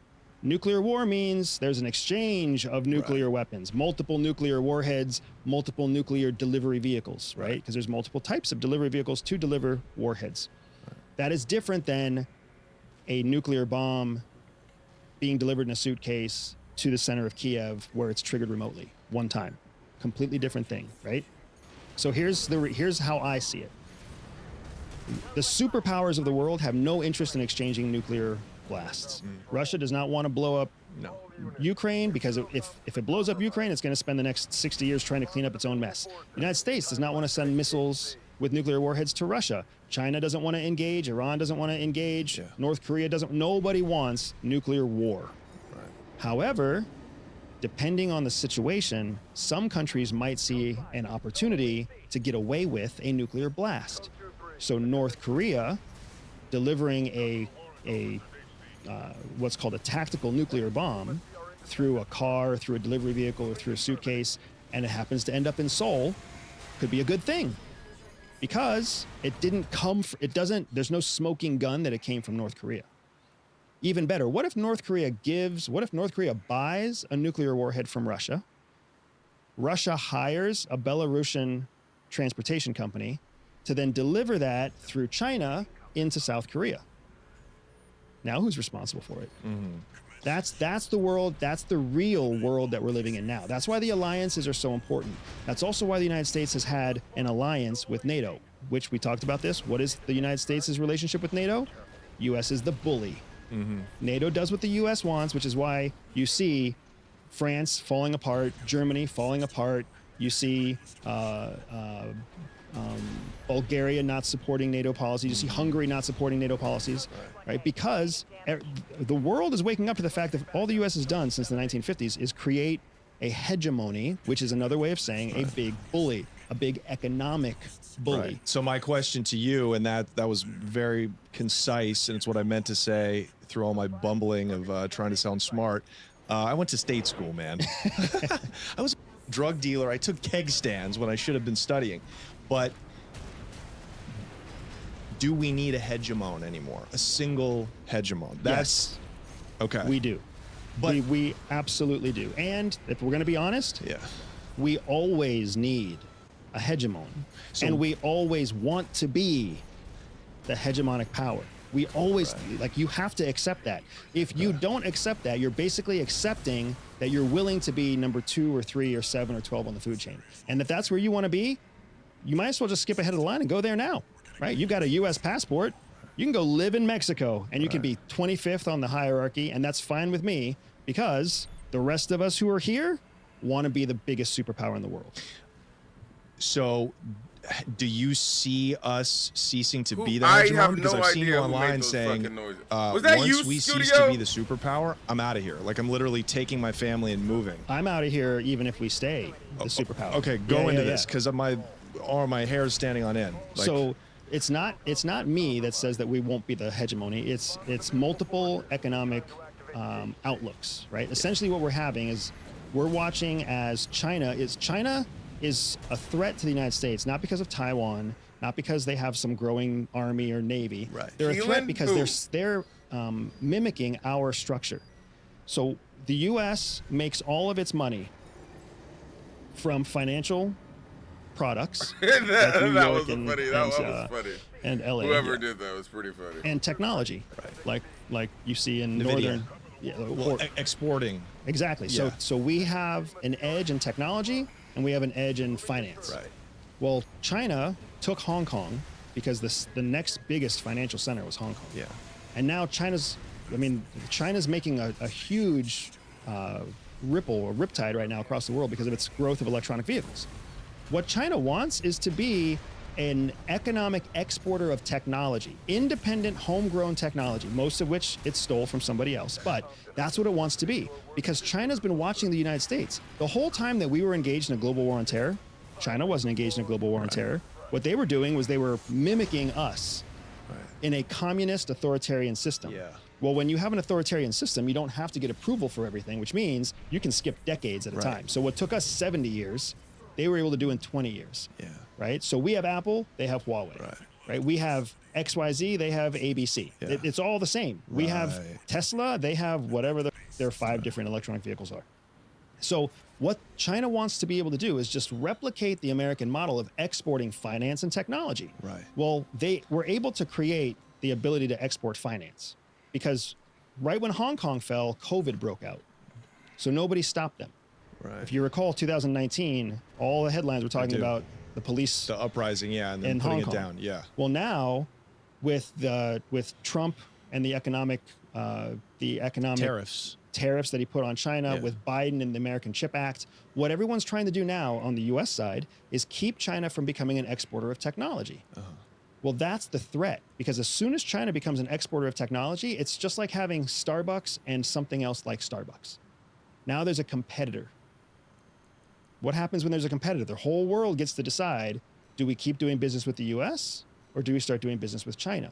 That's what China wants. That's all the talk about like the population crisis and the fertility crisis and all that other bull. China's people are dying too fast. They're going to have an economic crisis. We see that every YouTube fear porn, I call it. It's all China's collapsing. You're saying that's erroneous. Because you don't need 1.7 billion people if you are an exporter of technology. Right. How big is the United States? 300 million. Right. The wealthiest country in the world is 300 million people. Okay, so that's all they're trying to do is create an alternative for the world, because when there's an alternative for the world, their income goes up, but what happens to the US income? It goes down. Okay, so that's the consequence. Once China becomes a net exporter of technology, what happens to the US and how? Correct. Now that's where we have to get real. Okay. I'm real here, baby. I'm with you. If the U.S. starts to decline in terms of its economic power, meaning people are doing business in rubles and renminbi, people aren't exporting from Silicon Valley, they're exporting from Beijing or from Singapore. As soon as that happens, right, for every dollar that China makes, for every renminbi that China makes, the U.S. loses a dollar or a renminbi, right? So all of a sudden, we start reaching what's called parity. Yeah. Parity means equality. Right. When there's equality, it's guaranteed that there will be conflict, because there has to be something to differentiate during parity. Does that mean there's going to be guns and like nuclear weapons? No. It could mean tariffs. The United States just put a 100% tariff on Chinese electric vehicles inside the United States. Keelan? Think about what that means. That means we want more electric vehicles. Yeah. We want a greener country. Yeah. We want alternate energy, but we don't want it to come from China. Right. And China's creating electric vehicles at a very cheap price. Keelan says he hates me. But the United States knows that if you or I buy a $24,000 electric vehicle from China, $24,000 US dollars leave the United States, they turn into renminbi and they go to China, and they don't come back, right? China, on the other hand, knows that for every $24,000 car that they sell to the United States, they get more renminbi. They get more power. That parity starts to shift. The United States can't let that happen, because that makes for a new superpower. Not only that, but the United States is smart enough to realize that if China becomes a superpower, it's going to follow the same methodology that the US used to gain power and influence all over the world. They're going to become the bully. They're going to make every debt have to be in their currency, just like we made every debt had to be in our currency. They're going to make it so that you can trade land in exchange for military bases. So now it's like, oh, you know what? We'll build your schools, we'll build your runway. They're already doing that. Highways through Africa, this infrastructure projects in South America. America. The Belt Road Initiative. They're already doing it. They've been testing it in the third world for 20 years. And it's been hugely successful, with the exception of the fact that there's a debt crisis because of it, right? But it's been hugely successful in the third world. So if the United States loses NATO, then NATO has to partner with somebody. Guess who their #1 trade partner is? In Germany and France. China. Guess who our #1 trade partner is? Who? China. China? See, and that's why I'm like, well, how can there be conflict if we all depend on each other? You know what I mean? Like, that was the whole theory about, going back to Adam Smith and capitalism. Free trade makes a rising tide that lifts all boats. It's true. It's true, but the tide is not equal to everybody, because the boats are not equal. Okay, so because they say, going back to a Starbucks on the corner, when a coffee bean pops up across the street, it's actually good for business, because now you have more people coming to the area to get coffee, and it actually creates more customers for everyone. For everyone except Starbucks. No. If more people are coming, though, just mathematically, more people that weren't coming to the area before are there now. So some are gonna, it's surely gonna be some of those people are gonna go to Starbucks. And that's where you have to actually do the real analytics. Right. Right. Okay. Because to use your exact example, right? Here's one street corner. That one street corner only has X number of people that are within walking distance of that street corner. And let's just keep it simple and say only walking distance. Right. Those people can always walk to that street corner. So when there was a Starbucks on that street corner, if people came to that street corner, they went there for Starbucks. Or they went there to buy leather shops or shoes or whatever else, right? When there's a coffee bean that opens on the other side, part of the Starbucks consumers are now going to the coffee bean. But all the other businesses benefit because the leather shops and the shoe stores have more people coming. Right. The only one that really loses is Starbucks, because while there might be a 10% increase in foot traffic, only 1% of that increase is going to Starbucks. Okay. So 8% of that increase is going to coffee beans. So the rest of the world stands to benefit, especially this me out global on south, especially the third world, from Wait, this what? competition between China and what's up, America. Rude? Americans are the ones who are going to see our standards of living go down. That's what it sounds like to you. So it depends on how, again, I don't know what you're defining as standard of living. Okay. You're not going to see, it's not like your roads are going to stop being built or electricity is going to stop. We're not going to turn into the third world. Why would he hate you in But the what it first does mean place? is like Oh, no. your children might have to learn Chinese. Okay, is that really going to happen? So explain. The joke was the that best he way to hates explain me, it is not why you that I made a joke now. are going to leave America. Because this is, I think, what a lot of people are thinking about now. I'm thinking about it. So for different reasons, I don't worry about How you China. doing, I Rude? worry about our. It's going all right. What are you doing here? Should I order for lunch? What are the Or options? Dinner or whatever the fuck it is. I don't know. Man, the Aurora is really good. Anything I can get on DoorDash. Those are my options. Nice. What do you normally get on DoorDash? I've been getting Chipotle a lot. Delicious. Oh, because I put you on. Yeah. You should fuck. Have you ever had chili verde? Yeah, I believe so. Pretty good, huh? The OG chili verde has like bones in it. It's really like you would think it would be a bother, but it's really good because they like fall off the bone.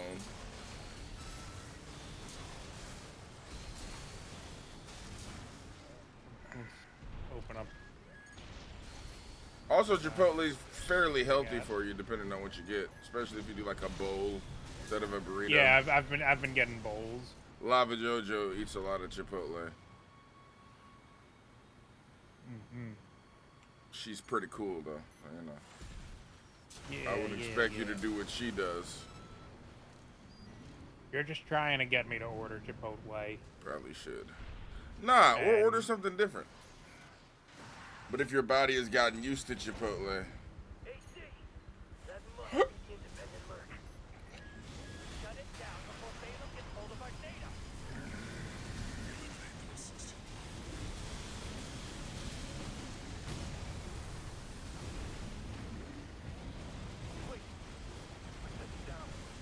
Oh man.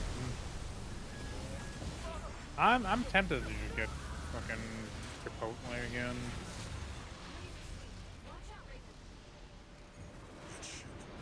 It's identifying as PCA.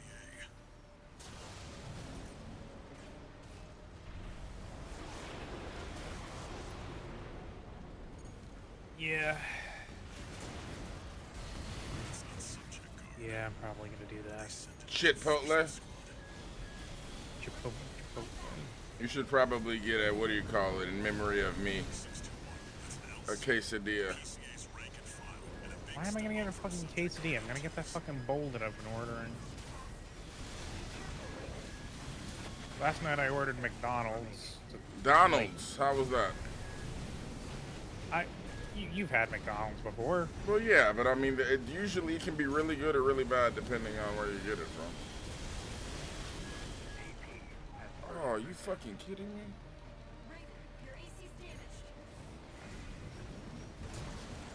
Wait, what? Nothing. Fucking poorly piloted shit.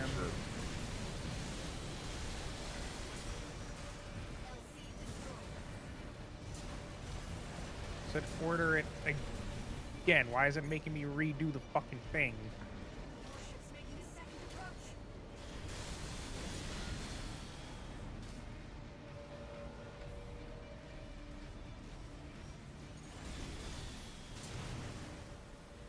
It hasn't been that long.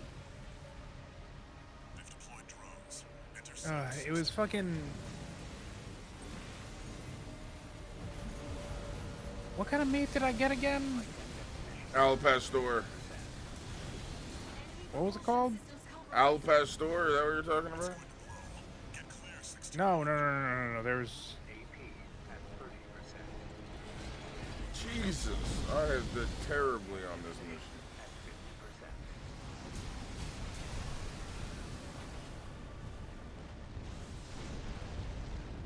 Did they fucking remove it?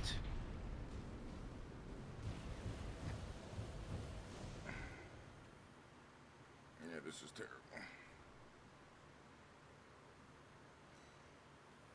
Terrible run. My options for meat are chicken, steak, beef, barbacoa, carnitas, surfitas, and just veggie. Maybe you're at a different Chipotle than you normally are. Because sometimes DoorDash will switch the actual Chipotle that you're looking at, and you're like, why are them menu options different? Check the Why address. would they be different? It's a fucking chain restaurant. Yeah, but each chain has to put in their DoorDash individually. So because of that, shit can be a little wonky.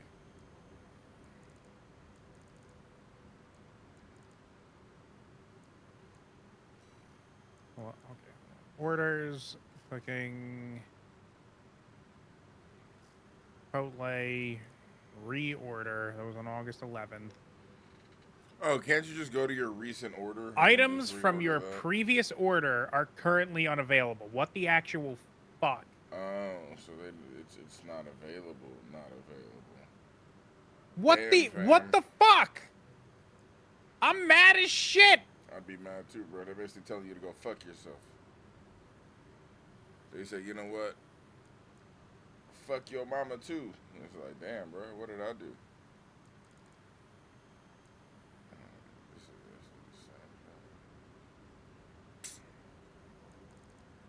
I'm actually furious right now. I'll be pretty mad too. Why is it saying I got shit in my fucking... Why is it saying I have shit in my cart? I have nothing in my cart right now.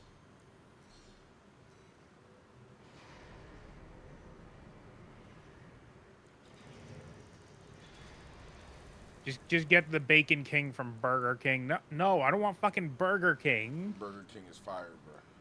I love Burger King too, but it's not what I want.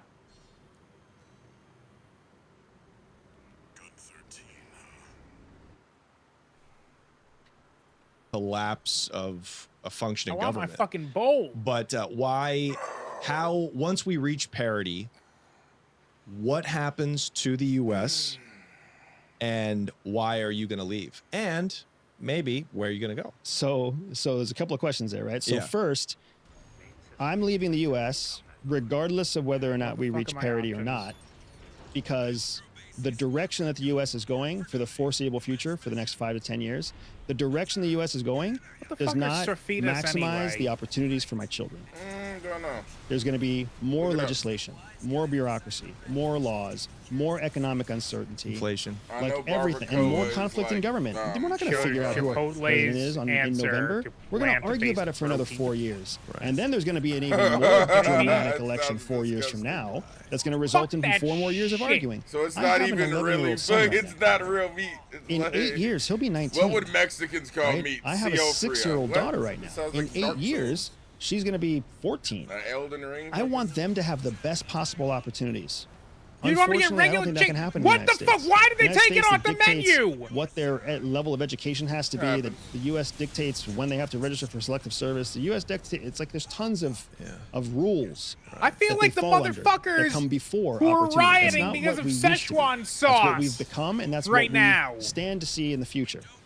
I can take our American passport and be an American citizen, pay American taxes, be proud to be an American. I am very proud to be a 44-year-old American. I am not so proud to be an American father of a 6-year-old child and an 11-year-old child. Because the America that I fought for when I was in the military, the America I was willing to die for at CIA is not the America that exists today. We're in middle school. Remember middle school? How much did you like middle school? Not much. Nobody liked middle school. We're forgetting that as a country, we're young. Like we just got out of the elementary school years where everything was easy and everything was fun and we got nap time and we got like treats and playground time, right? Now we're getting into middle school where there's people that want to put us in a closet and give us a wedgie. Yeah, right? I don't feel like I have to be here while the rest of the country goes through middle school. So it sounds like it's economic runaway, like all the problems that we know about with the debt, which is impossible to solve, right? And just inflation that's going to keep going up, coupled with political, like more and more political instability. Those are the reasons, and that just creates chaos. You're right. It creates a less pleasant, vibrant place to be. Like, so if you're trying to grow a future leader of the world, if you're trying to grow a future successful contributing citizen of the world, not necessarily just the United States, are you going to stay in like the messy place to try to grow that? Are you gonna put your seed into a sandy plant bed? No. When I take my children and we go somewhere else with an American passport, with a company that's tied to making American dollars, we are a global company. Like, I love America. I serve America first. I don't have to serve America from within the United States. Some people are forced by the nature of their business to serve, or the nature of their job or career. They have to stay inside the United States. I don't. I can take my kids to, let's just say, a country like Portugal. Portugal is a European ally to the United States. It's got its own problems, but its problems are not like the ones here. And by having a U.S. passport, Is that what I was having? and having U.S. dollars, it gets you above almost all the problems that exist there, right? Romania is another example of that. If you have $100 in Romania, you can basically get anything done overnight. Here in the United States, I tried to get my license, my driver's license in Colorado. I am a military veteran. I am a CIA veteran. When I went to the DMV, I didn't have the right paperwork to prove my military background. Wow. I was like, here's my Florida license that says I'm a veteran. Yeah. Here's the internet that says I'm an American. Here's my digital record from the military that says that I'm a veteran. And they were like, well, you didn't fill out this specific form that's required for us to do it. So we're going to issue you a license that does not recognize your veteran status. And when you get that document complete, come back and we'll do this whole thing again. Yeah. So it's inconvenient, it's inefficient, and why? It sounds like you didn't fill out the proper documentation. Instead, you were like, yeah, nigga, you know who I am. And then you were like, I don't understand why they didn't just accept me. It's like, bro, we need the paperwork. She told you the right thing. They need the paperwork to make the shit happen.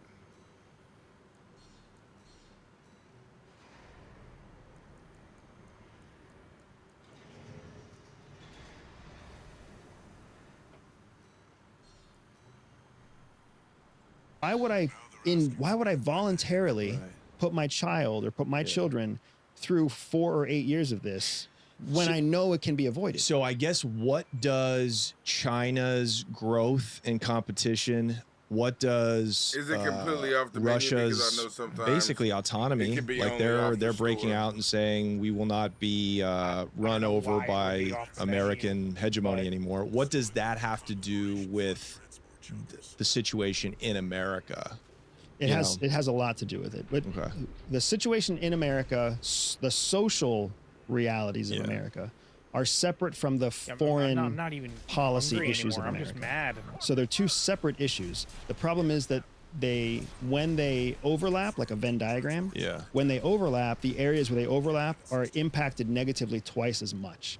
So for example, right, inside the United States, we have this very clear understanding now of injustice, right? Black Lives Matter, the wealthy people get a pass in the judicial system because they're friends with the right people. We have a convicted felon who's running for president and has a very, very good chance of winning. Right. And Biden's kid's a felon now. It's like, I'm thinking about running for office. I'm like, everything is on the table now. But that's the reality of what we're looking at, right? So socially, that's what we see internally. Right.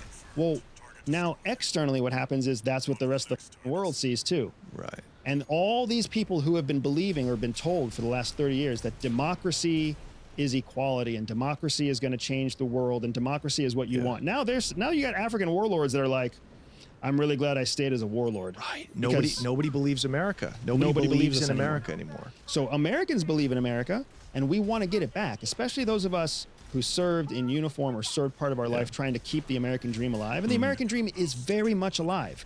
You and I know that for all of our problems, they are actually quite a bit smaller now than they were 10 or 15 or 30 years ago, which means if we stay the course, we could eradicate these problems in the next 20 years or so, right? We could correct our judicial system if we just focused on it and stayed focused on it for 15 or 20 years. It's not going to happen overnight, but it could be done.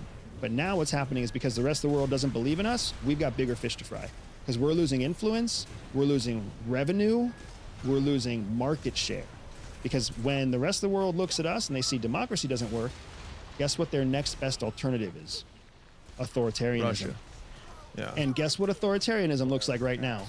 Russia's on the rise, China's on the rise, North Korea's getting independent, Iran's on the rise. Netanyahu, who runs a democracy, is acting more like a dictator right now than an elected official. Right. And the whole world is doing what? Watching. Yeah. So what would you do, dude, if you were in charge of Senegal? What would you do if you were in charge of Indonesia? What would you do if you were in charge of Kenya? Get those diamonds out, boys, or you're losing a foot. Yeah, exactly. Exactly. Because you know what? The world's police officer is busy. Yeah, and I know I'm such a Portland, Oregon liberal. I'm like, but isn't it better? You know, there's a nuclear theory that says it's actually better if more people have, more of the superpowers have equal amounts of nuclear weapons because it puts everybody at bay. Nobody wants it, you know? Clearly, and I agree with you. I don't think anybody wants nuclear war because the standard of living compared to 100 years ago is everybody's prospering way more than from mutual trade and like that. So, can't remember my question. Well, that's the security dilemma. What you're laying out is exactly that. When everybody has the same amount of guns, bombs, and guard dogs at their house, then nobody breaks into anybody else's house. But that doesn't mean that people rest well. That doesn't mean that each household is at optimal financial success. And it also doesn't mean that when one country, when one house needs help, other houses don't feel a need to help. Right? If anything, they're like, oh, I heard Joe's kid got hit by a car. Awesome. That means Joe's going to be distracted for the next few weeks. I wonder if that's enough chance for me to like file a claim so I can get 15 extra feet into his yard with my fence. Right. That's the kind of stuff that the world, that's geopolitics in a nutshell, right? So, geopolitics is just the same that happens in your HOA on a national or on an international level. So governments act like human beings in the best interests of themselves first, and they will take advantage when they see it, if they see weakness. That's the definition of a state, right? So I think it's great that you're highlighting this. Individuals act like individuals. Collections of individuals act like individuals, right? You've heard of mass hysteria and mob mentality. What does that mean? All that's saying is that groups of people act like a single organism. Well, then when you define the terms of a state, meaning that you define the terms of a government, what you are doing is you are identifying the U.S. federal government as an entity. Even in the United States, a company is an entity, of course, right? A person is an entity, a company is an entity. So when you get to the highest levels of the national government, right? When you think like the U.S. president, can you let Americans die and still save America? Yes. Can you let the American government die and still save America? No. Right. That's the huge difference that people don't realize. The federal government doesn't need you to keep itself safe. So everybody who thinks that the government's there to protect them or take care of them, no. The government is not Big Brother. The government is not mom and dad. Mom and dad care about you. Big Brother cares about you. The federal government is more like your boss. It only is as invested in you as the GDP you create. And as soon as you stop serving the government, it could give two fucks about you, which is why everybody's worried about Medicare and Medicaid and Social Security, except the government. The government's like, well, that's because we have the world reserve currency still. We have the money printer. You know, a lot of countries can't do that. They have to default on their debt. They have to raise taxes. And you know, there's a whole discussion about fiat currency and the way that I think like Bitcoin could be like a savior. Again, technology could solve a lot of these problems, but let's put that aside for a sec. What, in your mind, you kind of actually, I think, are not an idealist, but I think you're not as doomsday as you come off. I'm not. For sure, I'm not. The doomsday nature of what people project on me comes from the viral clips. Clickbait, yeah. The viral clips that other people make of my conversations that go out there. Yeah. Right? Because you're totally right. I don't think the end is nigh.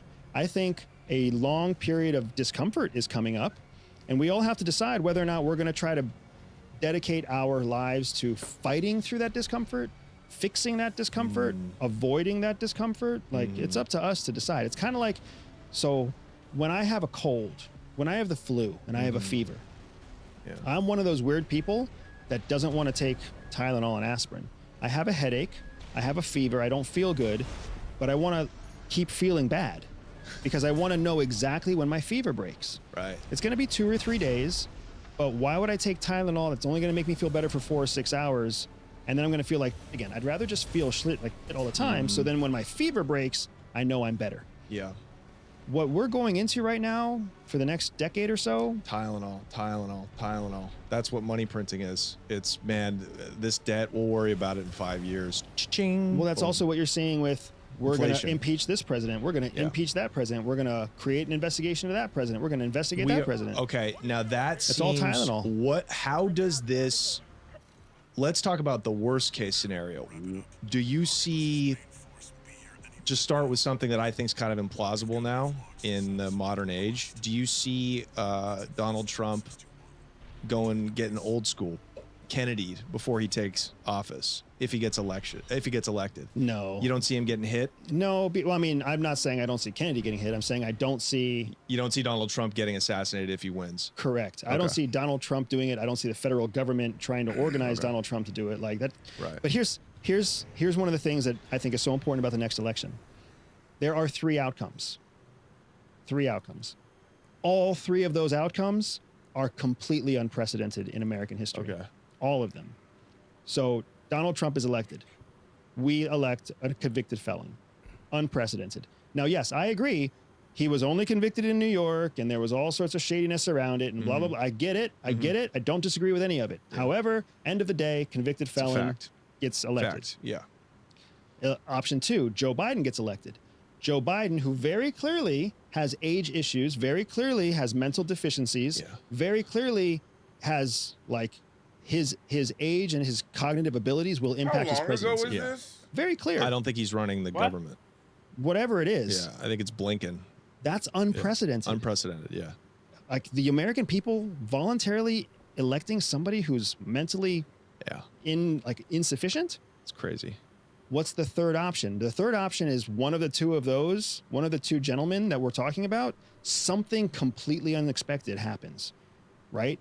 Like the eve of the election, Joe Biden goes into the emergency room, or Donald Trump gets into a car accident because his autocade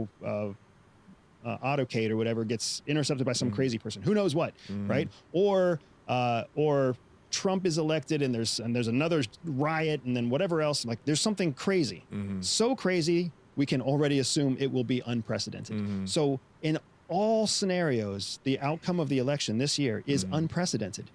That means the rest of the world watches absolute buffoonery happen inside the United States. Right. That's how they're going to see it. Totally. Now, and we just watched a very calm re-election of Putin. Yeah. We watched a very calm re-election of Xi Jinping. Yeah. Right. There is no such thing as an election in North Korea. No. The Ayatollah is in Iran is already talking about how unpredictable and unstable the West is, and saying, why would anybody want to participate in something so unstable and unpredictable? Right. Do you think potentially there could be an outcome where some say Trump gets elected and Biden, they just don't let him take office? Do you think there could be some kind of usurping of the peaceful transfer of power, say high-up military generals take over the White House, a coup, something like that? All of those are possibilities, but that doesn't make them probabilities, right? Like, I think the situation that I'm the most afraid of, and when I say fear, I don't fear for my health, my safety, my business. I don't fear for any of that. What I fear for is the country that I love being degraded to the place where my children don't have the opportunities inside the U.S. that I could get for them outside of the U.S. But my biggest concern is that Are you listening to this in the shit? final days in the lead up to the election, when Biden's already got the ticket, when all that stuff is moving forward, some law is exercised that puts the power in Kamala Harris's hands, and then Kamala Harris identifies an incumbent instead of Biden, who just automatically gets the nomination, like RFK. And then now everybody who's planning on voting for Biden is essentially voting for RFK. And if there's a split decision among the people, which has happened in the past, then it goes to the Electoral College, and in the Electoral College, who has the deciding vote? The vice president. So, that is a realistic, relatively probable outcome.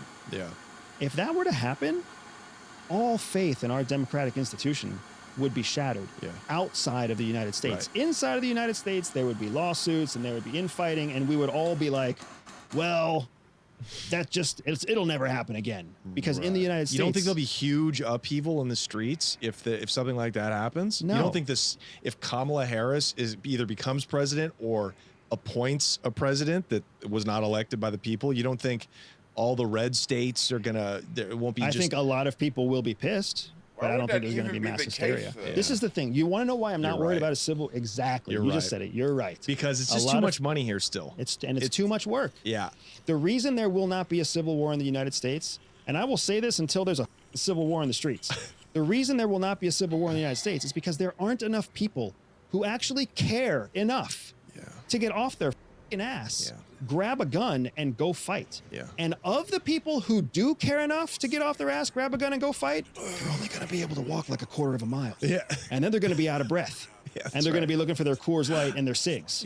Right? That's right. That's it. That's right. That's why there's not going to be a civil war inside the United States. I've seen civil wars. They are hard work. I've seen them in Africa. I've seen them in Latin America. I've seen them rage on in the Middle East.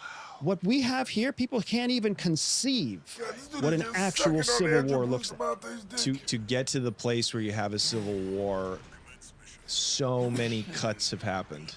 So many irreparable cuts. The only option left to you is to grab a gun and fight. And when you grab a gun and fight, dude, you're not carrying around 600 rounds of ammunition with a whole logistical supply chain behind you like we see with the U.S. military.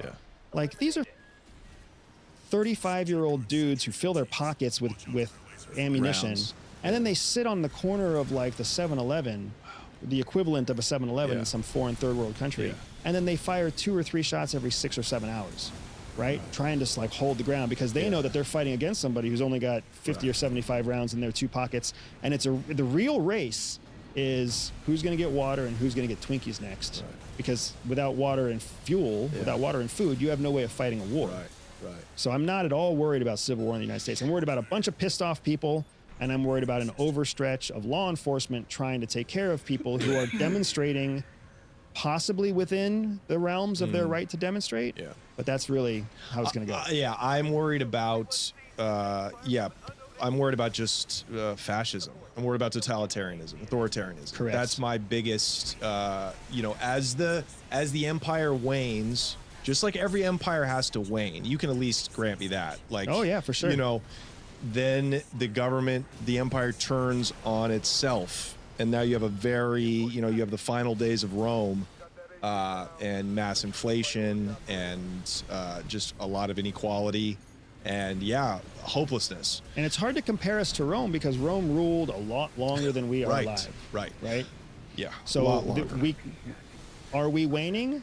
Without a doubt, compared to where we were economically and influence-wise in the 90s, we are definitely waning.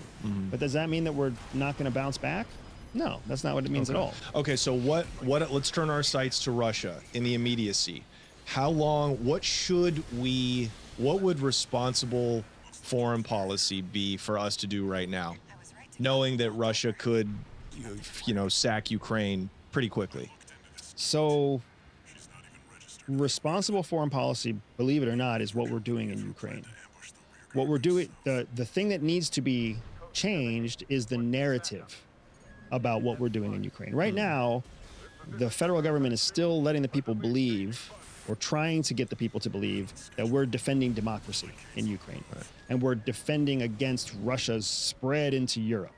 That's not what we're doing in Ukraine. What we're doing in Ukraine is we are slowly bleeding Russian resources and testing cutting-edge American weapons and projecting force to show NATO that they still need the United States to defend Europe. So foreign policy-wise, we're winning in Ukraine. Russia's winning ground and territory, but we are winning according to American foreign policy requirements in Ukraine.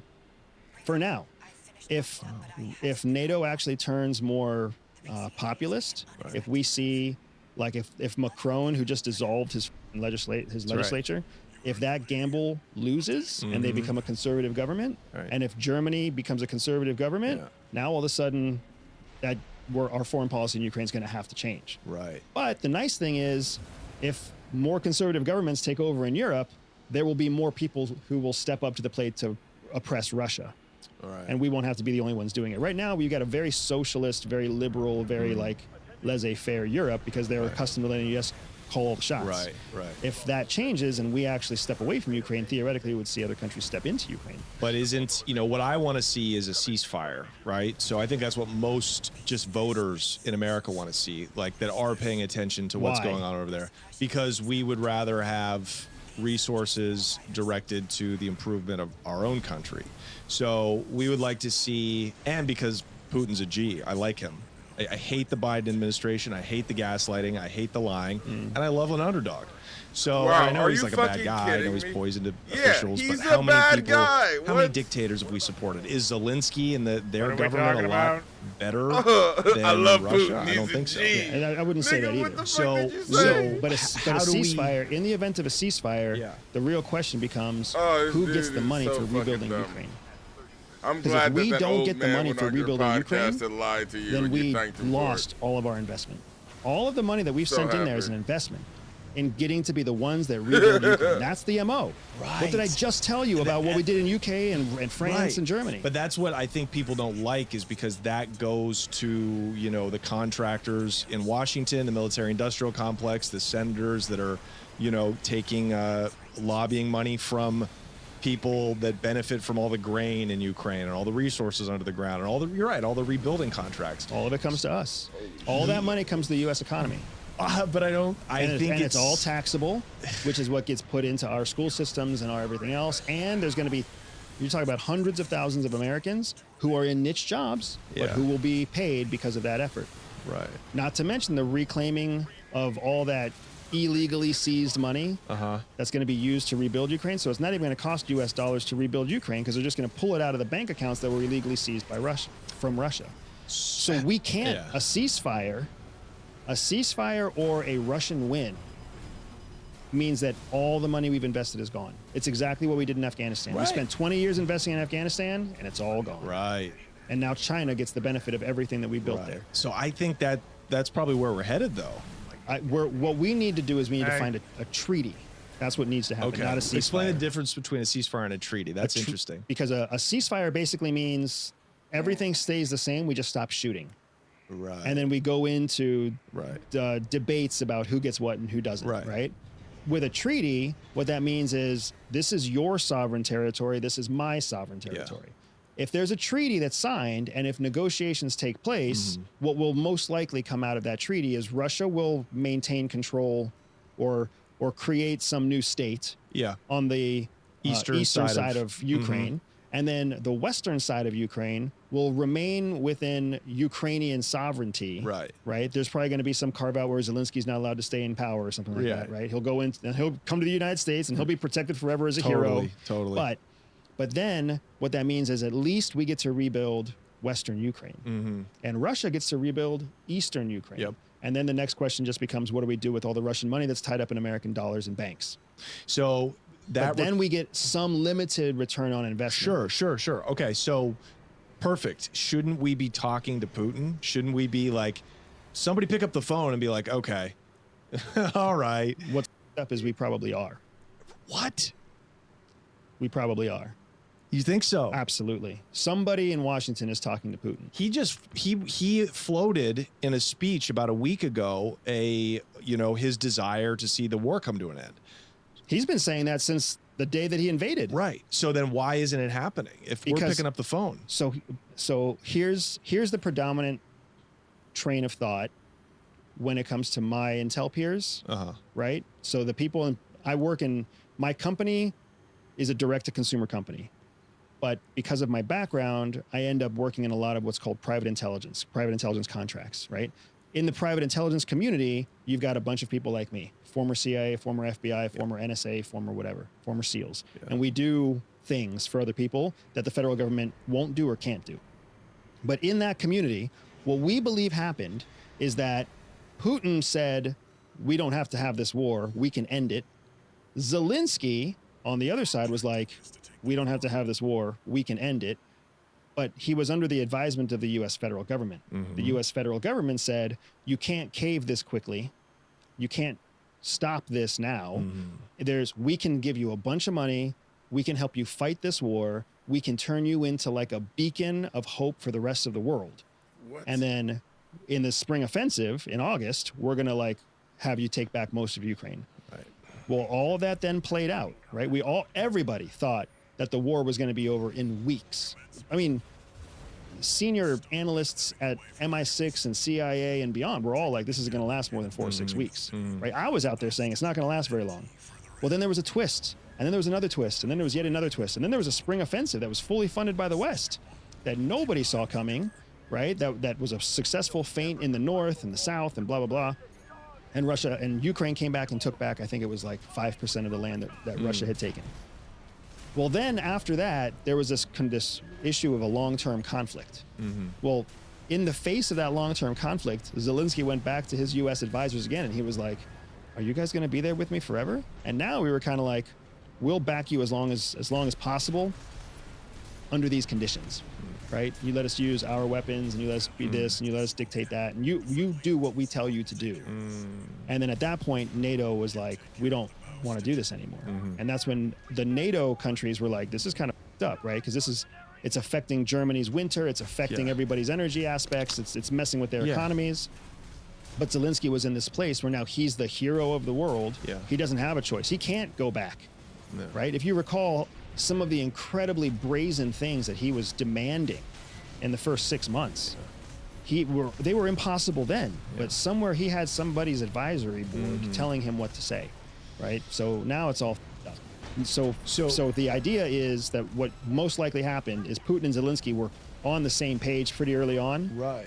Zelensky, not being a good statesman, got some bad promises from us. Right. And now he's stuck in a position where he's got to do our bidding. Right. So this goes back to everything, my thesis of, my lay interest in foreign policy is that the rest of the world seems to want peace. Appreciate the follow, big piss. Correct.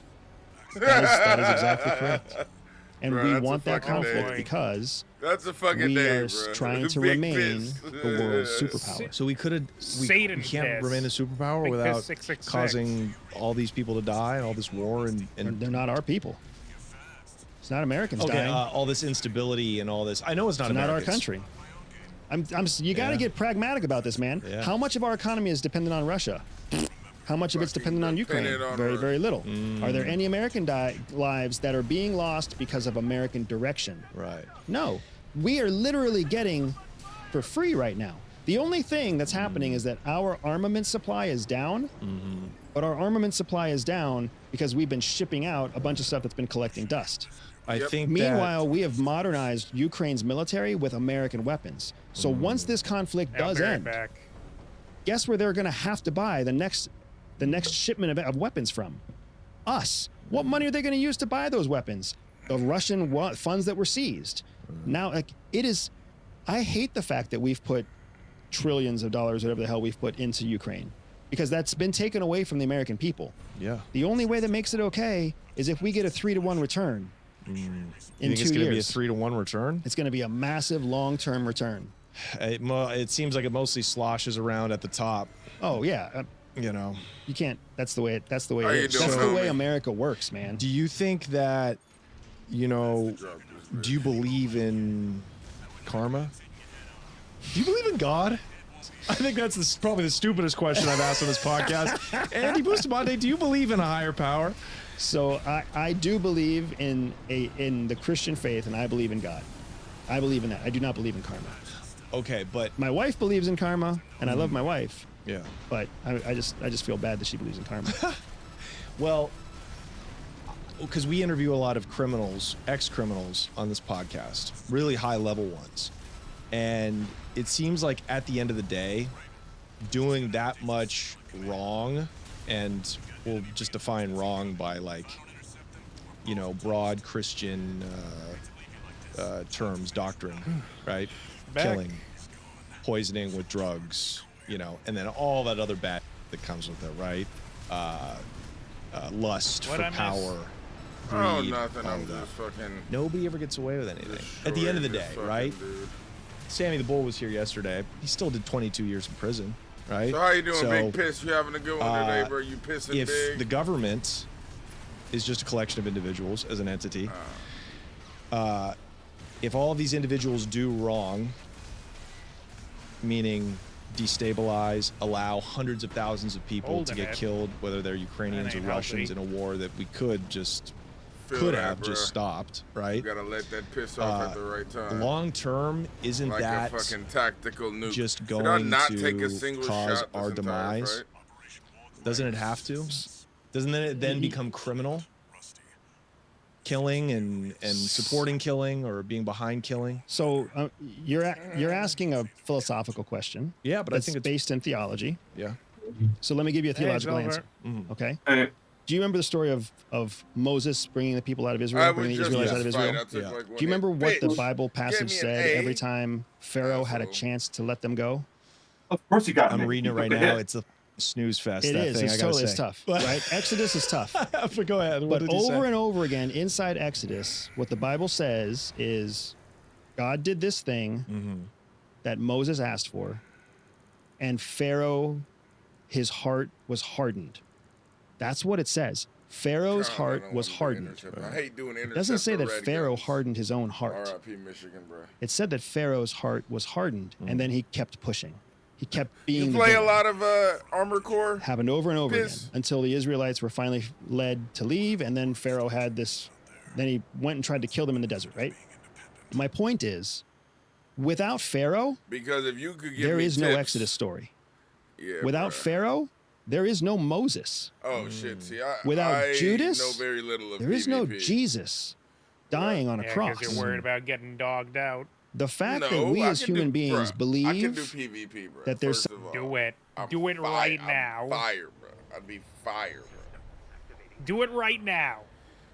But I'm just not gonna cave to your fucking whims, you little whore, when you don't even play the game. Whatever. You're So, always giving do me they shit, ever so fuck you. explain why the fucking coral weapons are destroying this ship? And also why I fucking hate these weapons? I hate them so much. Marco, you watched the same video I did. They don't explain it.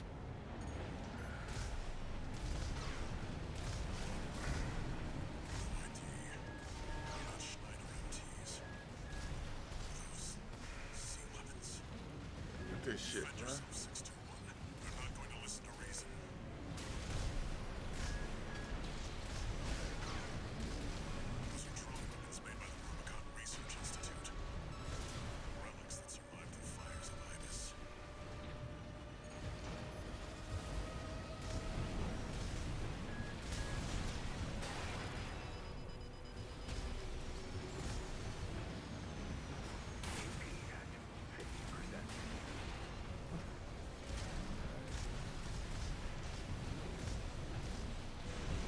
fucking hate these, bruh. Yeah, so, You whoring out? What's up? no, I was gonna say that, that V-tuber design I came up with. Yeah, we're not gonna use it. Oh, amazing. I was so worried about that.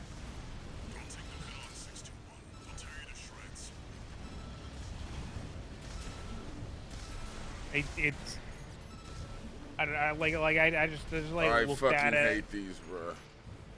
and I'm just like, and I don't vibe with this. Yeah. Know what you mean? The muscles or the missiles, the fucking. Don't die, you fucking horse.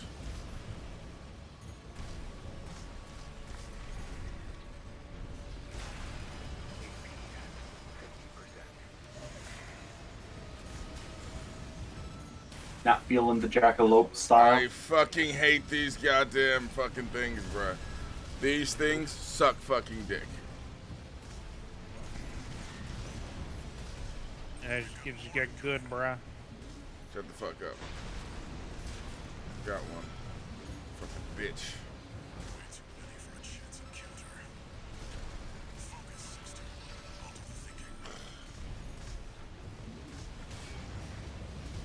Fuck you, bruh. Oh, you fucking whore. It's a Wave is the most... Not even Vatty could figure it out. Oh, you another one of these dicks?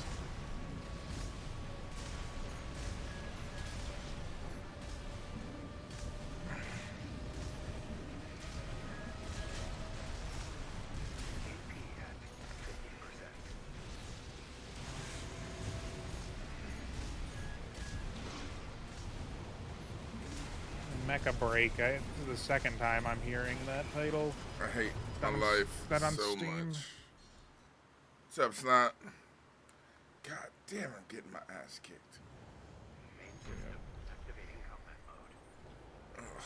Such a thing as good and evil that we can understand.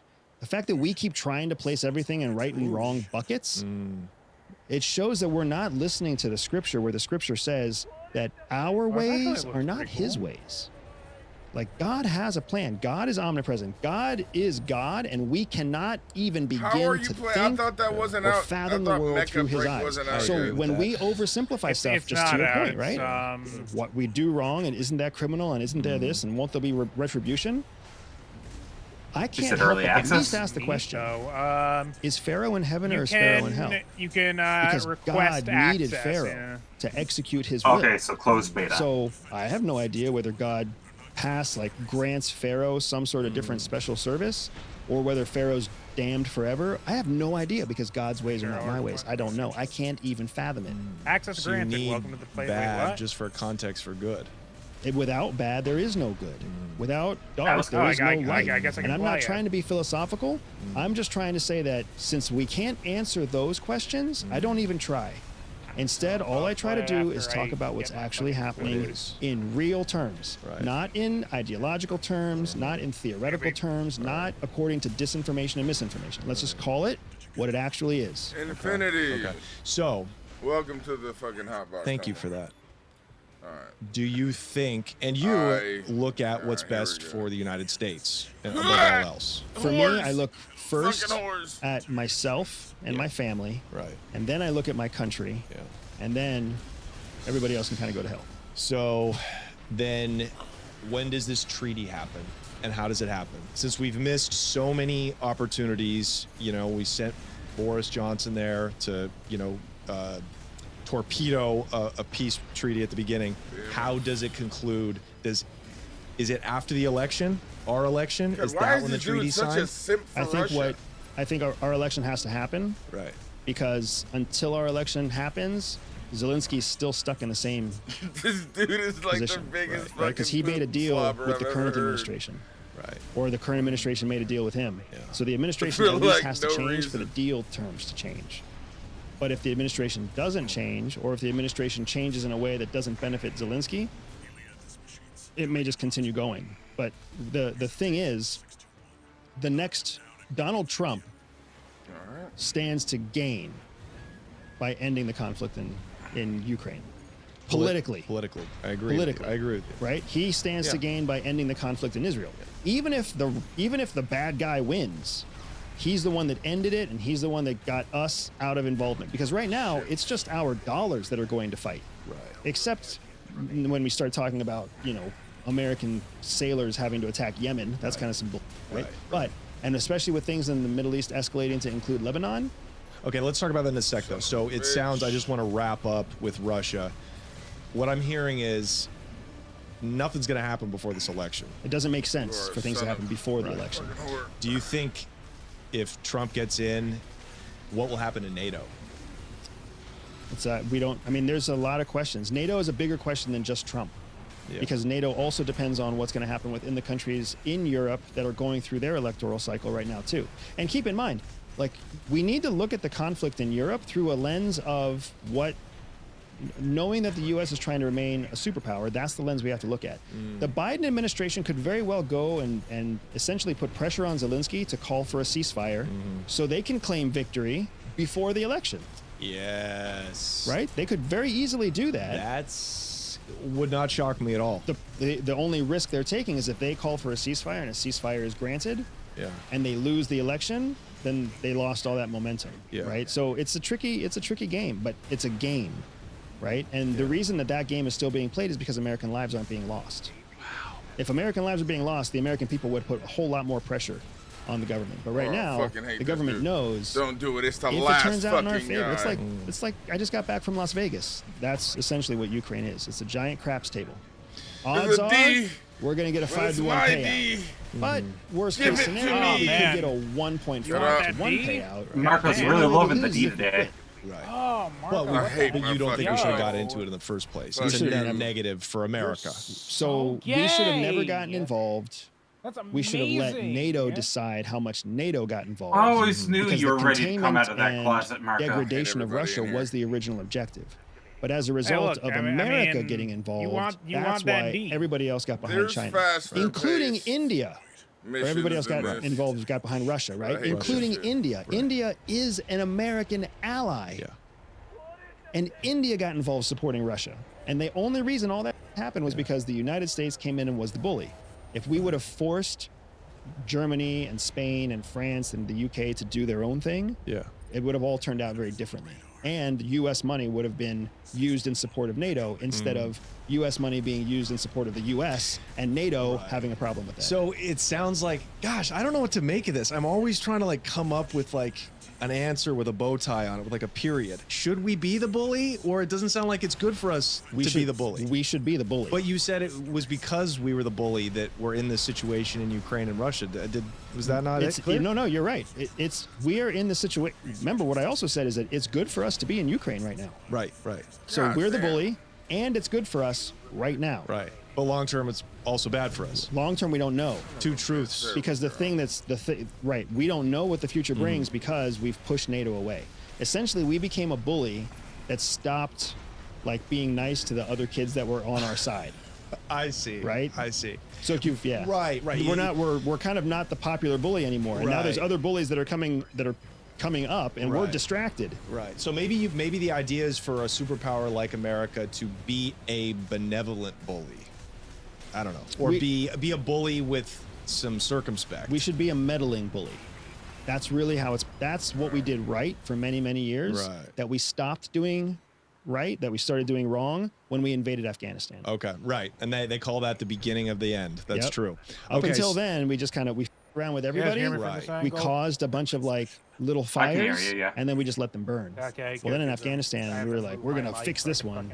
We didn't. And now we're not fixing Ukraine, and we're not fixing Israel. And right. So what the is going to happen with Israel? Israel, from what I'm consuming, the media that I consume, it looks like it's on its way to becoming a pariah state in terms of on par with how South Africa was in the waning days of apartheid.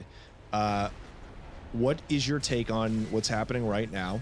And let's use pragmatic terms. Let's throw out morality. I like your cold-hearted chess piece mentality. This is why you were great at your job. This is why you're a CIA agent. What the happening, and Yeah, and talk about Hezbollah with Lebanon. Could this break out into hot war with America? And does that draw on Iran that has the backing of Russia? It seems like a more dangerous situation in terms of like global war and conflagration. What's happening in Israel does not pose a war, does not pose a hot war threat to the United States. I do not believe that. Okay. Because Israel is already making decisions that America has distanced itself from, right? As Netanyahu's continually pushed the Palestinian people through the auspices of saying he's attacking Hamas, but killing Palestinians, right? He's forced America to distance ourselves. And then he continues to push south into Rafah, which is like, that threatens the International Criminal Court of the UN, which is a governing body that that Israel's part of. Yeah. And now he's also talking about potentially forcing conflict into Lebanon. And not just Netanyahu, but Benny Gantz too, who left Yahu's war cabinet, or Netanyahu's war cabinet, right? So what you're seeing is Israel is making its own decisions. It's not playing as part of a large international community. That benefits the international community because now they can basically choose if and when they ever get involved. Or they can let Israel die on its sword, right? That's kind of where they're at right now. Would we let Israel die on a sword though? Because they're basically a client state, even though it does seem like they actually control us through all of the lobbying and the AIPAC money. It's a twisted relationship. You're totally right. It's a twisted relationship. We would not let them die on the sword, but we would always step in to find a way to prevent them from a full loss, right? But what we don't necessarily have to do is put ourselves at risk or at mercy of their bad policies right now. Yeah. So the thing to understand about what's happening as this conflict escalates. Yeah. The conflict is not between Israel and Hamas. It has never been between Israel and Hamas, right? That's why Israel has been okay killing Palestinians who are not part of Hamas. Right. And that's why Palestinians around the world and Muslims around the world are claiming outrage at what's happening, because the conflict has never been between Israel and Palestine or Israel and Hamas. It's been between Israel and Iran. Right. Yeah. Well, you know who else Iran funds? Hezbollah. Yeah. Right? So why is Hezbollah amplifying their attacks against Israel? It's because Joe Biden and the Biden administration have been trying to negotiate with Saudi Arabia to get Saudi Arabia to sign the Abraham Accords. The Abraham Accords are basically Saudi Arabia, the largest, wealthiest Sunni Muslim government in the region. Right. The Abraham Accords are their diplomatic recognition of Israel, which has never happened before, right? Right, it's wild. It's huge. So the reason the attacks happened on October 7th was to dismantle the Abraham Accords.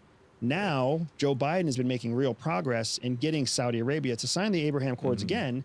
Do you know what it was in exchange of? In exchange of American security guarantees in Saudi Arabia. So essentially, Saudi Arabia is sitting there and they're thinking, Saudi Arabia's number one threat is Iran. Like it's Iran? It's a battle for influence in the Gulf. Sunni Islam versus Shia Islam. But I've heard that they're actually they're with each other now. They do. They're allies too. Yo, I don't get what's going on. Because you're blowing my mind. In Andy. Saudi Arabia, in the Middle East, everything's different than in the West, right? So you've got to put yourself in the shoes of somebody who's a Bedouin. Sandals. The sandals of somebody from the Middle East, right? Yeah. Saudi Arabia has no agriculture. They have dates and they have coffee, and that's basically it. Iran is the breadbasket for the Middle East.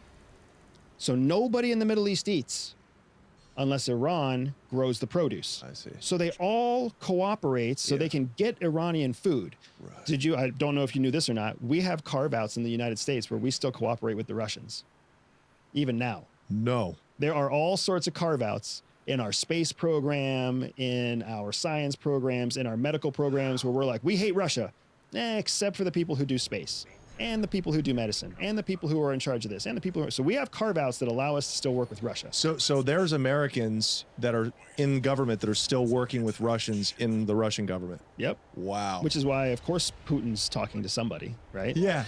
And it's the same way between Saudi Arabia and Iran. I see. And all the Gulf countries, right? But at the end of the day, the strategic objective of Saudi Arabia is to become the Sunni sphere of influence across all the Middle East. And the same objective that Iran has always had to create the Shia crescent of influence has always been there, right? So when you talk about Hezbollah is an organization of Shia Muslim extremists, just like Iran. But Hamas is Sunni Islam, just like Saudi Arabia. So yet the Shias are helping the Sunnis to with Israel. Right. Exactly right. So we what all that just means, don't like Jews. Well, it's not about Judaism. That's the other thing that people do wrong, right? The conflict that's happening in Israel has nothing to do with Judaism. It's about land. It's about land. Yeah. It's about the fact that Israel is a state. It's a nation state that is abusing and oppressing other free human beings. That's right. It has nothing to do with Islam. It has nothing to do with Judaism. But the problem is that Israel, as much of a democracy and a partner to the U.S. as we told it, does not have the separation of church and state. That's right. It was built to be a Jewish state, an ethno-state. So I think nobody should be surprised at their dream of ethnic cleansing. Like literally, if you want to have a Jewish state, that means you can't have anything else. Yep. And it's part of the government, right? Wow. So that's what we're seeing is so much more complex than it looks. Yeah. And it's way more complex than what American headlines let you read because they're all slanted. So now what you have is this very dangerous intersection. Just think about this. What happens if the kingdom of Saudi Arabia, who Joe Biden called a pariah state during his election cycle, remember that? Yeah. He swore in 2019 that he would hold Saudi Arabia accountable for its pariah actions, killing Khashoggi, that it's going to be called to justice. Now, 4 years later, he's trying to get them to sign an American security treaty similar to what we have with South Korea and Japan, guaranteeing Saudi Arabia's security with American military power. That is up. Now, from Saudi Arabia's point of view, they're like, it's a win-win because they can still import from Iran. Right. But now if Iran does anything against Saudi Arabia, Saudi Arabia gets all of their military power, which is significant, and all of the American military power. And all they have to do is recognize Israel. However, Saudi Arabia also knows that if they recognize Israel in its current state, then they're basically abandoning the Palestinians, which are Sunni Muslims who have been without a home, right? But what's really happening here is what the Human Rights Commission and what the International Criminal Court and what the UN has seen for decades. Of course. Israel has been wrong in their abuse of Palestinians forever. Right. But it never was really something that people cared about because we didn't have the technology to spread the information see it now. like we do now. Kind of goes back to my point about the evolution of humanity that I spoke about, and the way that technology allows us to be outraged at 37,000 people getting killed. Dude, they used to do that back in the 20th century. That was like a Friday night. Yeah. That was nothing. It would take millions of people killed in a genocide for us to be like, oh, we should probably go to war to stop this. We should stop this. But now it's like, it's actually what gives me hope, to be honest with you. So does this, it certainly seems more volatile when you're talking about hot war, but you actually don't see this. You don't see a situation like Douglas McGregor. He says, worst case scenario is Hezbollah gets in a full-on campaign with Israel. Iran has to step in because they won't let Israel destroy Hezbollah. That leads to full-on war with Iran and Israel, and then Russia has to step in to not let Iran get destroyed by Israel, and that brings in the United States. It'll de-escalate before that. It'll de-escalate, okay. Yeah, so there's a couple things to keep in mind, right? Hezbollah is older than Hamas by just a few years, but Hezbollah is significantly larger, better trained, better funded, better experienced, because they fought in Syria. Hezbollah is a fighting force. Hamas didn't fight anywhere. Hamas only ever existed in the Gaza Strip. Right. They only ever existed on the land that is considered Israel. Right. They're not hardened fighters. They're extremists, and they have some rockets that they build at home. That's completely different than the armament and the training that Hezbollah has. Israel's been spending very real time, money, effort. It's lost real lives. It's stretched its logistics chains. as far as it can, just fighting Hamas and killing Palestinians. To the south. Yeah. Now it's splitting its forces to the north and the south to fight a more adept, better trained, more highly equipped military without actually fixing the problems with Hamas. So now Iran, as a proxy provider, can fund both the north and the south simultaneously, while Israel just continues to stretch itself thin and not gain support from the rest of the world, because they're going to keep killing Palestinians. Yeah. They're trying to say, oh, well, now we're fighting Hezbollah. But as soon as they start fighting Hezbollah, Hamas leadership is going to come right back up and start fighting again. And they're going to go right back to bombing Palestinians, killing medical providers and women and children, right? So they're going to get stuck in this situation where they don't have incoming support, but they are spending real resources. Fighting a war on two fronts is it's a strategic doctrinal strategy that's taught at the Army War College, the Naval War College, all across the Western world. You do not fight a war on two fronts because you're guaranteed to lose. That's exactly what Israel's doing right now if they continue to pursue this approach. What's more likely going to happen is at some point Israel's going to claim big victories to the north and south, agree to a ceasefire, and then we'll be able to go back hopefully to talking about a two-state solution if Netanyahu is successfully elected and voted out. Unfortunately, because of Netanyahu's position, the thing that's more likely, it's unlikely Netanyahu is going to be the leader when a ceasefire is called. It might be the more radical people in the government. Because whatever happens, Netanyahu, just like Zelensky, Netanyahu's political career is over. Once the war ends, Netanyahu's gone. Netanyahu might be voted off before the war even ends. Zelensky's the same way. Once the war ends, Zelensky's gone. Do you see Welcome Trump, to failure if nothing management. else, because a lot of his policies are the exact same to Joe Biden. That's what they don't tell you. Is like there really isn't much difference, at least fiscally. A lot of the other that they do, migrants at the border. But do you see him forcing an end to the two conflicts, those two big conflicts right now, Russia and the Middle East? So this is what's sick and sad and true about how things work. If Joe Biden has spent 4 years planning or being advised down this road, he can't change his mind without looking weak. Trump, if he gets into office, he calls Netanyahu, he's like, here's the deal, dude. Like, I'm going to give you $15 million in contracts. You're going to leave the Israeli government and you're going to go live out your days in Switzerland and you're going to be okay with that. And then he calls up the Ayatollah in Iran and he's like, here's the deal, dude. We're going to lift sanctions on your nuclear program and all you're going to do is call off Hezbollah and then boom, it's done. That's it.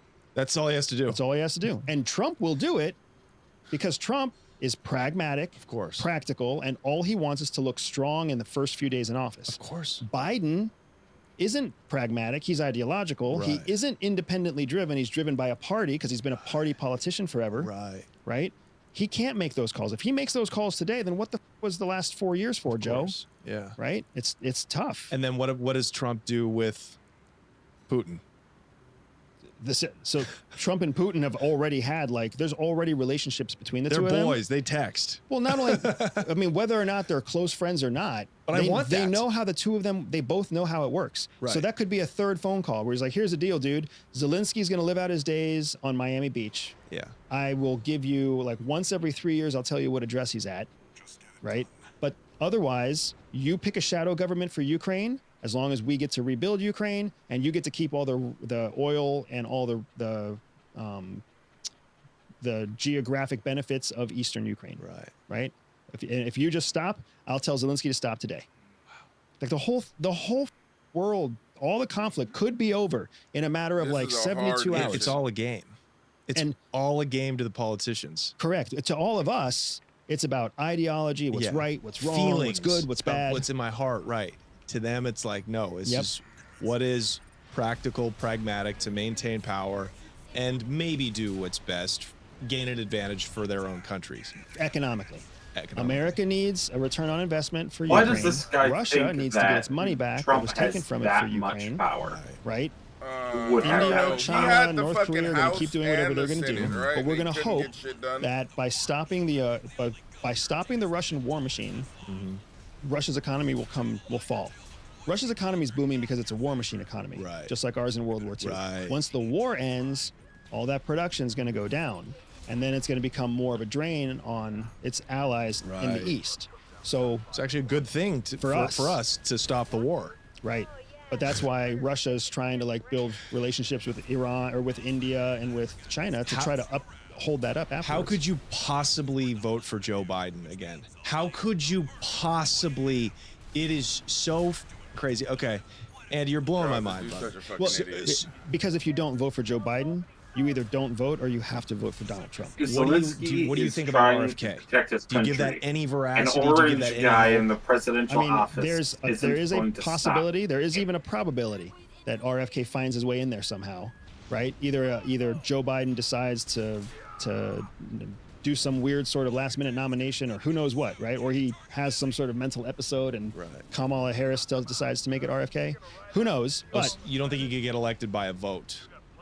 I don't think the Democratic National Convention would even risk it, because RFK's crazy too, right? Yeah. He still thinks the CIA killed his dad and they're after him. Could you imagine that guy is the Yeah, man, he's not electable. This dude wants RFK. And even if he did become president, oh my gosh, think about what the rest of the world would think. Are we really a free democracy when a Kennedy takes office? Right. Like, it's the Kennedy legacy, it's the Clinton legacy, it's the Bush legacy, it's the Obama, like, oh my gosh, dude, it's just insane. Because that's what Joe Biden is. Joe Biden is Obama legacy. Right. That's all that is. So Trump is like, oh, your only hope, Obi-Wan Kenobi, which I actually I don't hate it. I see him becoming a better politician. I really do. I see him becoming a much more thoughtful, guarded, less vindictive person, unless he's just like, it's going to be a massive bait and switch when he gets elected. I mean, maybe. I mean, I don't necessarily see any of those things the same way as you do. I don't think he's our only hope. I think he is a very convenient solution. Yeah. To fixing the world's problems in a short period of time. Yeah. If no, he is not. What? His advisors can convince him to do it. Mm-hmm. Right? And then it's 4 years. And the one thing that is really nice about Trump is that Trump is always looking out for Trump. Right? Donald Trump is predictable because it's all about Team Trump. And that's a good thing, because for us as Americans, he listens to what the population is saying. He's literally calling Joe Biden Genocide Joe. It means he sees all of those protests and he's like, oh, the people don't want this. I'm gonna listen to that. Like, I want a leader that only cares about getting elected. Talking shit. Because what in our system, that means he does want the people that would elect him want him to do. What I'm saying is, we want a leader. Yeah. All of the options for election are not leaders. Don't mistake Donald Trump with being a leader. Donald Trump is a pragmatist. Right. And he is a kind of pragmatist that's in line with the vision that our forefathers set out originally. Right. So when he's in office, it's unpredictable because it doesn't work like normal politics. But when you look at it through a lens of what's in Donald Trump's best interest, it makes more sense. Joe Biden is also not a leader. Joe Biden is he's a stooge for the Democratic National Convention, the same Democratic National Convention that tried to undermine Bernie Sanders and support Hillary Clinton until they got caught. Remember that? Yeah. Like, that's all politics. Right. That's not leadership. But isn't that the deep state? I'm the king of bringing it back. Isn't the deep state those incredibly powerful actors in those institutions like the CIA, the Democratic National Convention, or the Republican National Convention, coupled with, lobbyists? Like, we're all working for the same interest, which is to enhance American hegemony at their behest and not at what's best for the American people. Again, it has, without it being organized. Without it being organized, it's not the deep state, because the deep state is defined, it's assumed as being some sort of organized body. What you're saying is just a bunch of rich people whose best interest is to stay rich. Right. That's just human nature. But it's corruption. The United States is a corrupt country. Yeah. Don't doubt for a second that we're not a corrupt country. We're just not as corrupt as some of the other countries that are out there. So, Kennedy, well, let's talk some fun now. Man, my mind is blown. You really like, this is why I got to get more smart people on this podcast. No offense to my guests, because they've all been intelligent in their own ways. You said RFK Jr. thinks his father was whacked by the CIA. I don't even believe that, and I believe a lot of conspiracies. So, JFK, your thoughts? I know you've been asked this 1,000 times, but if not the deep state, could it have been a collusion between certain individuals, a conspiracy, right? So, to take Kennedy out? Here's what's undeniable, right? Kennedy was assassinated, undeniable. He was he was an unprecedented and very dynamic leader at the time, right? And there's a lot of reasons why people would feel threatened by JFK. Right. So all of that's true. We can't ignore any of that. Right. When there's some other interesting data points. When intelligence information is classified, it's classified under a header called 2 times 25, or a 25x2, which means 25 years times 2. So the most classified sensitive information is by default classified for 50 years, because the assumption is that after 50 years, whatever was a secret can now be reviewed and declassified and shared with the American people. Now, the vast majority of information that's classified 25x2, 25 times 2, the vast majority of the information, when it's reviewed, if it's reviewed, it's released. Because it's not relevant anymore. Again. But for some reason, when his stuff came up to be reviewed after 50 years, government stuff. it was reclassified again. Did Biden or Trump do that? Trump. It was under Trump, right? A certain number of pages were released, but then the rest of the file was not released. So what that means is either it's DMV style bullshit, nobody actually did it, or there are still secrets in that file that would have negative impact on American national security today. Right. That's before, this is important to me, because before that time period, we didn't know whether or not it was all just smoke and mirrors. Now we have additional new data that suggests there really is something in that file that could harm national security. Now, does that mean that it was an American shooter? No. It could also mean that it was a Soviet shooter. It could also mean that it was a allied shooter. It could also mean that it was some sort of weird compromise. It could just be the fact that they don't ever want anyone to know how to assassinate an American president. We don't know, but there's still some sort of relevant secret in the JFK file. It's like, do you know that if Americans knew it broadly, it would shake our faith in the system? Yes, and that is why when you talk to me, you see the level of faith I have in the system, right? Because my foundations were rocked. I have 2 aha moments. My first aha moment was when I went through training at the agency, at CIA, when I went through the farm, because I was one of those kids and young adults and college students where I was like, and I'm sure you're the same way because you were a successful criminal for a while. That's why I love criminals, just so you know. I love talking to criminals because criminals are the only people who are willing to risk it all on what they think might be true, even though it's completely contradictory to what everybody has told them. Right? And then you guys history has shown. You mean idiots. And you make but you make a ton of money. Yeah, it doesn't like you say morons. Unfortunately, the odds usually turn out against you because you're not sanctioned like we are. Oh yeah, I mean, what? But my point is, my first aha moment came at the agency when I went through the farm, because I had all these suspicions. I was like, I don't think this is true, and I don't think this is true, and I don't think it works this way. But everybody says it does, and I had to take tests that said that this is the way it works, and I've had to follow these rules to not get in trouble. But I have to doubt that this is really how it works. And then I go to the agency and they teach me exactly how it works, and I realize that the reason we're taught all that wrong bullshit is to make sure that people who are trained know how to break the rules. Like you went to the criminal school of hard knocks. I went to the criminal school sanctioned and cultivated by the federal government. We had the same skills. I just was taught them by a guy named Nick, and you had to learn them on your own. Right? But once we learned similar skills, I could professionalize my skills because they always worked. And I had the best tools, the best tech, the best, people to help me. you didn't have those things. You had to figure what might work, and you had to always worry about technological advances and how that was going to undermine your ability to cover your tracks. Right. Can you name, without, you know, I don't want to poke you, the NDA that you had to sign, but can you name just a couple of things right off the bat that blew your mind when you went through the farm? So just about the capabilities of spying. Or let me give you two things, right? Intelligence. I'll give you one tech capability and one human behavior capability, right? So the human behavior capability that blew my mind was something called elicitation. And elicitation is a series of skills that you can use to get someone to divulge sensitive information without you asking for it, right? Wow. So there is a predictable human response to asking questions, having a conversation, smiling, changing body position. Like there's a predictable response that transcends education, language, culture, age, religion. It's human nature.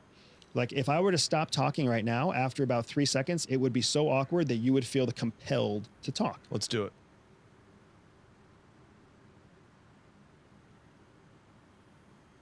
I've bombed so many times on stage that I could just sit in silence. So I'm not the one to do this experiment with. But you're right. Yes. But people will feel the awkwardness. The audience would feel the awkwardness, right? Yeah. So that's one form of elicitation. But then there's other forms, like, asking people loaded questions, like, if you were king for a day, what would you do about this? Or if you were to have $1,000 today, what would you do about that? Or you could ask them parallel questions, where you ask them about when they graduated college, because what you're really trying to find out is how old are you? And when you ask them, what's your favorite football team? Because what you're really trying to get to is where did you grow up?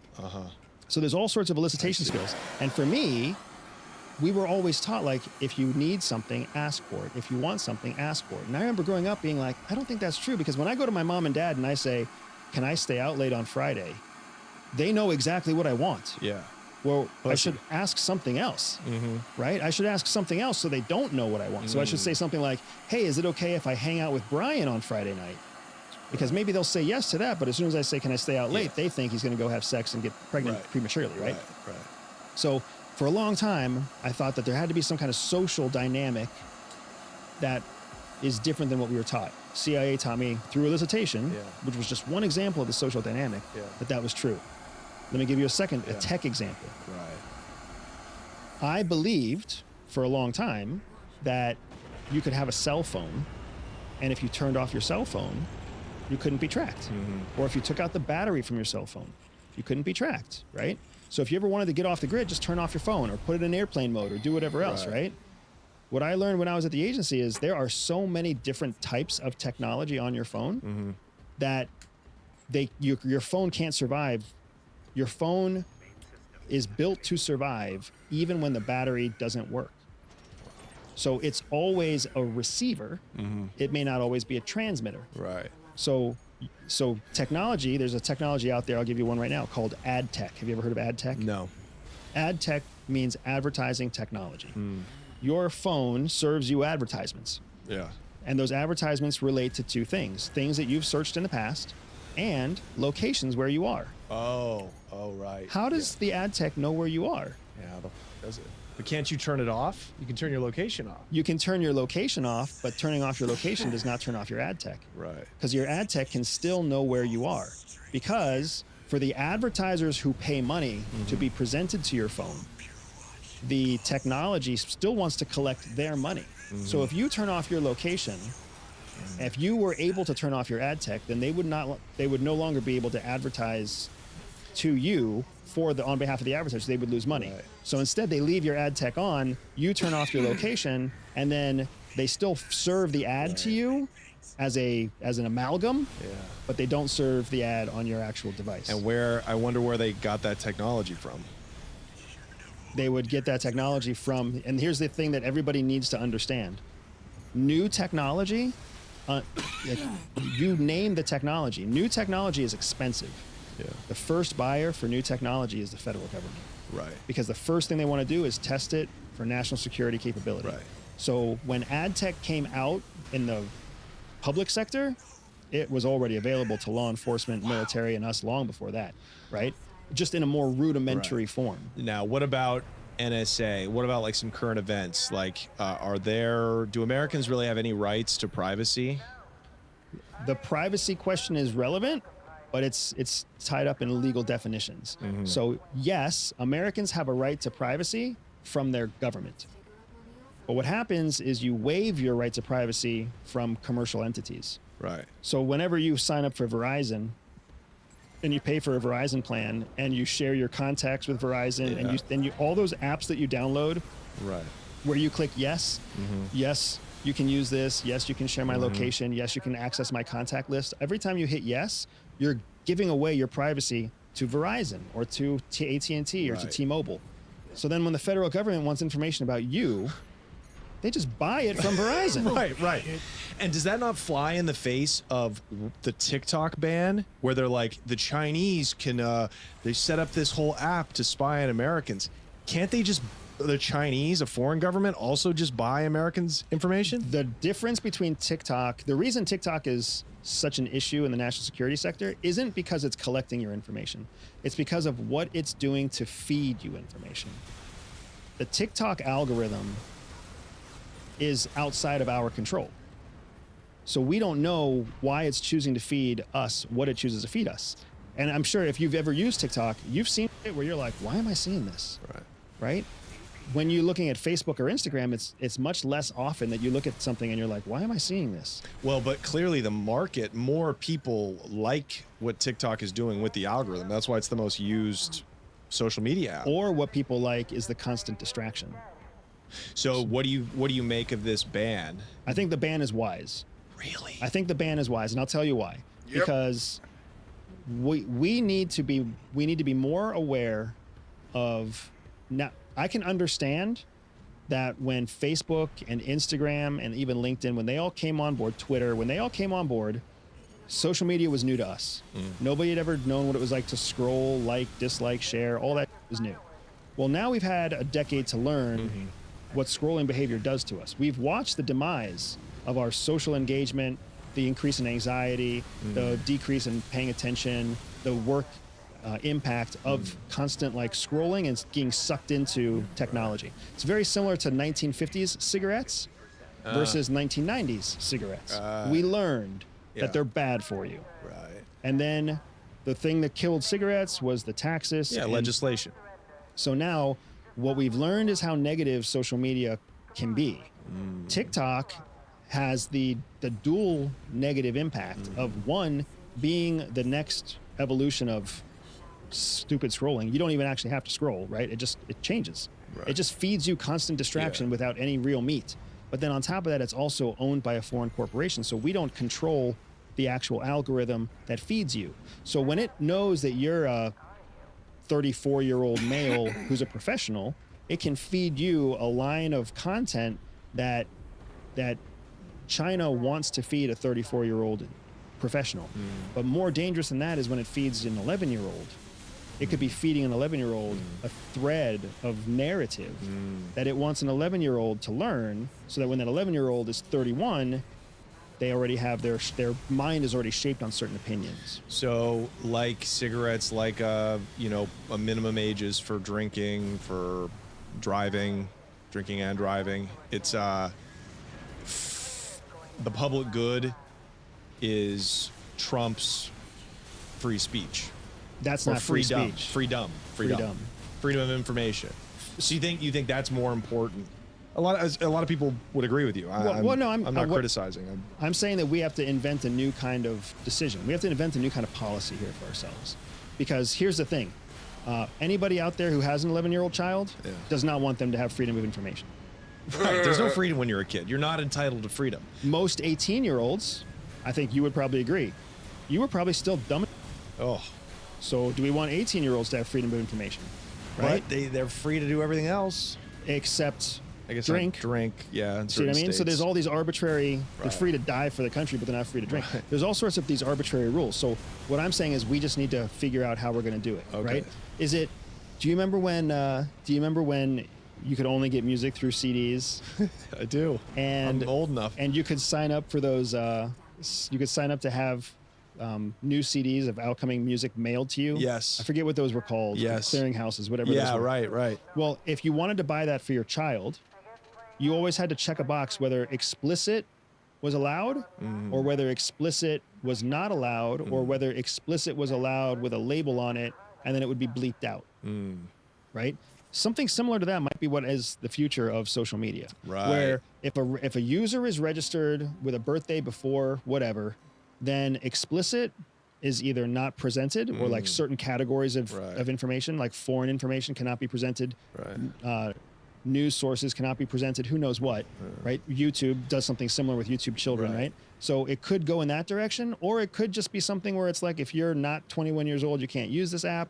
Or what TikTok, if it was a truly legitimate business, it would create a TikTok America, and it would let Americans, or it would fit itself into American requirements, and it would stop using Chinese servers and Chinese content. I think that's what people argue, is that this is just a play to, some people say, well, it's because TikTok and their algorithm is exposing what's happening in Gaza and Palestine and Israel. And then other people say this is just a play by big tech in America to cut out the competition. It's both. Right. Both is what makes sense. It's a good technology. Right. So how can you support that? Because it benefits the United States. Right. It benefits Americans. That's right. Okay. The U.S. economy. Got to start to think like you, man. The U.S. economy, the GDP. Right. You know what? If I'm the CEO of TikTok America, and I can basically flip a switch and turn off the algorithm from China, and I can turn on the algorithm for America. Do you know what my algorithm is going to feed a bunch of 11 and 12-year-old kids? Yeah. Pro-America stuff. Right. I'm going to make sure they see lots of flags and lots of freedom and lots of police doing a good job and lots of nurses doing a good job and lots of trust your teacher and lots of stay off of drugs. That's what I'm going to make sure gets fed on TikTok, right? But if I'm not in charge of it, then now it's an executive in Shanghai who's deciding what 11 and 12-year-old Americans see. All right, I have to make dinner. I will be back after I make dinner. You're probably gonna make that bowl I couldn't fucking order. Maybe I'm gonna be on kick. We'll see. You guys take care.